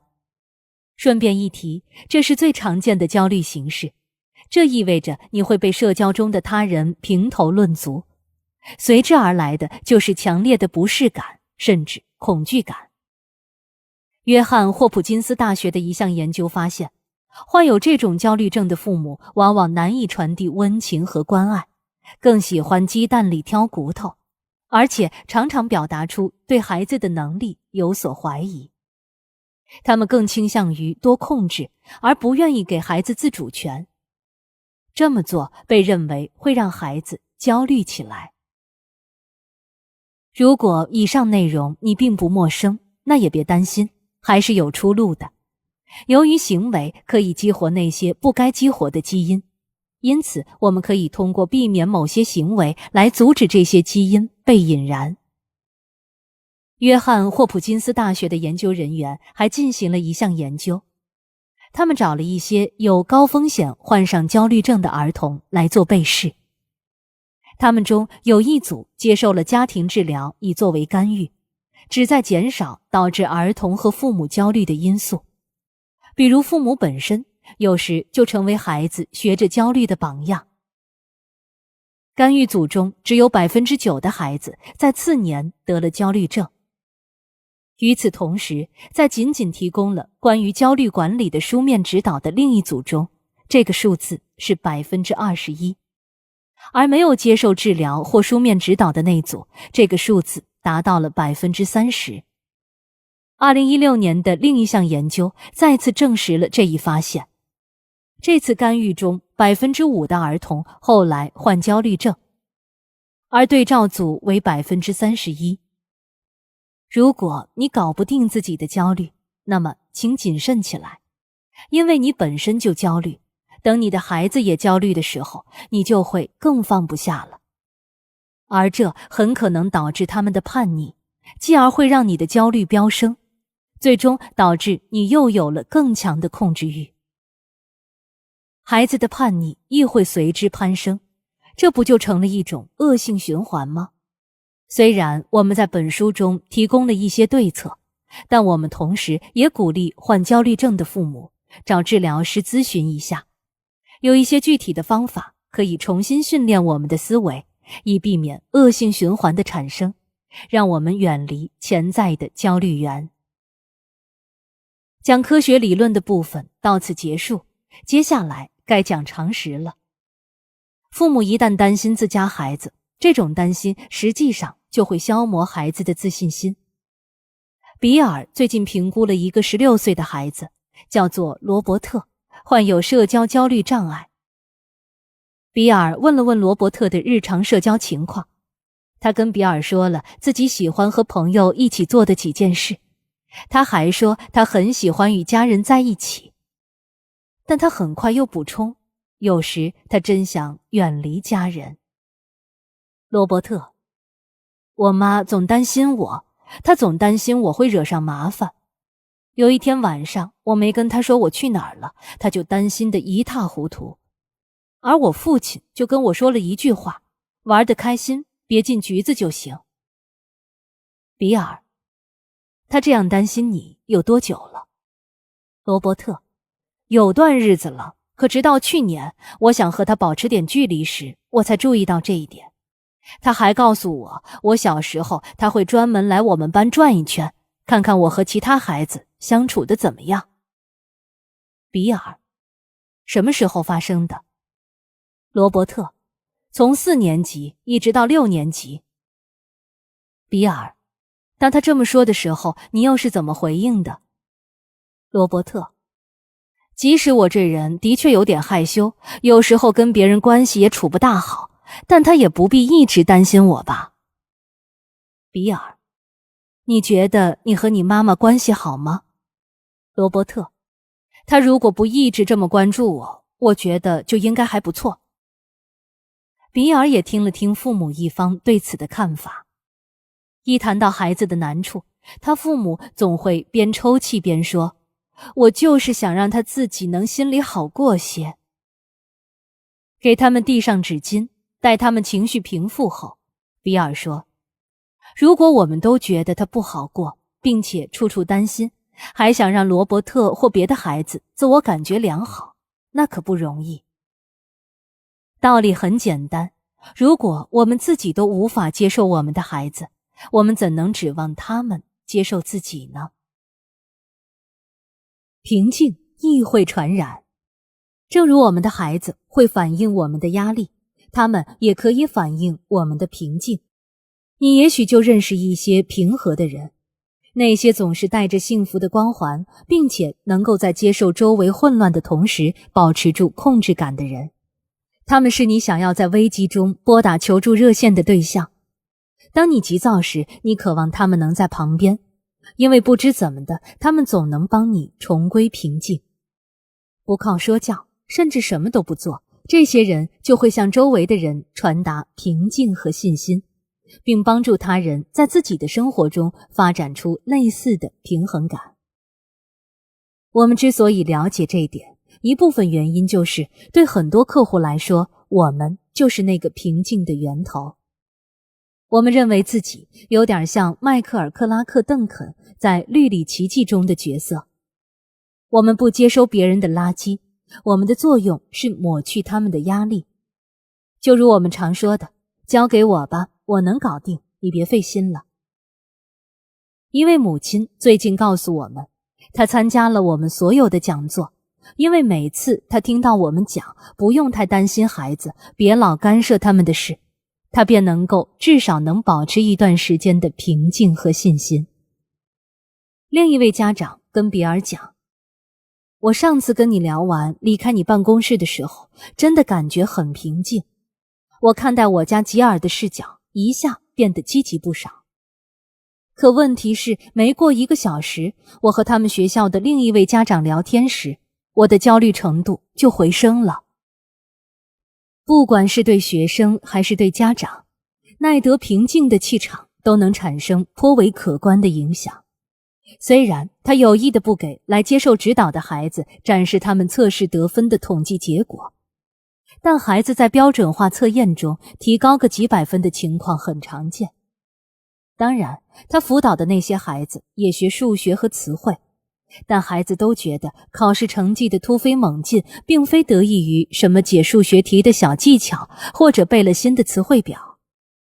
当孩子已经试过了课程、书籍和其他各种办法，为什么与奈德谈几次话就能使得成绩飙升呢？走进奈德的办公室，坐在他对面的孩子来自各种各样的家庭。有些家庭如同蜜罐，有的父母2人都是工作狂，有些孩子头上有着焦躁不安的直升机父母，还有些压根儿就有人生没人养。但无论他们在家里受到什么样的关注，都会在奈德平静的光环下有所收获，他们的分数也就能顺便跟着受益。学生经常告诉他，如果你能陪着我考试就好了，只要在我身边就行，那样我就会感觉很踏实。有点可笑吧？到底为什么奈德只是坐在那里，在考场里走2步，瞅瞅自己的鞋带，或晃晃自己的拇指，孩子就能记住毕达哥拉斯定理，或掌握穷穷竭力、踽踽独行的含义？奈德尝试验证过这一命题，他会让孩子做一些练习题，在他们做题时就平静地坐在桌对面，然后他会再给他们留组测试题，并离开房间，给他们留下一个宁静而空阔的房间。最后，他们将在更符合现实的环境中再做一组题。周围的孩子在考场里抖着腿，每个人都很明显地在绞尽脑汁解出题目。你能猜出来什么情况下他们得分最高吗？你肯定能猜到。奈德在一旁时，孩子就能感到平和，他们会记着奈德对他们有信心，也更容易想起来奈德曾教给他们的东西。等奈德走了，他们就变成了独立的个体，他们的消极想法便肆意生长，这么一来，他们的表现就会下滑。如果其他的孩子再参与进来，因为有了其他焦虑源，压力就像瘟疫一样开始攻击他们，在孩子之间跃迁与升级。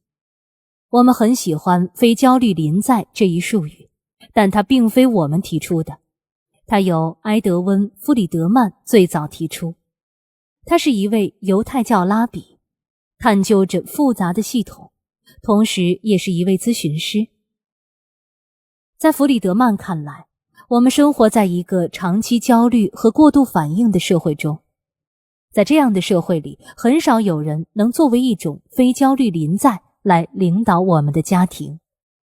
对学校和其他组织，他还指出，当领导者对组织保持真诚，并且不会过度焦虑与担心时，团队的效率最高。其成员同时也不至于带着担心与恐惧来彼此交流。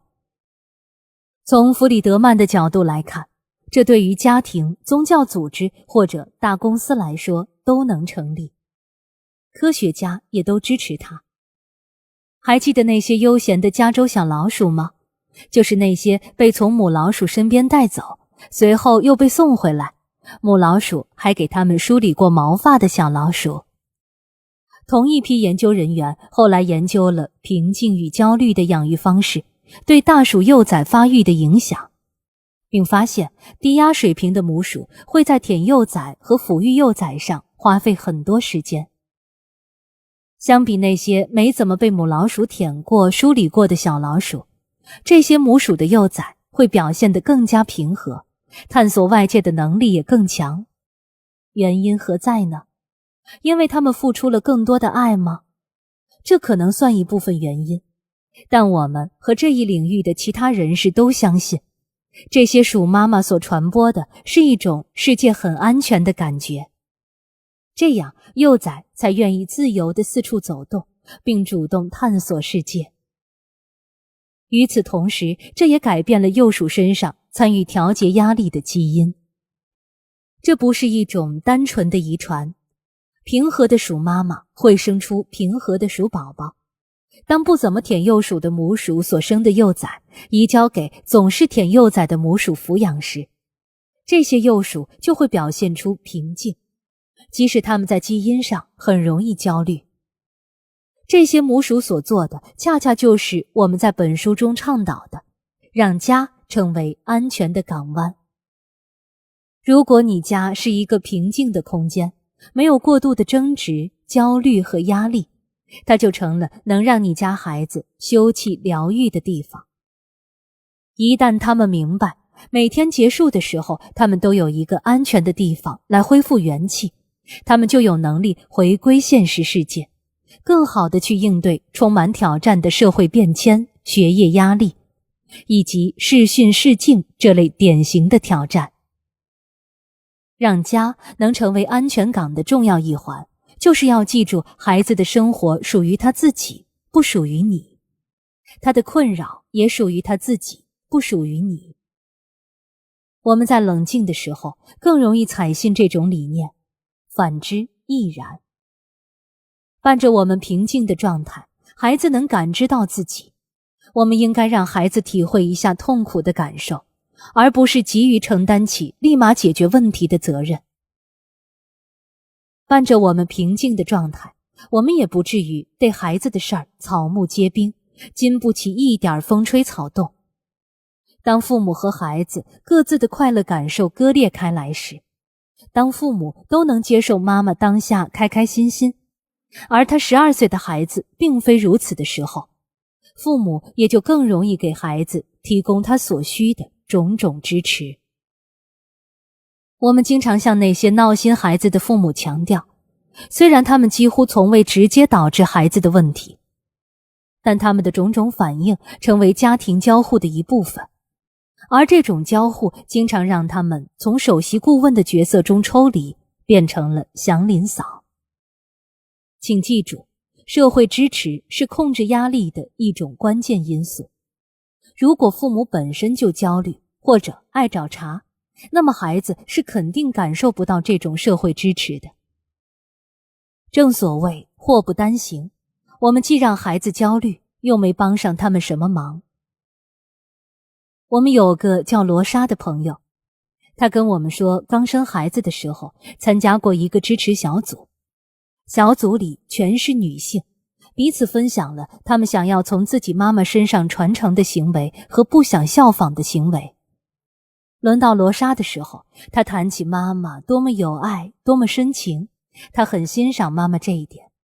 但妈妈总是对罗莎的生活干预太多，以至于罗莎为了保护自己，很多事都瞒着妈妈。还有很多烦恼，就算罗莎自己早就克服了，她妈妈仍会对此惴惴不安很长时间。这在很大程度上消磨掉了她所能提供的支持感。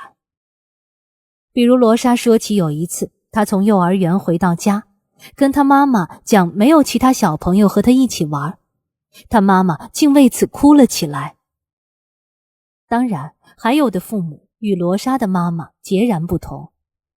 有一个坐在罗莎旁边的新妈妈笑着讲，咱俩的妈妈应该见一面，这样他俩就能互相平衡一下。我妈妈当年说过，我送你去幼儿园不是交朋友的，我是让你去学习的。怎样成为一个非焦虑临在？要真正成为一个非焦虑临在式的家长，而不仅仅是装装样子，那你必须先处理好你自己的压力。没错，你和你的孩子一样，都需要对压力施加足够的控制。有时候，当家长的顾虑太多，对孩子来说只能帮倒忙。对孩子施以平和的影响力，所涉及的大部分工作都始于你本人。下面这些提示都曾让我们接待过的父母受益。养育中最首要的一点是欣赏你的孩子。在竞争激烈、纷繁复杂的世界里，不忘初心实际上很难。欣赏自家孩子是你最值得为全家人做的一件事。你不是要时时刻刻跟孩子泡在一起，也不用说服自己养育孩子没什么难度，而是当你在大清早或者漫长的一天过后，看到你的小宝宝时，内心有一个柔软的地方被触动。与此同时，孩子又经历了什么？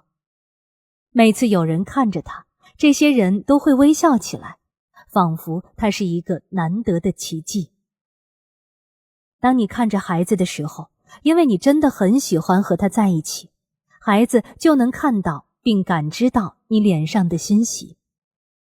这种感觉作用非凡，对孩子的自尊心和幸福感都很重要。比尔还记得，当年他20岁出头，日子过得很糟心，但有一对朋友每次见到他都会很开心。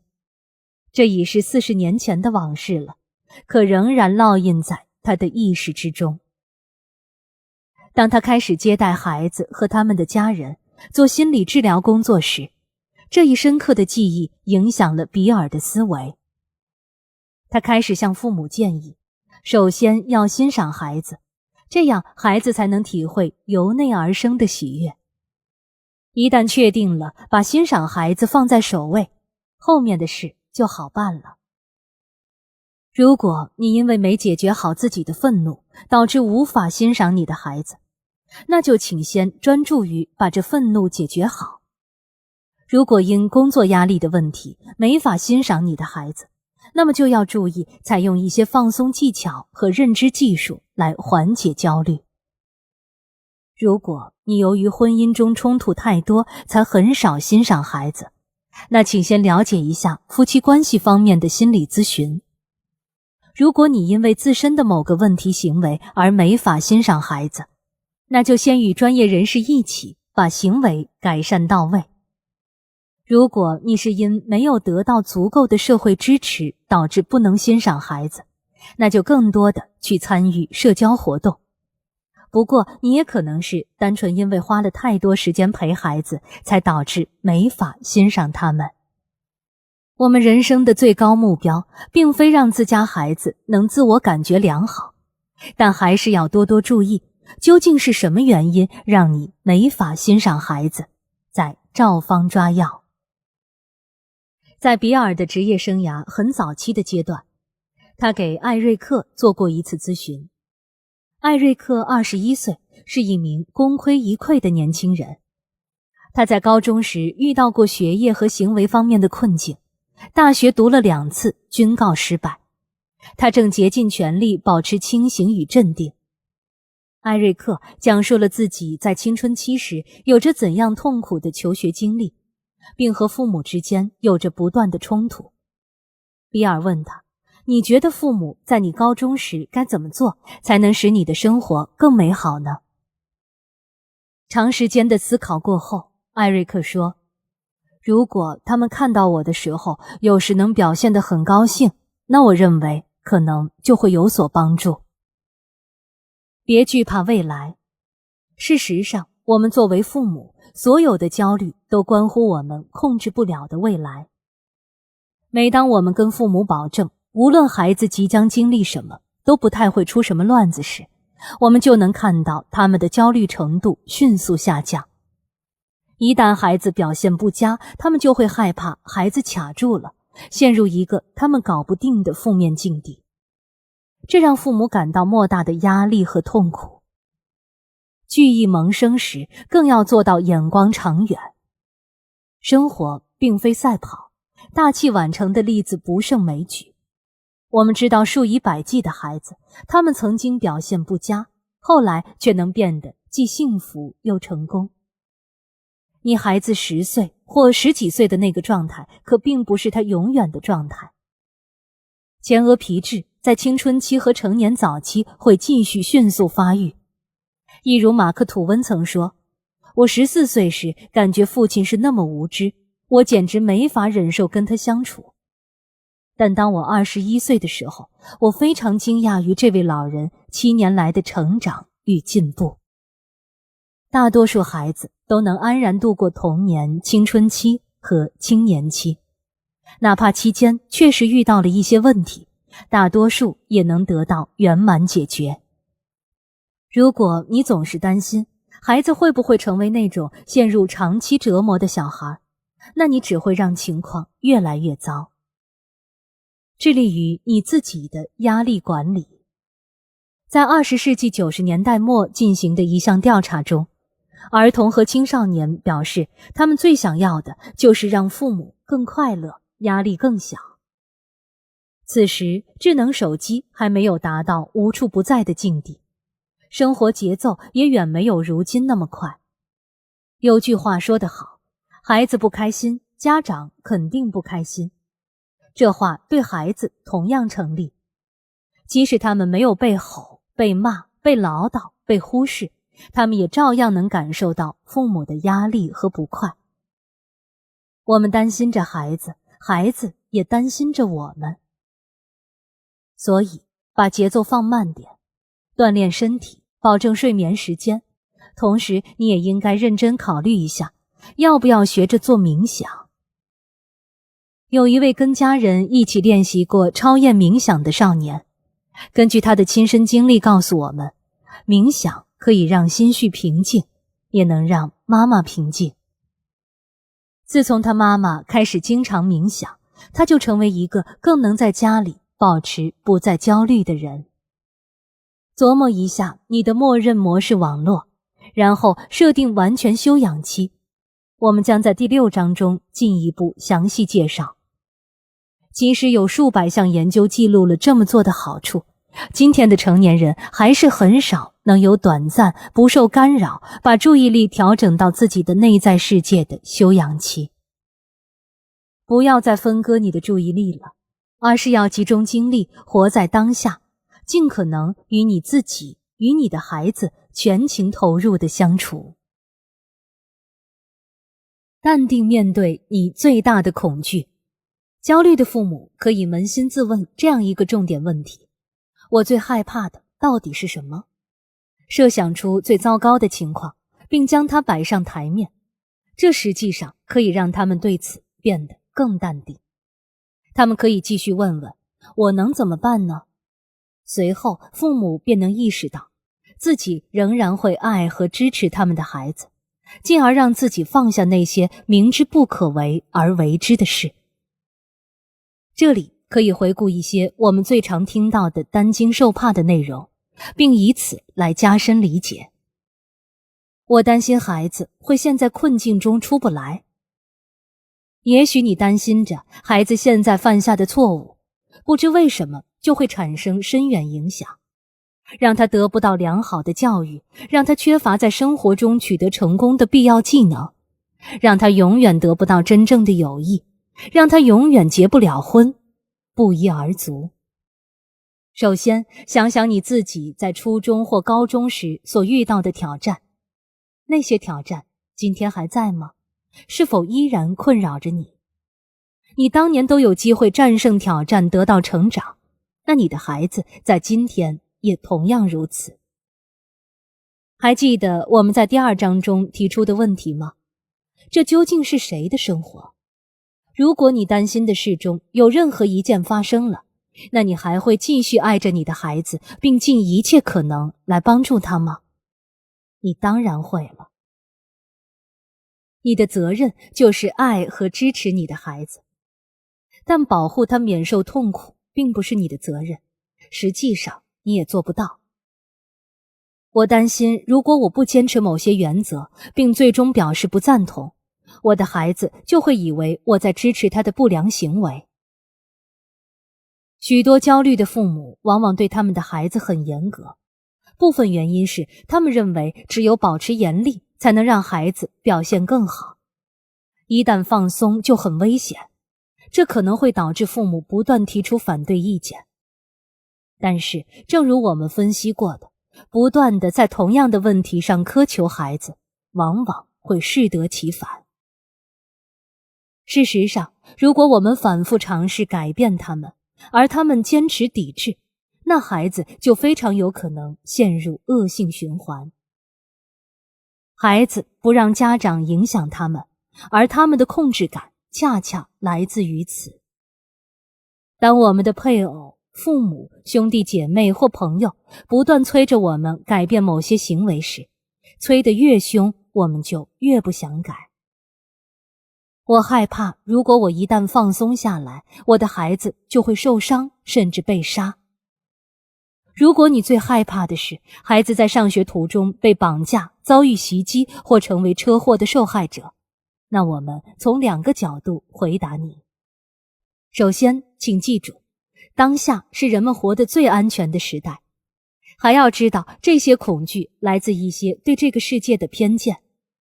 犯罪率和因车祸死亡者的人数都处于几十年来的最低水平。我们只是在主观上觉得更加危险了。我们正在努力让所有东西都安全无害，但这并非明智之举。让我们来看看游乐场中发生的设备竞赛。一如汉娜·罗辛为《大西洋月刊》撰文所讨论的，人们已经做了很多工作来消除游乐场中的所有风险，因此大多数游乐设备在结构上就没给探索性与创造性预留太多空间。尽管如此，罗辛还是写道，我们对安全如此密切关注，实际上并未对儿童发生的事故数量产生巨大影响。其次，如果你想尽可能保障自己孩子的安全，那最好的办法就是赋予他们经验，并教他们拥有更强的判断力。让他们在6岁的时候就去爬爬树，也经历一下从树上摔下来，这能教会他们一些应对风险和利用身体的重要技能。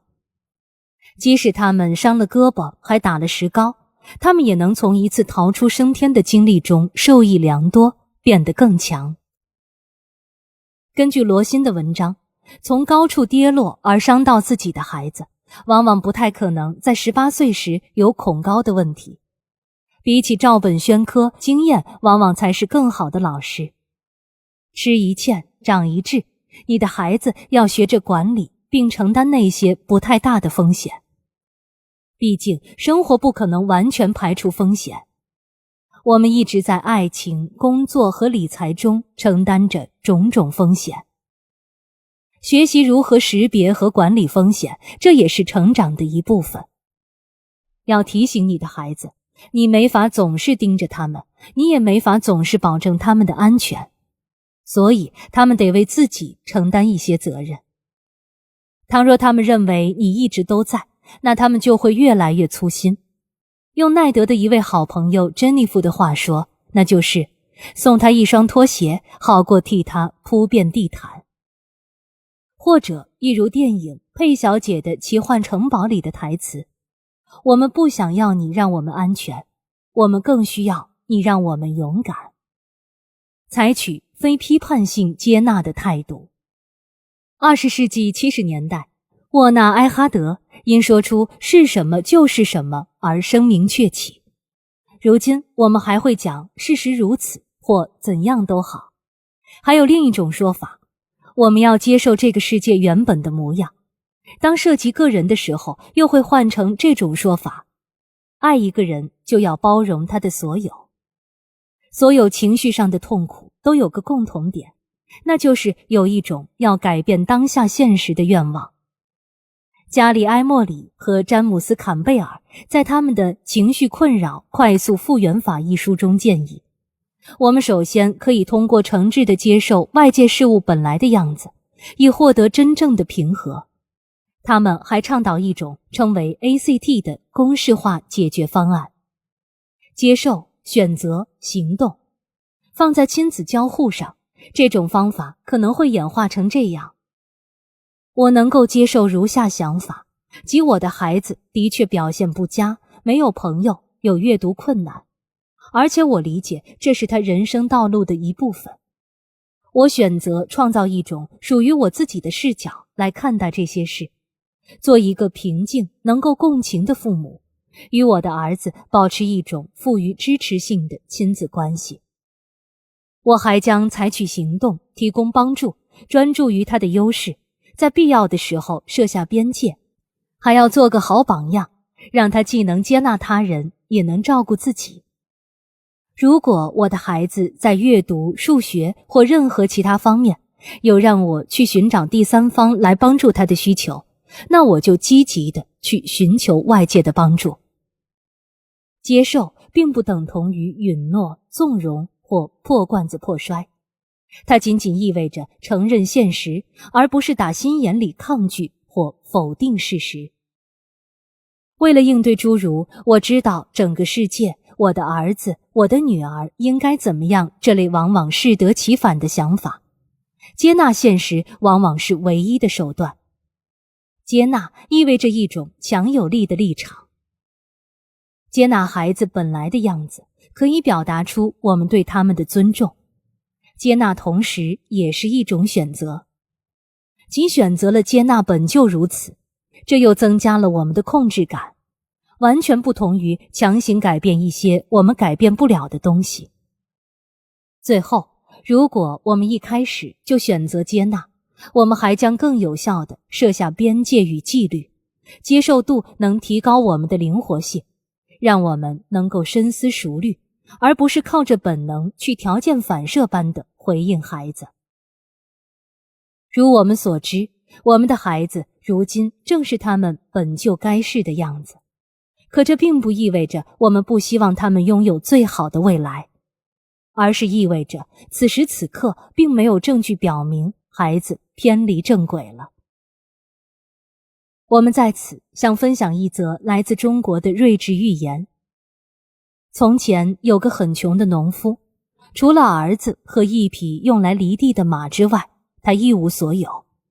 一天，马跑掉了，农夫的邻居跟他说：“你可太可怜了，本来就穷得叮当响，现在连马都丢了。”农民说：“可怜不可怜，那可说不好。”接下来这一周，农夫和儿子一起去犁地，情况并不乐观。农活繁琐，进展缓慢，两个人精疲力竭。但又过了一周，他的马带着2匹野马回来了。显然他出去碰见了一个马群，而其中有2只跟了他。这次邻居说：“简直太棒了，现在你有3匹马帮着你干农活了。”农夫说：“不一定，生命漫漫，谁都说不好。”农夫的儿子全力以赴试图驯服野马，但他被野马甩落在地，受了严重的腿伤。你可太可怜了。在农夫的儿子康复期间，邻居又这样跟他说。不一定啊，农夫说。不久之后，当农夫的儿子还在卧床养伤时，皇帝昭告天下，因为战事，每个家庭都需要送一个儿子入伍。但农夫的儿子连路都不能走，所以他根本没法上战场，而这无疑让他保住了性命。这个寓意的要点呼之欲出，我们应该在养育中时时牢记，生命漫长，你其实并不知道接下来会发生些什么。今晚怎么做？与你的孩子共度私人时光，最好不要使用任何电子设备。如果你有不止一个孩子，请轮流与每个孩子独处，这样才能跟每个孩子1对1交流。对孩子来说，这样做能产生很大的积极影响，同时还可以让你更欣赏他们。这也会让孩子觉得他们在你心中有着最高的优先级。如果你非常焦虑，那就着手处理一下吧。治疗焦虑是你能为自己和家人做的最好的事情之一。考虑一下采用认知行为疗法，你可以学到一些非常有效的策略，来识别和对抗那些导致高度焦虑的胡思乱想。你还可以学学冥想，或者报个瑜伽课，非常规律地保持日常锻炼，接触大自然，多睡一会儿，更多的与朋友社交，这都有可能让你重归平和。避免出于恐惧感来替孩子做决定。如果你发现自己想着我害怕，如果我现在不这么干，那么请立刻停下，要做你当下想做的，而别做那些防患于未然的事情。如果你带着恐惧感去行动，往往就是怕什么来什么。如果你的孩子正处于某种困境中，那请每天给自己安排一小段时间，专门用于担心孩子的问题。直接把这个安排写进你的日程，这能让你的大脑知道，用不着一整天都为这事儿提心吊胆。时刻牢记责权利的分配，让你的孩子日子过得一帆风顺，这并非你的职责所在。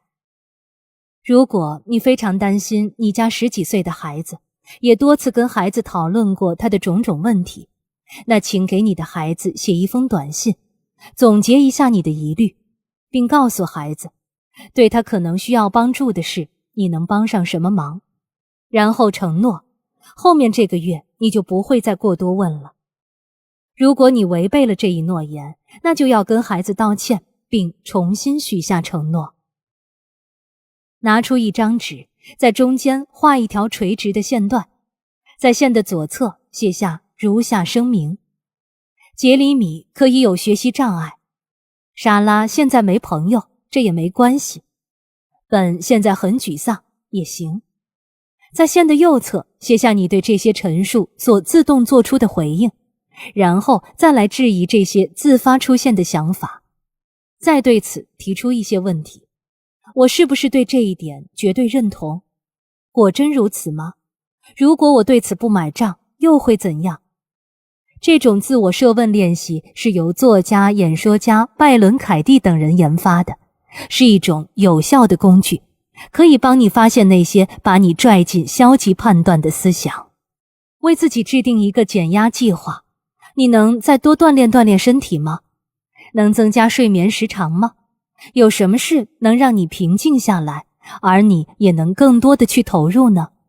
不要为了能更多的陪孩子而以牺牲掉自己的健康为代价。给自己安排一些独处的时光吧，给孩子做个在自我接纳方面的好榜样，同时授之以渔。第5章，内驱力，如何培养孩子的积极性。积极性是一种让人琢磨不透的东西。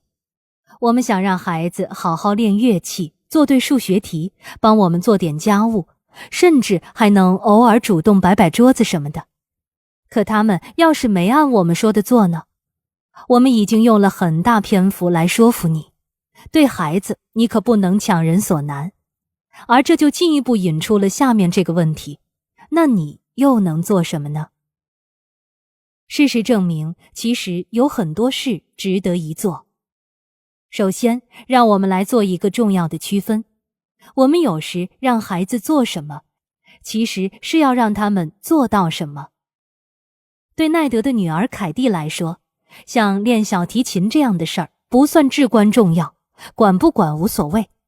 但奈德和凡妮莎两口子还是会要求他必须要系紧安全带，好好刷牙，并在每天早上准时穿好衣服。因为如果他没做到，那他上学就会迟到，还会进一步连累奈德夫妇上班也迟到。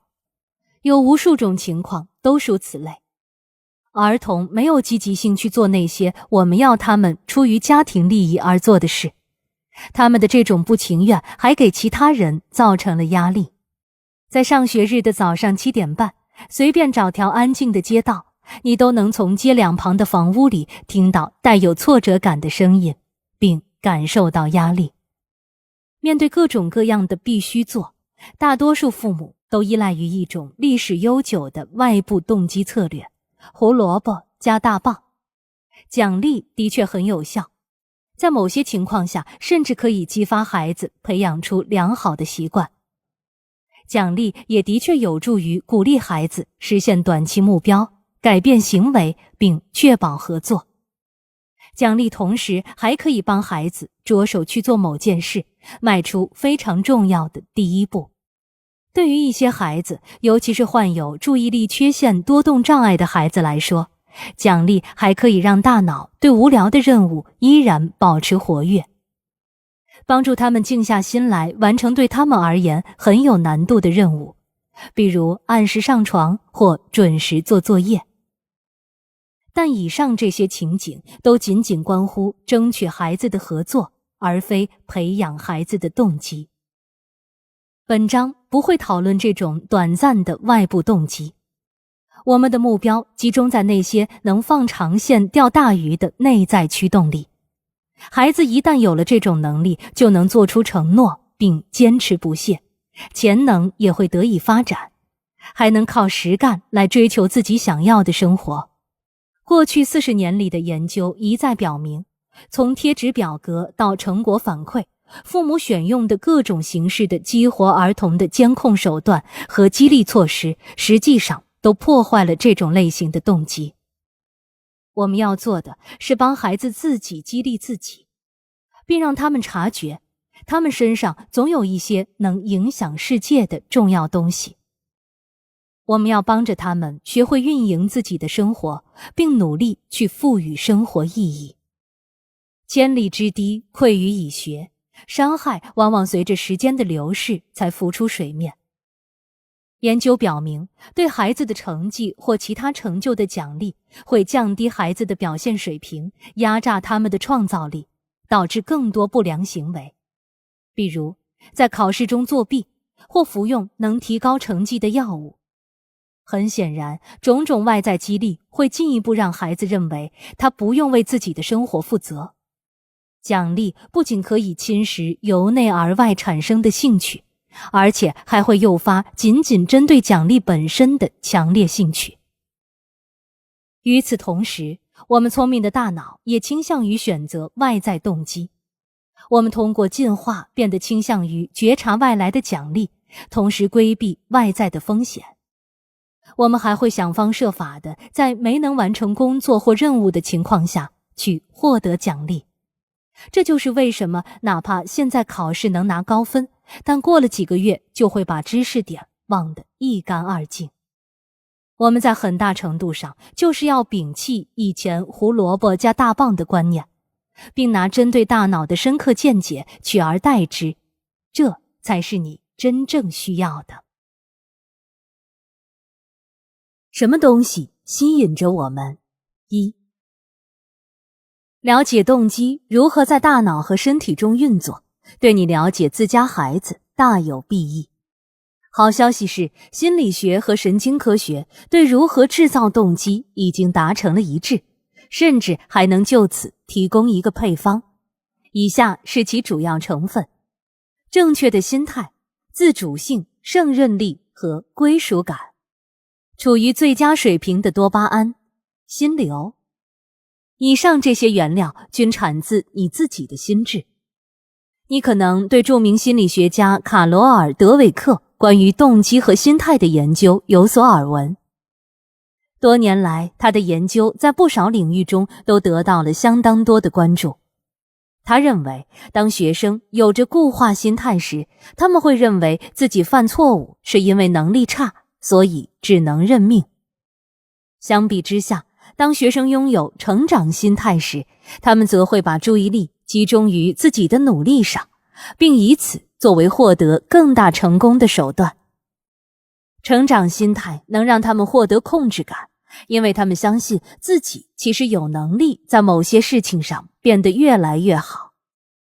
实际上，在随便一件事上，这种逻辑都能成立。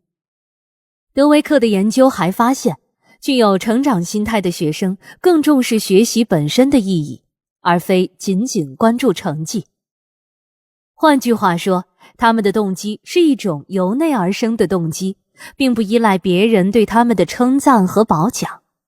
培养孩子的成长心态是提高他们的控制感，促进其情感发展和助力其学业进步的最佳方法之一。为了激发这种成长心态，德维克建议要赞扬孩子身上用于解决问题的切实努力和听他们想到的各种点子，而不要表扬他们所取得的成就。比如要说你有这样的好奇心，爸爸觉得很棒，而非你好聪明。要说你努力筹备考试，我都看在眼里，而非这次考得真不赖。用德维克的话来说，专注于自身内在的努力，在有助于缓解无助感的同时，也能让你更接近成功。对于能够自我驱动的孩子而言，拥有成长心态是最关键的要素。自主能力，动机是我们在研究中非常强调的一个重点内容，所以与之相关的那些卓越思想，我们也都深入了解过。德维克当然是深耕这一领域的优秀教师，而著名的心理学家爱德华·德希和理查德·莱恩也不遑多让。德希和莱恩已经开发出在心理学中广受支持的一个理论，即自我决定论 SDT， 而这一理论认为人类有3类基本需求：自主需求、胜任需求、归属需求。他们认为，在培养内在动机的3要素中，自主需求是最重要的。那咱们就先谈它。根据 SDT， 激励孩子的最好方法就是给他们的控制感提供支持。有数百项研究发现，在学校、家庭和企业中，解释为什么任务很重要，并在执行任务时尽可能多地给个人提供选择自由，都能比奖励或惩罚激发出更强烈的动力。我们现在知道了，如果教师能培养学生的自主性，就能催化学生的内在动机和追求挑战的意愿。如果父母培养孩子的自主性和掌控感，他们的孩子则更可能探索自身兴趣，并注重自我成长。帮助你的孩子发展这种自我激励，是一件你最值得做的事。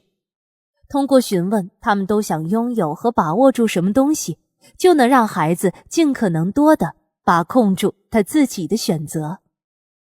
胜任力则是为了完成拼图不可或缺的另一部分，但这个概念很容易被误解。许多父母把所有注意力都放在了狭隘的胜任力概念上，一厢情愿地认为只要他们的儿子或女儿专攻数学或足球，那他或他的内在动机就能发挥作用。这些父母非常关注能力的种种外在表现，并为此变得唠唠叨叨，也爱制定各种计划。因此，他们在一定程度上却忽略了另外2种需求：自主需求和归属需求。我们可以把自我决定论看成一个3足的鼎，其中一条腿特别高，非但不会让你的鼎变得更高，反而会把鼎掀翻。但胜任力依然很重要，那种不管怎么做都搞不定的事是没人愿意做的。不过话说回来，德维克讲，胜任力并不是真正把事做好的能力，而是一种我们认为自己能把事情处理好的感觉。这是一种对于自身能力的意识，而非摆在架子上的意味着我最棒的奖杯。这是一种内在的而非外在的成就标尺。为人父母的工作之一，就是要多多支持我们的孩子去发展胜任力。你的科学课学得非常努力，就算没拿到你期待的成绩，我也依然为你感到骄傲。我想咱们都知道，你每天都在进步，而且离目标也越来越近了。要记住，你不能直接培养孩子的胜任力，任何这样做的尝试都会破坏他们自己的动机。最后，归属感指的是在个人与他人之间有一种能让人感到关爱的纽带。当你的孩子与老师之间有这种纽带时，他就会想为了那位老师而努力学习。当奈德问过他指导的学生，上个学年你在学校最喜欢上什么课，他总是还要接着提出另一个问题，那你喜欢的究竟是科目还是老师呢？至少有一半的孩子回答是老师，他真的是个好老师呢。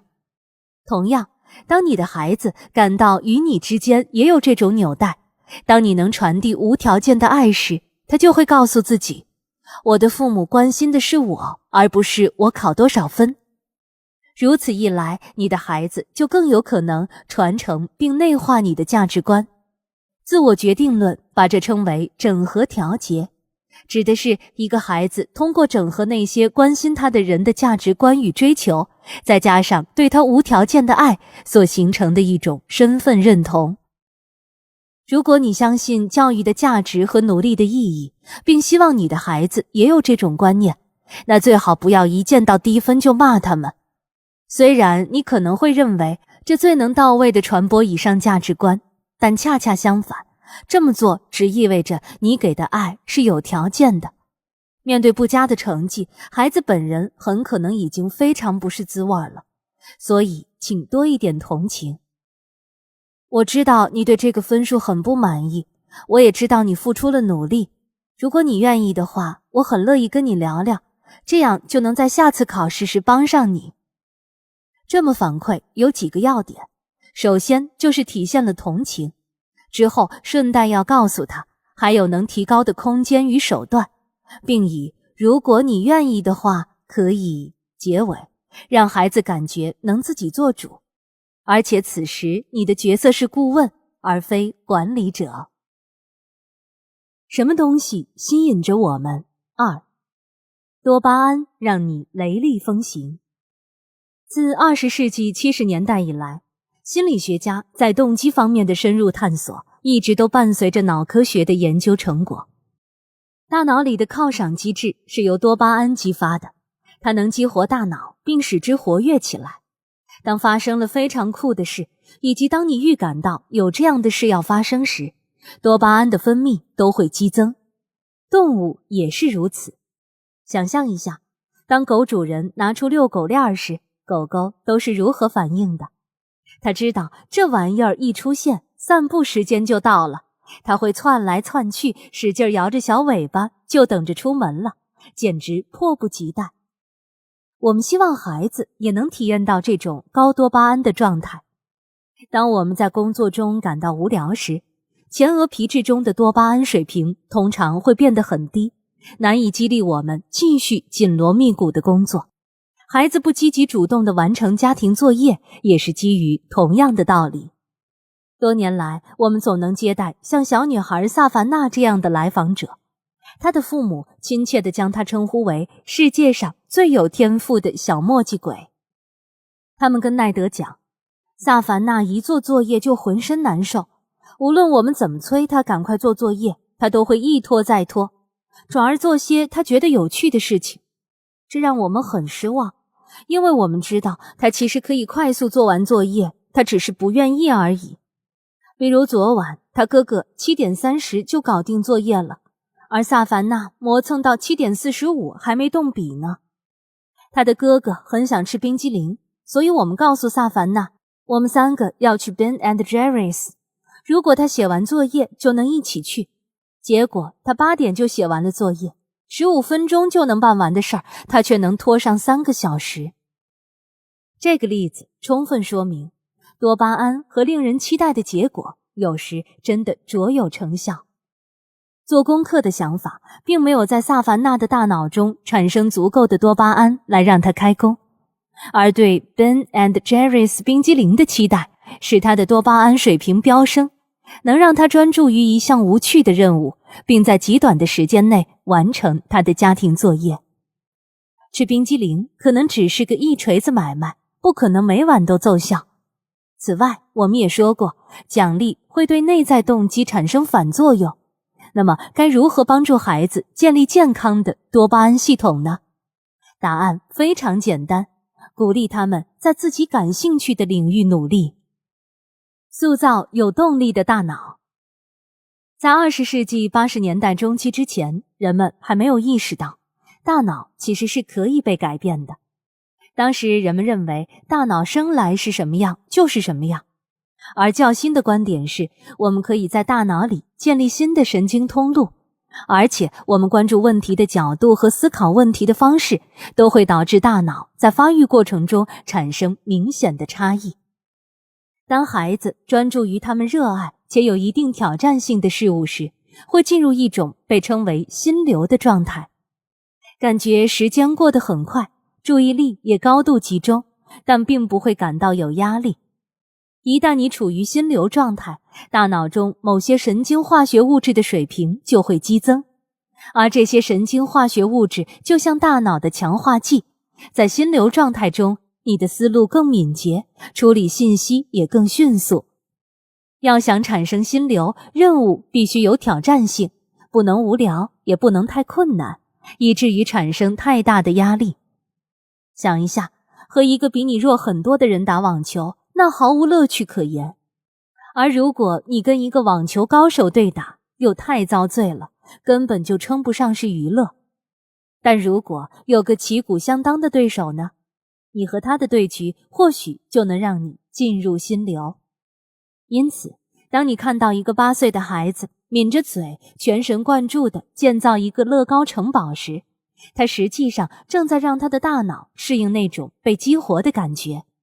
他正在调整着自己的大脑，将享受的感觉与高度集中的注意力、练习和努力联系在一起。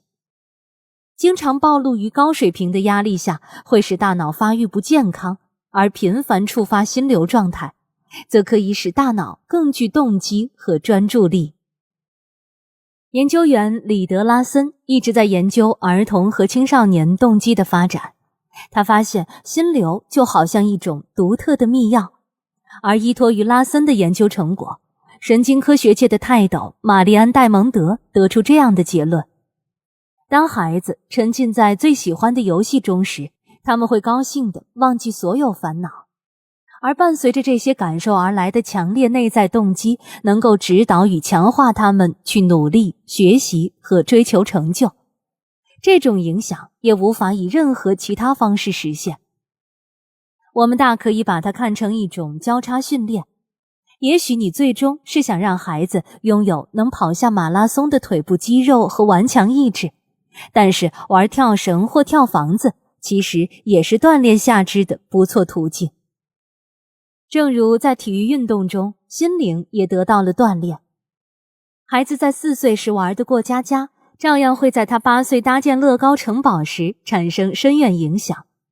过家家也需要很高的内在动机，但未必需要多么强的专注力，因为他们可以在玩耍的时候随时转头去玩芭比娃娃。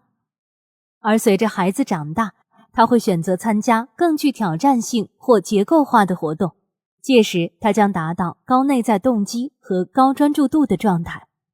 换句话说，那时候他就能体会到心流。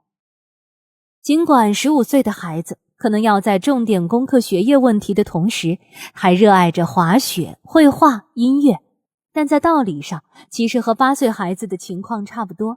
想引导他做你觉得他该做的事情，最好的方法就是先给他空间去做他想做的事情。比尔对此深有感触，一方面得益于科学的知识，另一方面也基于他的亲身经历。他上高中时成绩中等偏下，其实也没想过要成为一名好学生。正如我们在第2章中所提到的，初中时的他对摇滚乐充满了热情。上了高中后，在他的心目中，自己的乐队才是最重要的。他几乎每天晚上都会花很长时间学曲谱、学和弦、练乐器、唱歌，而所有这些都出于对音乐和乐队的热爱。他经常在晚上7点进入他的音乐间，自己一开始还想着8点15就离开，这样至少还能完成一些功课。可在绝大多数情况下，他以为8点15的时候，实际上都已经9点45了，因为他一直处于心流中。他后来意识到，作为一个少年，他当时的行为让大脑十分熟悉心流的状态。最终，当他找到一个职场或者学术方面的目标时，他能更快更好地全身心投入其中，并从中获益良多。我才不要像中年大叔一样思考。我们刚遇过的最经典的案例之一，是一个13岁的孩子，他的父亲想方设法的要让他考出好成绩。他说，我爸爸是我认识的最聪明的人，但对于他的方法我并不感兴趣，我才不要像中年大叔一样思考呢。这真是个早慧的姑娘。我们常看到这种亲子间的沟通不当，父母因孩子的做事风格而抓狂，却不曾意识到两辈人喜欢的沟通方式其实各不相同。13岁的孩子对于大人的很多方法与建议都不买账。奈德有一个叫格兰特的学生，因为学校距离他家有近1个小时的路程，他妈妈每天都开车送他上学。格兰特有着出众的心智水平，他好奇又聪明，还擅长辩论，但同时也拖延成性。他的所有事情都等到最后1分钟才做，甚至在上学路上还在车里用手机写论文作业。纵然妈妈很不喜欢他这样，不过每天这样忙忙叨叨、慌慌张张的，他倒是真把该做的全都做完了。纵然没有按照妈妈喜欢的方式去做，但他的成绩也全是 A。他但凡提前点开始写论文，并且每天都写上1点点，都能从容得多。妈妈感叹道，他说的也的确在理。不过奈德温柔地跟他讲，他自己大可以对这件事从容点。此话怎讲？他问道。你看，奈德说，你讲的是个10几岁的男孩吧，对吧？你自己做10几岁的孩子的时光其实已经有点久远了。他脑子里现在想的跟你不一样，他懂得尽力完成自己的工作，知道在压力下自己工作的最好，甚至他只能在压力下工作。但是先看看他浪费时间在被迫快马加鞭的完成工作，我就特别受不了。他妈妈说。奈德笑着建议，也许你就不应该看着。格兰特和他母亲之间的这种紧张关系是一种常见的情况，导致这种情况的部分原因是男性和女性处理多巴胺的惯用方式不同。女孩通常对学校生活更感兴趣，并且更加坚持不懈地在学业上用功，她们倾向于有更高的标准，并且更具批判性地评估自己的表现。她们更希望能让父母和老师高兴。女孩通常也会更有同情心，这让她们更加担心自己会让老师失望。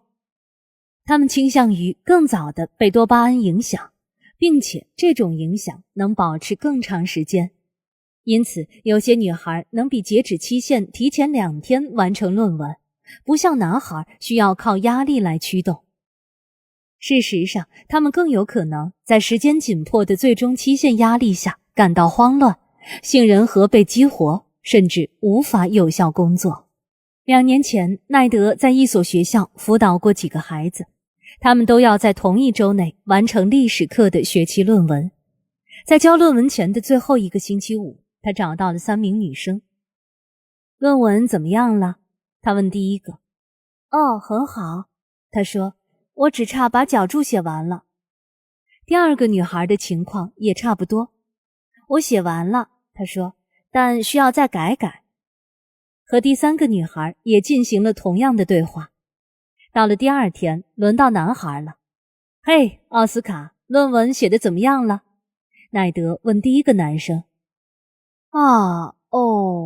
他说，对了，我一直在尽力弄呢，就是我有一些想法。第2个男孩说，我还没完全写完，但是我的意思是，放心，没毛病。第3个男孩所汇报的进展也差不多。请注意，这些男孩此时并没有压力，他们还没有使权力呢。男生和女生是不能一概而论的，虽然也有例外，并不是每个人都符合性别的特定模式，但女孩往往喜欢走在时间前面，当她们落后或在待办事项清单上有太多东西时，会感到压力。假以时日，自然而然的，这些女孩会长大，而其中有许多成为妈妈，就是那些经常督促儿子的家庭作业情况的妈妈。结果可想而知，而我们把这看作一场多巴胺的战争。性别的确是一种影响因素，但如果孩子患有 ADHD、焦虑症或抑郁症，那他们的动机的运作机制会受影响。患有 ADHD 的孩子无法达到和其他孩子一样的多巴胺水平，所以他们需要以某种形式助推一下来发动他们的动机引擎。请这些孩子的父母放心，我们将在之后讨论药物、激励和锻炼等手段是如何帮助孩子集中注意力并完成他们作业的。最后，我还想强调一点，能调动起某个孩子的方法，对另一个孩子未必管用。有些孩子产生动机，很大程度上是因为他们希望有亲密的人际关系，或想帮助他人。而其他孩子的动机则是为了达到更高的水平，渴望学习新事物，获得新技能。孩子甚至可能出于不同的原因而想要相同的东西。许多孩子喜欢电子游戏或体育运动，却不是为了寻求刺激或获胜，而是为了享受与朋友一起玩的乐趣。一些学生为了个人的满足感而努力取得好成绩，而另一些则是为了达到某个长期目标，所以才很在意学业。同理，孩子可能会因为各种不同的原因去参加高中学生会的竞选，可能是他们想要对政府机构有所了解，或者想帮助解决与自己朋友有关的问题，或是为了丰富自己申报大学的简历，甚至是为了体验名声在外的感觉，以及为了满足自己的官瘾。一旦父母关注到这些差异，他们就可以引导孩子去理解是什么激励了他们行动起来，而对他们真正重要的又是什么。以上知识还可以很好地解释为什么他们的孩子有时会做出看似不明智的决定。比如，他明明可以选择去一个在学业上更有挑战的精英高中，却要和其他小朋友一样去当地的公立学校。我们认识的另一个学生就有着类似经历。当学校管理员告诉他，他必须放弃课余爱好，留更多时间做作业的时候，他就改变主意，不再去学业压力大的那所高中了。我才15岁，他想，为什么我要放弃我现在喜欢做的事情？他转了学，并以优异的成绩毕业，现在在大学里也过得不错。虽然那所学校不是什么学术方面的名校，却是他的第一志愿。他颇有自知之明，从很小就明白，他自己一直就对一板一眼的学术知识不感冒。动机方面的常见问题及其解决方法。一，我们发现孩子的表现往往呈现出两种极端，有些特别完美主义，因此被迫追逐名利，甚至因为压力太大生了病。有些似乎对任何事情都漠不关心，或者做一些看上去不符合自己利益的事情。我们还发现，这两种极端的孩子都缺乏控制感。好在有很多方法值得一试。以下是4种最常见的动机问题，以及我们的建议。破坏者。我家孩子明知有的事情要抓紧办，但好像就是无法调动自己的积极性，简直就是自毁前程。有很多家长如此描述自己的孩子。这些孩子可能想在班上拿到好成绩，或在学校乐队里搞出点名堂，但他们似乎就是无法投身其中。如果你家孩子正是如此，你可以引导他明白，哪怕是现在看起来不那么重要的事情，对他们的长期目标也很有可能至关重要。大多数父母来找我们之前，都试过让孩子理解这种关联。而我们也知道，这件事听起来容易，做起来难。倘若一个孩子的主要兴趣是与朋友交往，那请鼓励他的兴趣，并和他一同展望，看他将如何在某一天为他所用。他可能会因此有一个充实的职业生涯，比如成为教师、心理学家、谈判代表、律师或销售总监。但同时也要告诉孩子，大多数强调人际交往能力的职业至少需要学士学位，并且在很多情况下甚至还需要硕士学位保底。因此，如果他想以有意义的方式与他人互动，就得努力提高自己的学习成绩。在一些对他很重要的事上，你也可以引导他自己找出几个非努力不可的理由。我们同时还要引领孩子去区分那些要我做的事和真正我要做的事。为了更好地让孩子领会这一点，比尔会请他们想一想那些刚刚为人父母的大人。他跟孩子讲，当他的女儿还是个小宝宝的时候，每次他半夜里哭着醒来，他都想着赶快起来把女儿交给他妈妈喂奶，而自己从没想过要主动起床，这是要我做。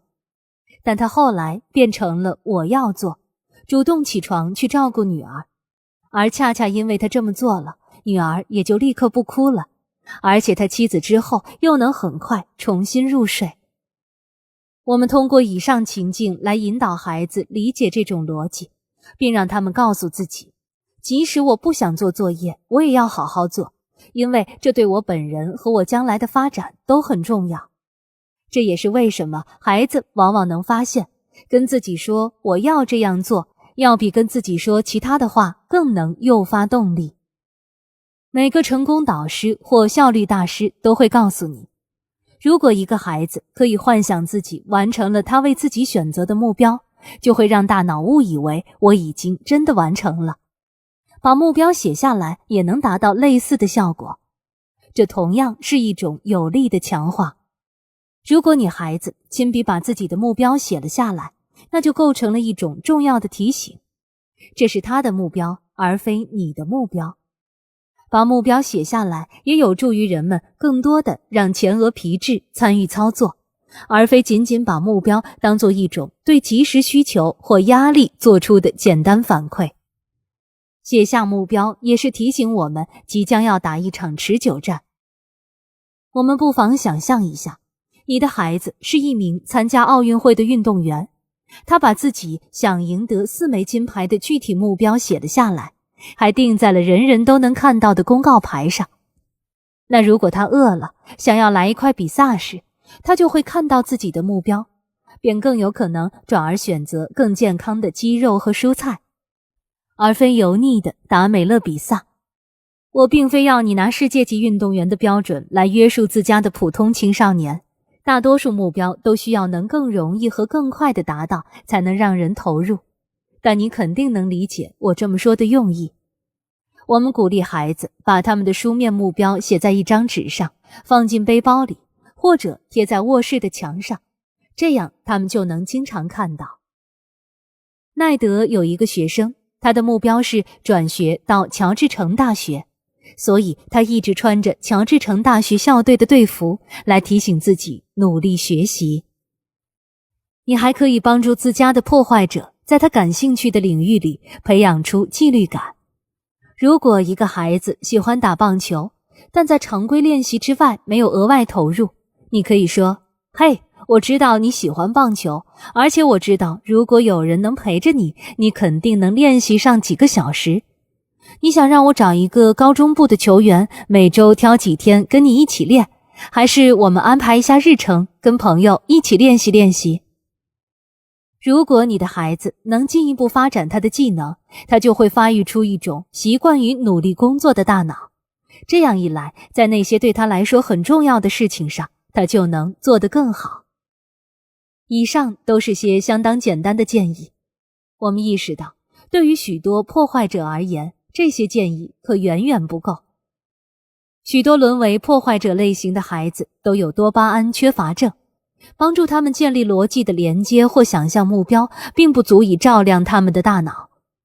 如果你的孩子对做作业异常强烈反对，我们建议你对其进行专业评估，以排除 ADHD、焦虑症、睡眠困难和学习障碍的影响。激活破坏者的一些额外策略还包括经常运动，即使短时间的运动也足以激活大脑开始投入于某些事情。部分原因在于前额皮质中的多巴胺增多。此外，一定要动起来，那才算运动。社会支持，找一个年龄稍大一点的孩子来担任孩子的家庭作业教练，或者帮你的孩子加入一个侧重学业的同龄人学习小组，这可以帮助他集中注意力。对于青少年来说，我们特别关注同龄人点对点的支持，因为青少年在这个发展阶段更适应跟同伴交流。还有研究表明，孩子从其他孩子那里学东西，往往要比从成年人那里学得更好。一旦家庭作业教练是一个年龄稍大点的孩子时，被辅导的孩子则会大量分泌多巴胺。这种外包还有个理由，如果你倾向于控制，或者你本不倾向，但你的孩子认为你倾向，那他的破坏者属性将本能地开始发作。刺激，一些破坏者需要把音乐置于背景中，以此来帮助他们完成他们原本要拖延的任务。音乐可以作为白噪声存在，阻止分心，它可以让活动显得不那么枯燥，也可以缓解焦虑。对于其他人来说，安静的环境更好，但你家的破坏者可能需要都尝试一下，才能看出怎样才最适合他。最近还有证据表明，嚼口香糖也能提升活动水平、加工速度和工作产出量。健康的高蛋白饮食和足够的休息。循环训练，一旦在计时器设定的短时间内高度投入工作，随后按规定时间休息，破坏者往往就能表现良好。你琢磨琢磨，起飞阶段和着陆阶段在讲座与课程中都让人难忘，而在两者之间，我们的大脑一直走在一条迂回漫长的小路上。因此，学20分钟科学，学20分钟西班牙语，再来20分钟社会研究，每个科目之间有休息，重复2轮，这可能要比每次连续学上40分钟更有效。添加更多的开始点和停止点，可以鼓励大脑更加专心与积极。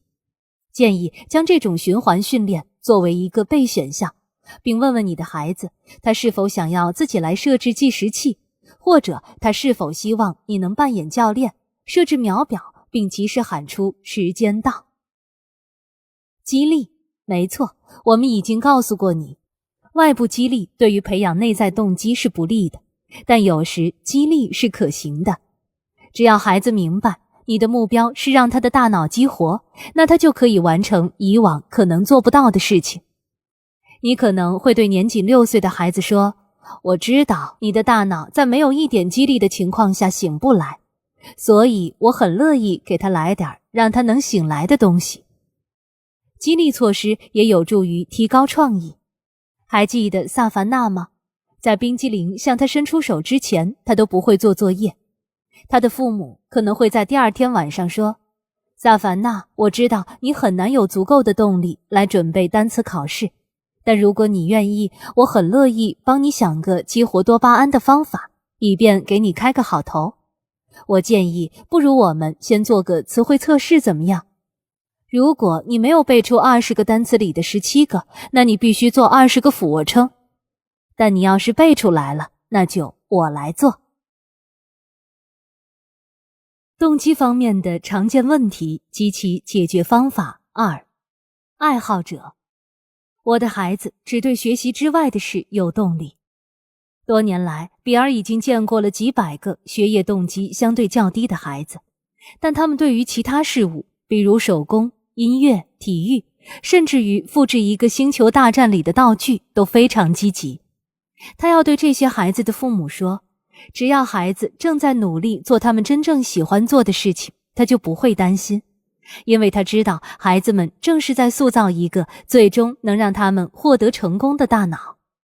比尔告诉孩子，加油做，好好干，投入的去做那些对你来说重要的事情，这对你的大脑发展大有好处。他还跟孩子讲，如果他们能够将这种完全的沉浸感传递到与学业有关的事物上，那可是好事一桩。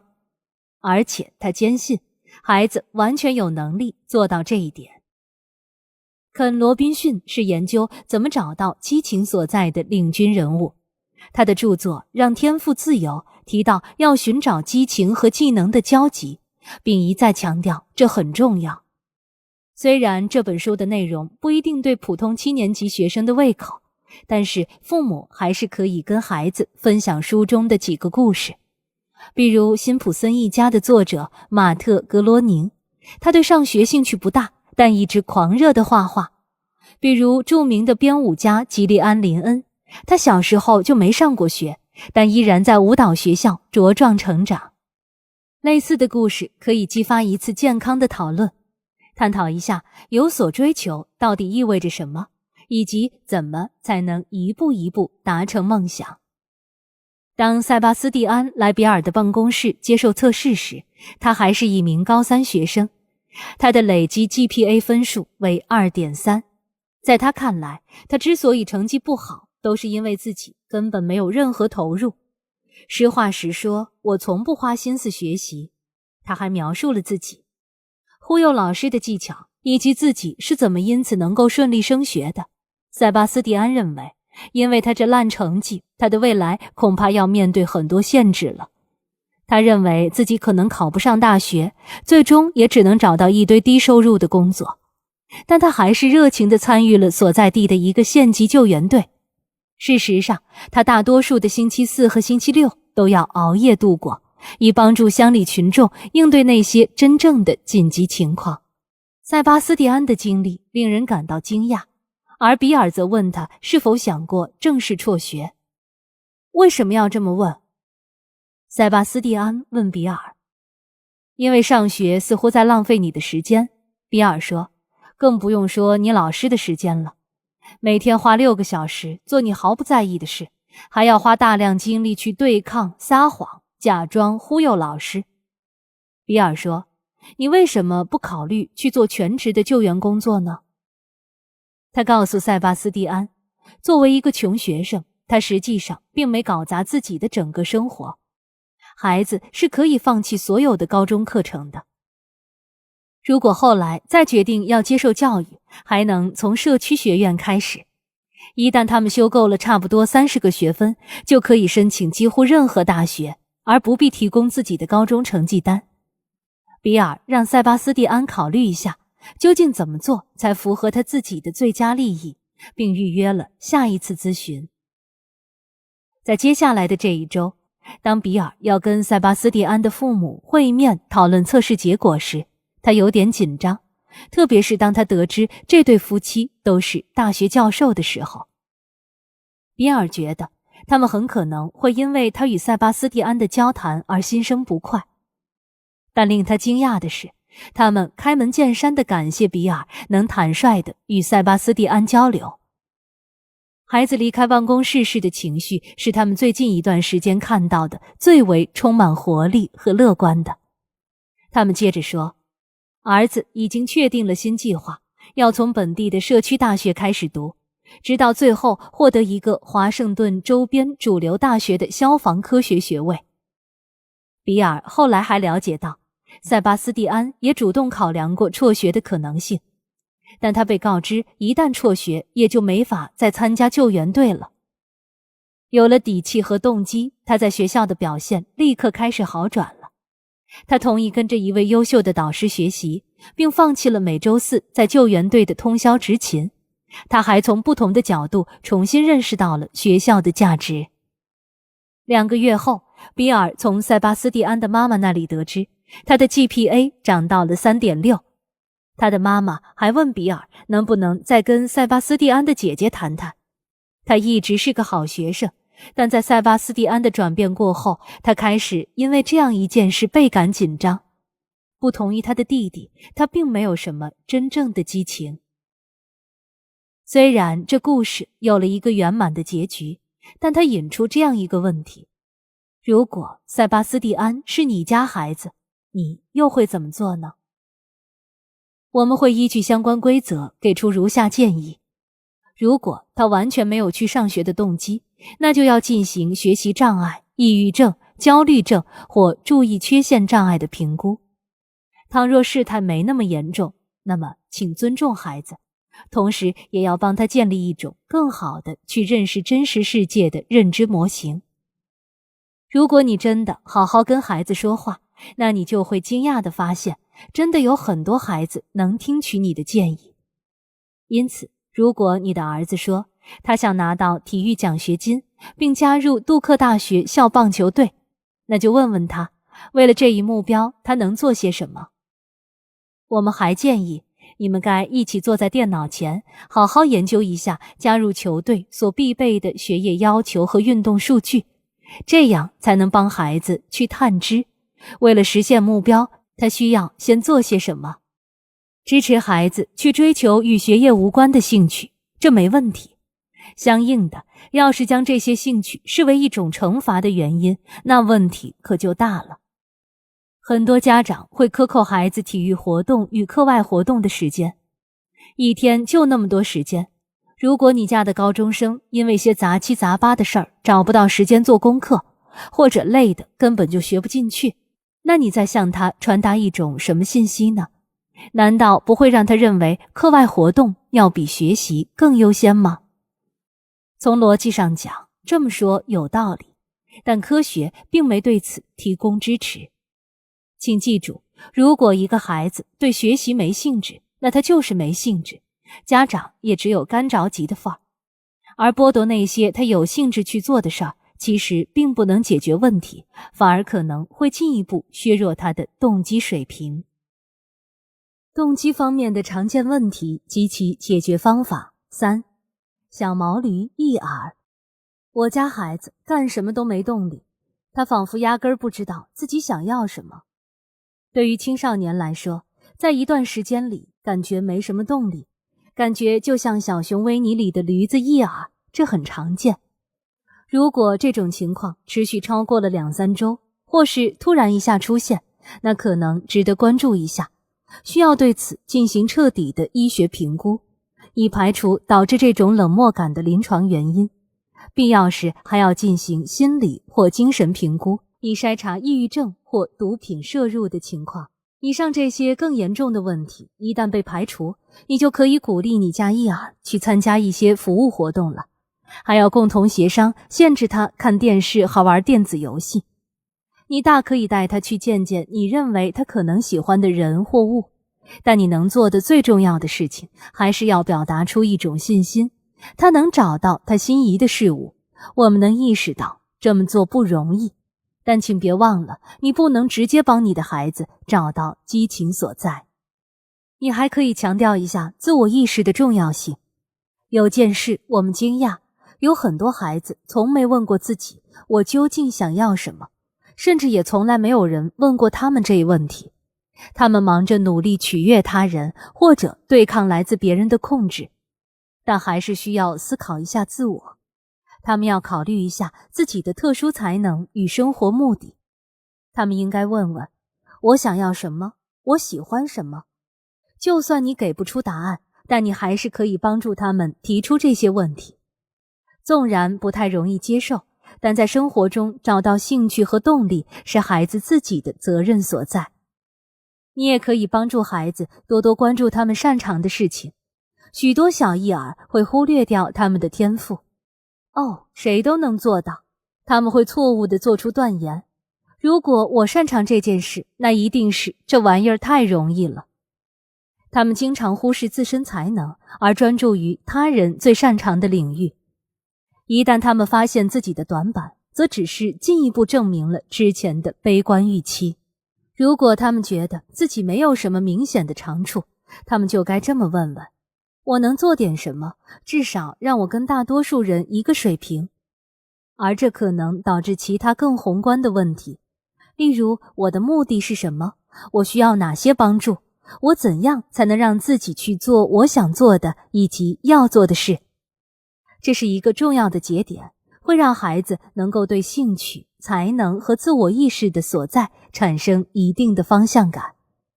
他们年轻时所找到的领域未必就是他们最终投身的领域，但这是重要的一步。有一个患语言学习障碍的女孩莱蒂，从5岁到大2都一直在接受比尔的指导。莱蒂14岁那年，尽管她已经能够很好地完成作业，也很听父母的话，但她的母亲还是担心，她似乎在生活中没有任何真正的激情。比尔告诉她，虽然我们时不时地在孩子的兴趣方面提建议，但兴趣这东西强求不来，兴趣往往是自己长出来的，并且往往以一种出人意料的形式。当比尔6个月后再次接待莱特的母亲，并跟他讨论与学校有关的问题时，他说：顺便说一下，莱特已经加入了华盛顿动物救援联盟，好像还非常乐在其中。在接下来的几个月里，莱特对他在那儿的工作投入了大量的精力。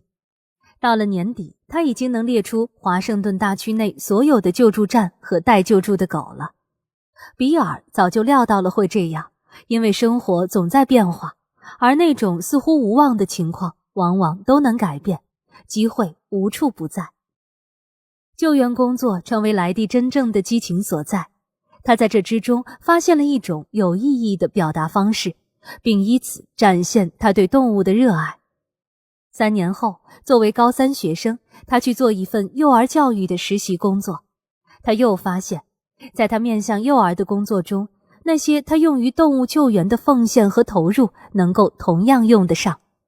然后，莱特成为一个积极向上的大学生，专修儿童发展和学前教育。最近，他大学毕业，并获得了幼儿教育的学位，正在享受他的第一份工作，一名幼教老师。许多小益儿都有些宅，会拒绝做任何新的或不同的尝试，并有一个狭窄的舒适区。他们通常喜欢阅读、独奏或玩电子游戏，而非参与更积极的任务，往往也不愿意把自己置于不熟悉的社交场合。许多父母说，如果他们不一直催，他们家的小益儿能永远不出门。面对这样的孩子，家长很难忍住不唠叨。然而，唠叨无法激励他们去尝新尝鲜。家长首先要明白，当要适应新情况时，小益儿们通常都缺乏对能力的灵活把控和信心，而这可能导致他们对尝试新事物产生焦虑。此外，由于这些孩子很少能跟别人自来熟，他们很可能会对在家庭或教室外的社交需求感到更加焦虑。因此，帮助小益儿们就需要一套组合的方法。1. 保持冷静，专注于跟孩子建立稳固的关系，哄骗孩子对关系有害无益。要知道，的确有些人就算在一生中也没有过很多兴趣爱好，也没有过很多朋友，但他们依然过得很幸福。2. 问问孩子是否希望能更舒服地去应对新状况，别对他们感到那么紧张。如果他希望，你可以帮他引荐一位相关领域的专家，帮助孩子更有信心地接受新挑战。3. 告诉孩子，你认为作为父母，让他接触真实的世界是你的责任，而你宁愿不要总是催着他去接受新鲜事物，同时还可以问问他对此有什么建议。你还可以跟孩子达成合理的妥协，上限是你对孩子的活跃度与参与感的期待，下限是新鲜事物给孩子带来的不确定感与挑战性，并在此之间达到平衡。4. 身体的活动可以激活各种各样的孩子，你可以看看是否能让你家的小益儿有兴趣去参加一项大多数孩子都不做的运动，比如击剑、攀岩或柔道。如果有必要的话，甚至可以用上短期的奖励。动机方面的常见问题及其解决方法。4. 赫敏·格兰杰。我的孩子内心压力很大，在他看来，要么上耶鲁，要么全完蛋。有些孩子受困于竞争激烈的学校环境中，或者被要求获得尽可能多的荣誉。哈利波特的朋友赫敏·格兰杰就完全属于这一类。尽管孩子会因焦虑和竞争相互影响，但在绝大多数情况下，这类孩子所感受到的压力都来自父母或老师。赫敏们被培养出了这样的认识：一定要出类拔萃或满足他人的期望，而这其实非常不健康。他们的动机在很大程度上其实是以恐惧为基础的。他们会因为无法实现自己或别人为他们设定的高目标而感到非常焦虑。他们往往控制感很差，并会有一种存在的无力感。这个词来自斯坦福大学前新生教务长和《如何让孩子成年又成人》一书的作者朱莉·利斯科特·海姆斯。显然，如果压力来自父母，那解决方案很简单，停手即可。即使你为自己的孩子感到骄傲，他也可能会以为自己是因为有种种成就才得到了爱。一般情况下，靠进一步的沟通就能解决这个问题。但如果你跟他说，听着，我并不介意你的成绩好坏，或你考上了什么学校，但他仍然焦虑和恐惧，那修复起来就更加复杂了。我们最近跟一整个教室紧张兮兮又被临近的 AP 英语考试折磨得精疲力竭的高二学生聊了聊，谈到了压力与睡眠剥夺对发育中的大脑的影响。学生都很有礼貌，也做了笔记，还提出了很好的问题。而且他们似乎也认为，如果没有长期的疲惫和压力，他们最终能更加成功。然而，当谈话结束时，他们的老师把我俩拉到一边说，这些孩子中的每一个都认为，如果他们没考进耶鲁，最终就只能在麦当劳打工了。华盛顿一所私立经营学校的英语老师也告诉过我俩非常相似的情况。孩子一上9年级，想着没能进入名校，就都会吓坏了。那如何着手处理呢？该怎样鼓励一个如此依赖外在的成就表现的孩子，让他产生内在动机呢？首先要问他愿不愿意听到一些可能有助于他学业的消息，但可能会伴有一点点的恐惧与焦虑。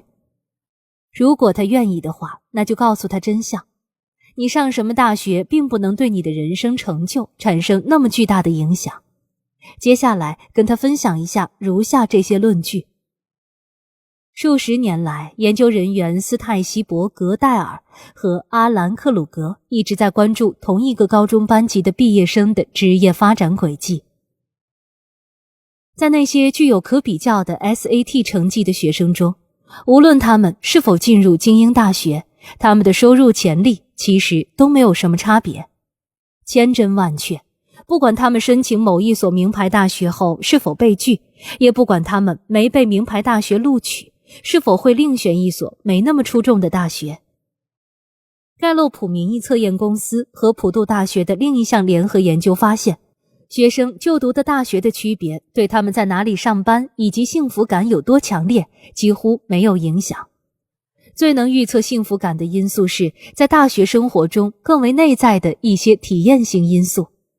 例如，有一位教授对他们表现出了个人兴趣，能激励他们学习并提供鼓励。2，在大学期间去实习或工作，还能用得上他们正在学习的东西。3，积极参与课外活动，或者需要1个学期甚至更长时间才能完成的项目。此外，皮尤研究中心2013年进行的一项研究发现，公立和私立大学的毕业生报告了相同的生活满意度，其中包括家庭生活满意度和个人财务满意度，以及工作满意度。这些研究都表明，如果你既聪明又积极，那你去哪里上学其实并不重要。对于一些孩子来说，明白这一点会让他们更容易关注那些对自己来说真正重要的东西。你还可以与自家的赫敏分享大鱼小池的理论。这一理论由赫伯特·马什提出。如果你在同伴群体中表现优异，你就会认为自己处于一种更积极的状态。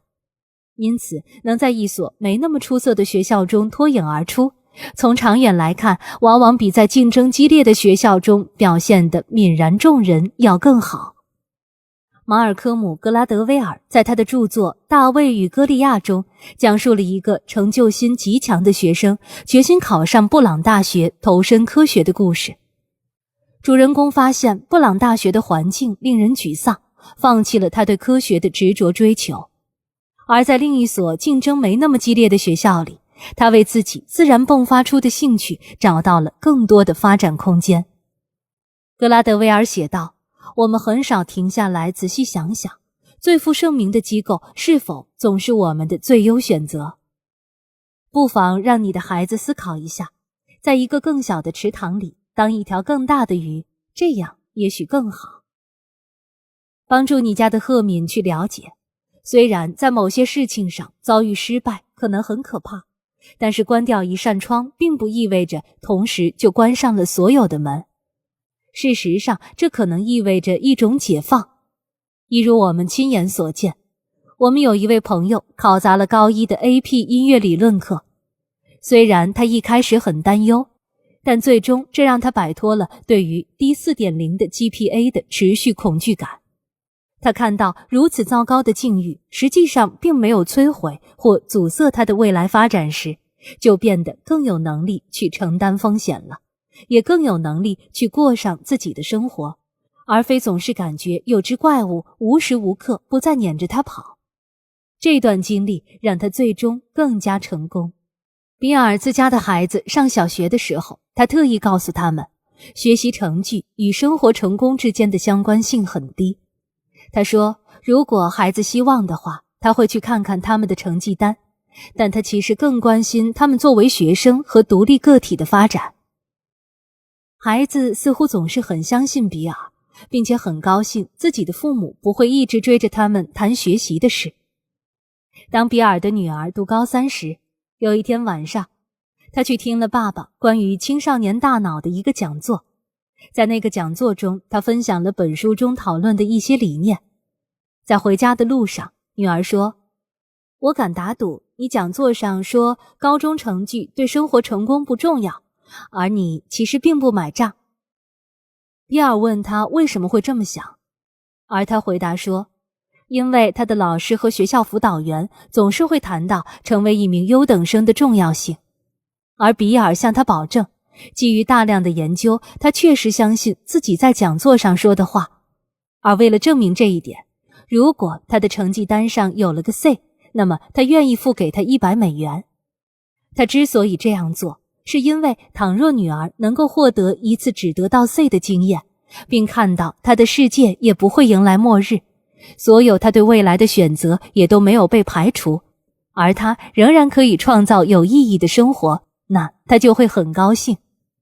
奈德告诉他，遇到的每一个赫敏，他能做的最重要的事，就是在余生中发育出他想要的大脑。他是否真的想要一个这么紧张和疲惫的大脑，而他以后也就很容易焦虑和沮丧吗？他想要一个属于工作狂的大脑吗？或者他是否想要一个强大又快乐还很坚韧的大脑？就像奈德一样，你可以跟孩子说，你显然足够聪明，所以才能这么拼。问题在于，这对你的长期发展而言，是不是健康的呢？能不能助你达成至高价值呢？然后再鼓励他思考一下，他的最高价值在哪里？对他来说，最重要的又是什么？并让他在考虑这些问题的时候，顺便想想，他自己是否正在朝着正确的方向前进。随后，你还可以帮助他设定基于价值观的目标，因为当你在设定能加以控制的目标时，你的心智就会感到很快乐。今晚怎么做？重要的事情说3遍，支持自主性，支持自主性，支持自主性。探索孩子究竟对什么事情有内在动机。为了做到这一点，你可以通过询问他在日常生活中的什么事后会感到真的很开心。拥有健康自驱力的孩子通常会想到这些事。他们在学业或体育项目中表现优异，度过了某段逍遥快乐的时光，或者跟朋友或家人做了些有趣的事。相应的，那些受制于动机或难以维持动机和努力水平的孩子，则常常会说，当他们没有感到责任，没有任何期待，以及没有感到压力时，他们才最开心。跟孩子谈谈，在生活中他们想要什么，他们喜欢做些什么，他们觉得自己擅长什么。如果他们出于某个原因来到世上，那这个原因又可能是什么？帮助你的孩子表达目标并写下来，但就目前而言，仅仅表达一下他想要达到何种地步，已经算迈出非常有建设性的一步了。给孩子提供空间和时间，让他们做自己喜欢做的事，这能激发他们在任何活动上都能产生心流。在困难面前引导并塑造孩子对挑战与坚持的热爱，赋予年幼的孩子更加积极的动机品质。例如说，我就知道你不会放弃。教你的孩子别过分专注于取悦他人。如果他们专注于外部反馈，请考虑一下偶尔这么表达。每个人在某件事上能取得成功，还从其他人那里获得积极反馈，并为此感觉非常良好，这完全正常。不过在我的经验中，最明智的做法还是要评估一下自己的表现，并专注于更好地去做正确的事情。如果你的孩子似乎没什么激情，请记住，有许多的人与经历都能对他们的生活产生积极影响。不妨去寻找一些不同领域的导师或榜样，让孩子得以接触更广泛的职业生涯和生命选择。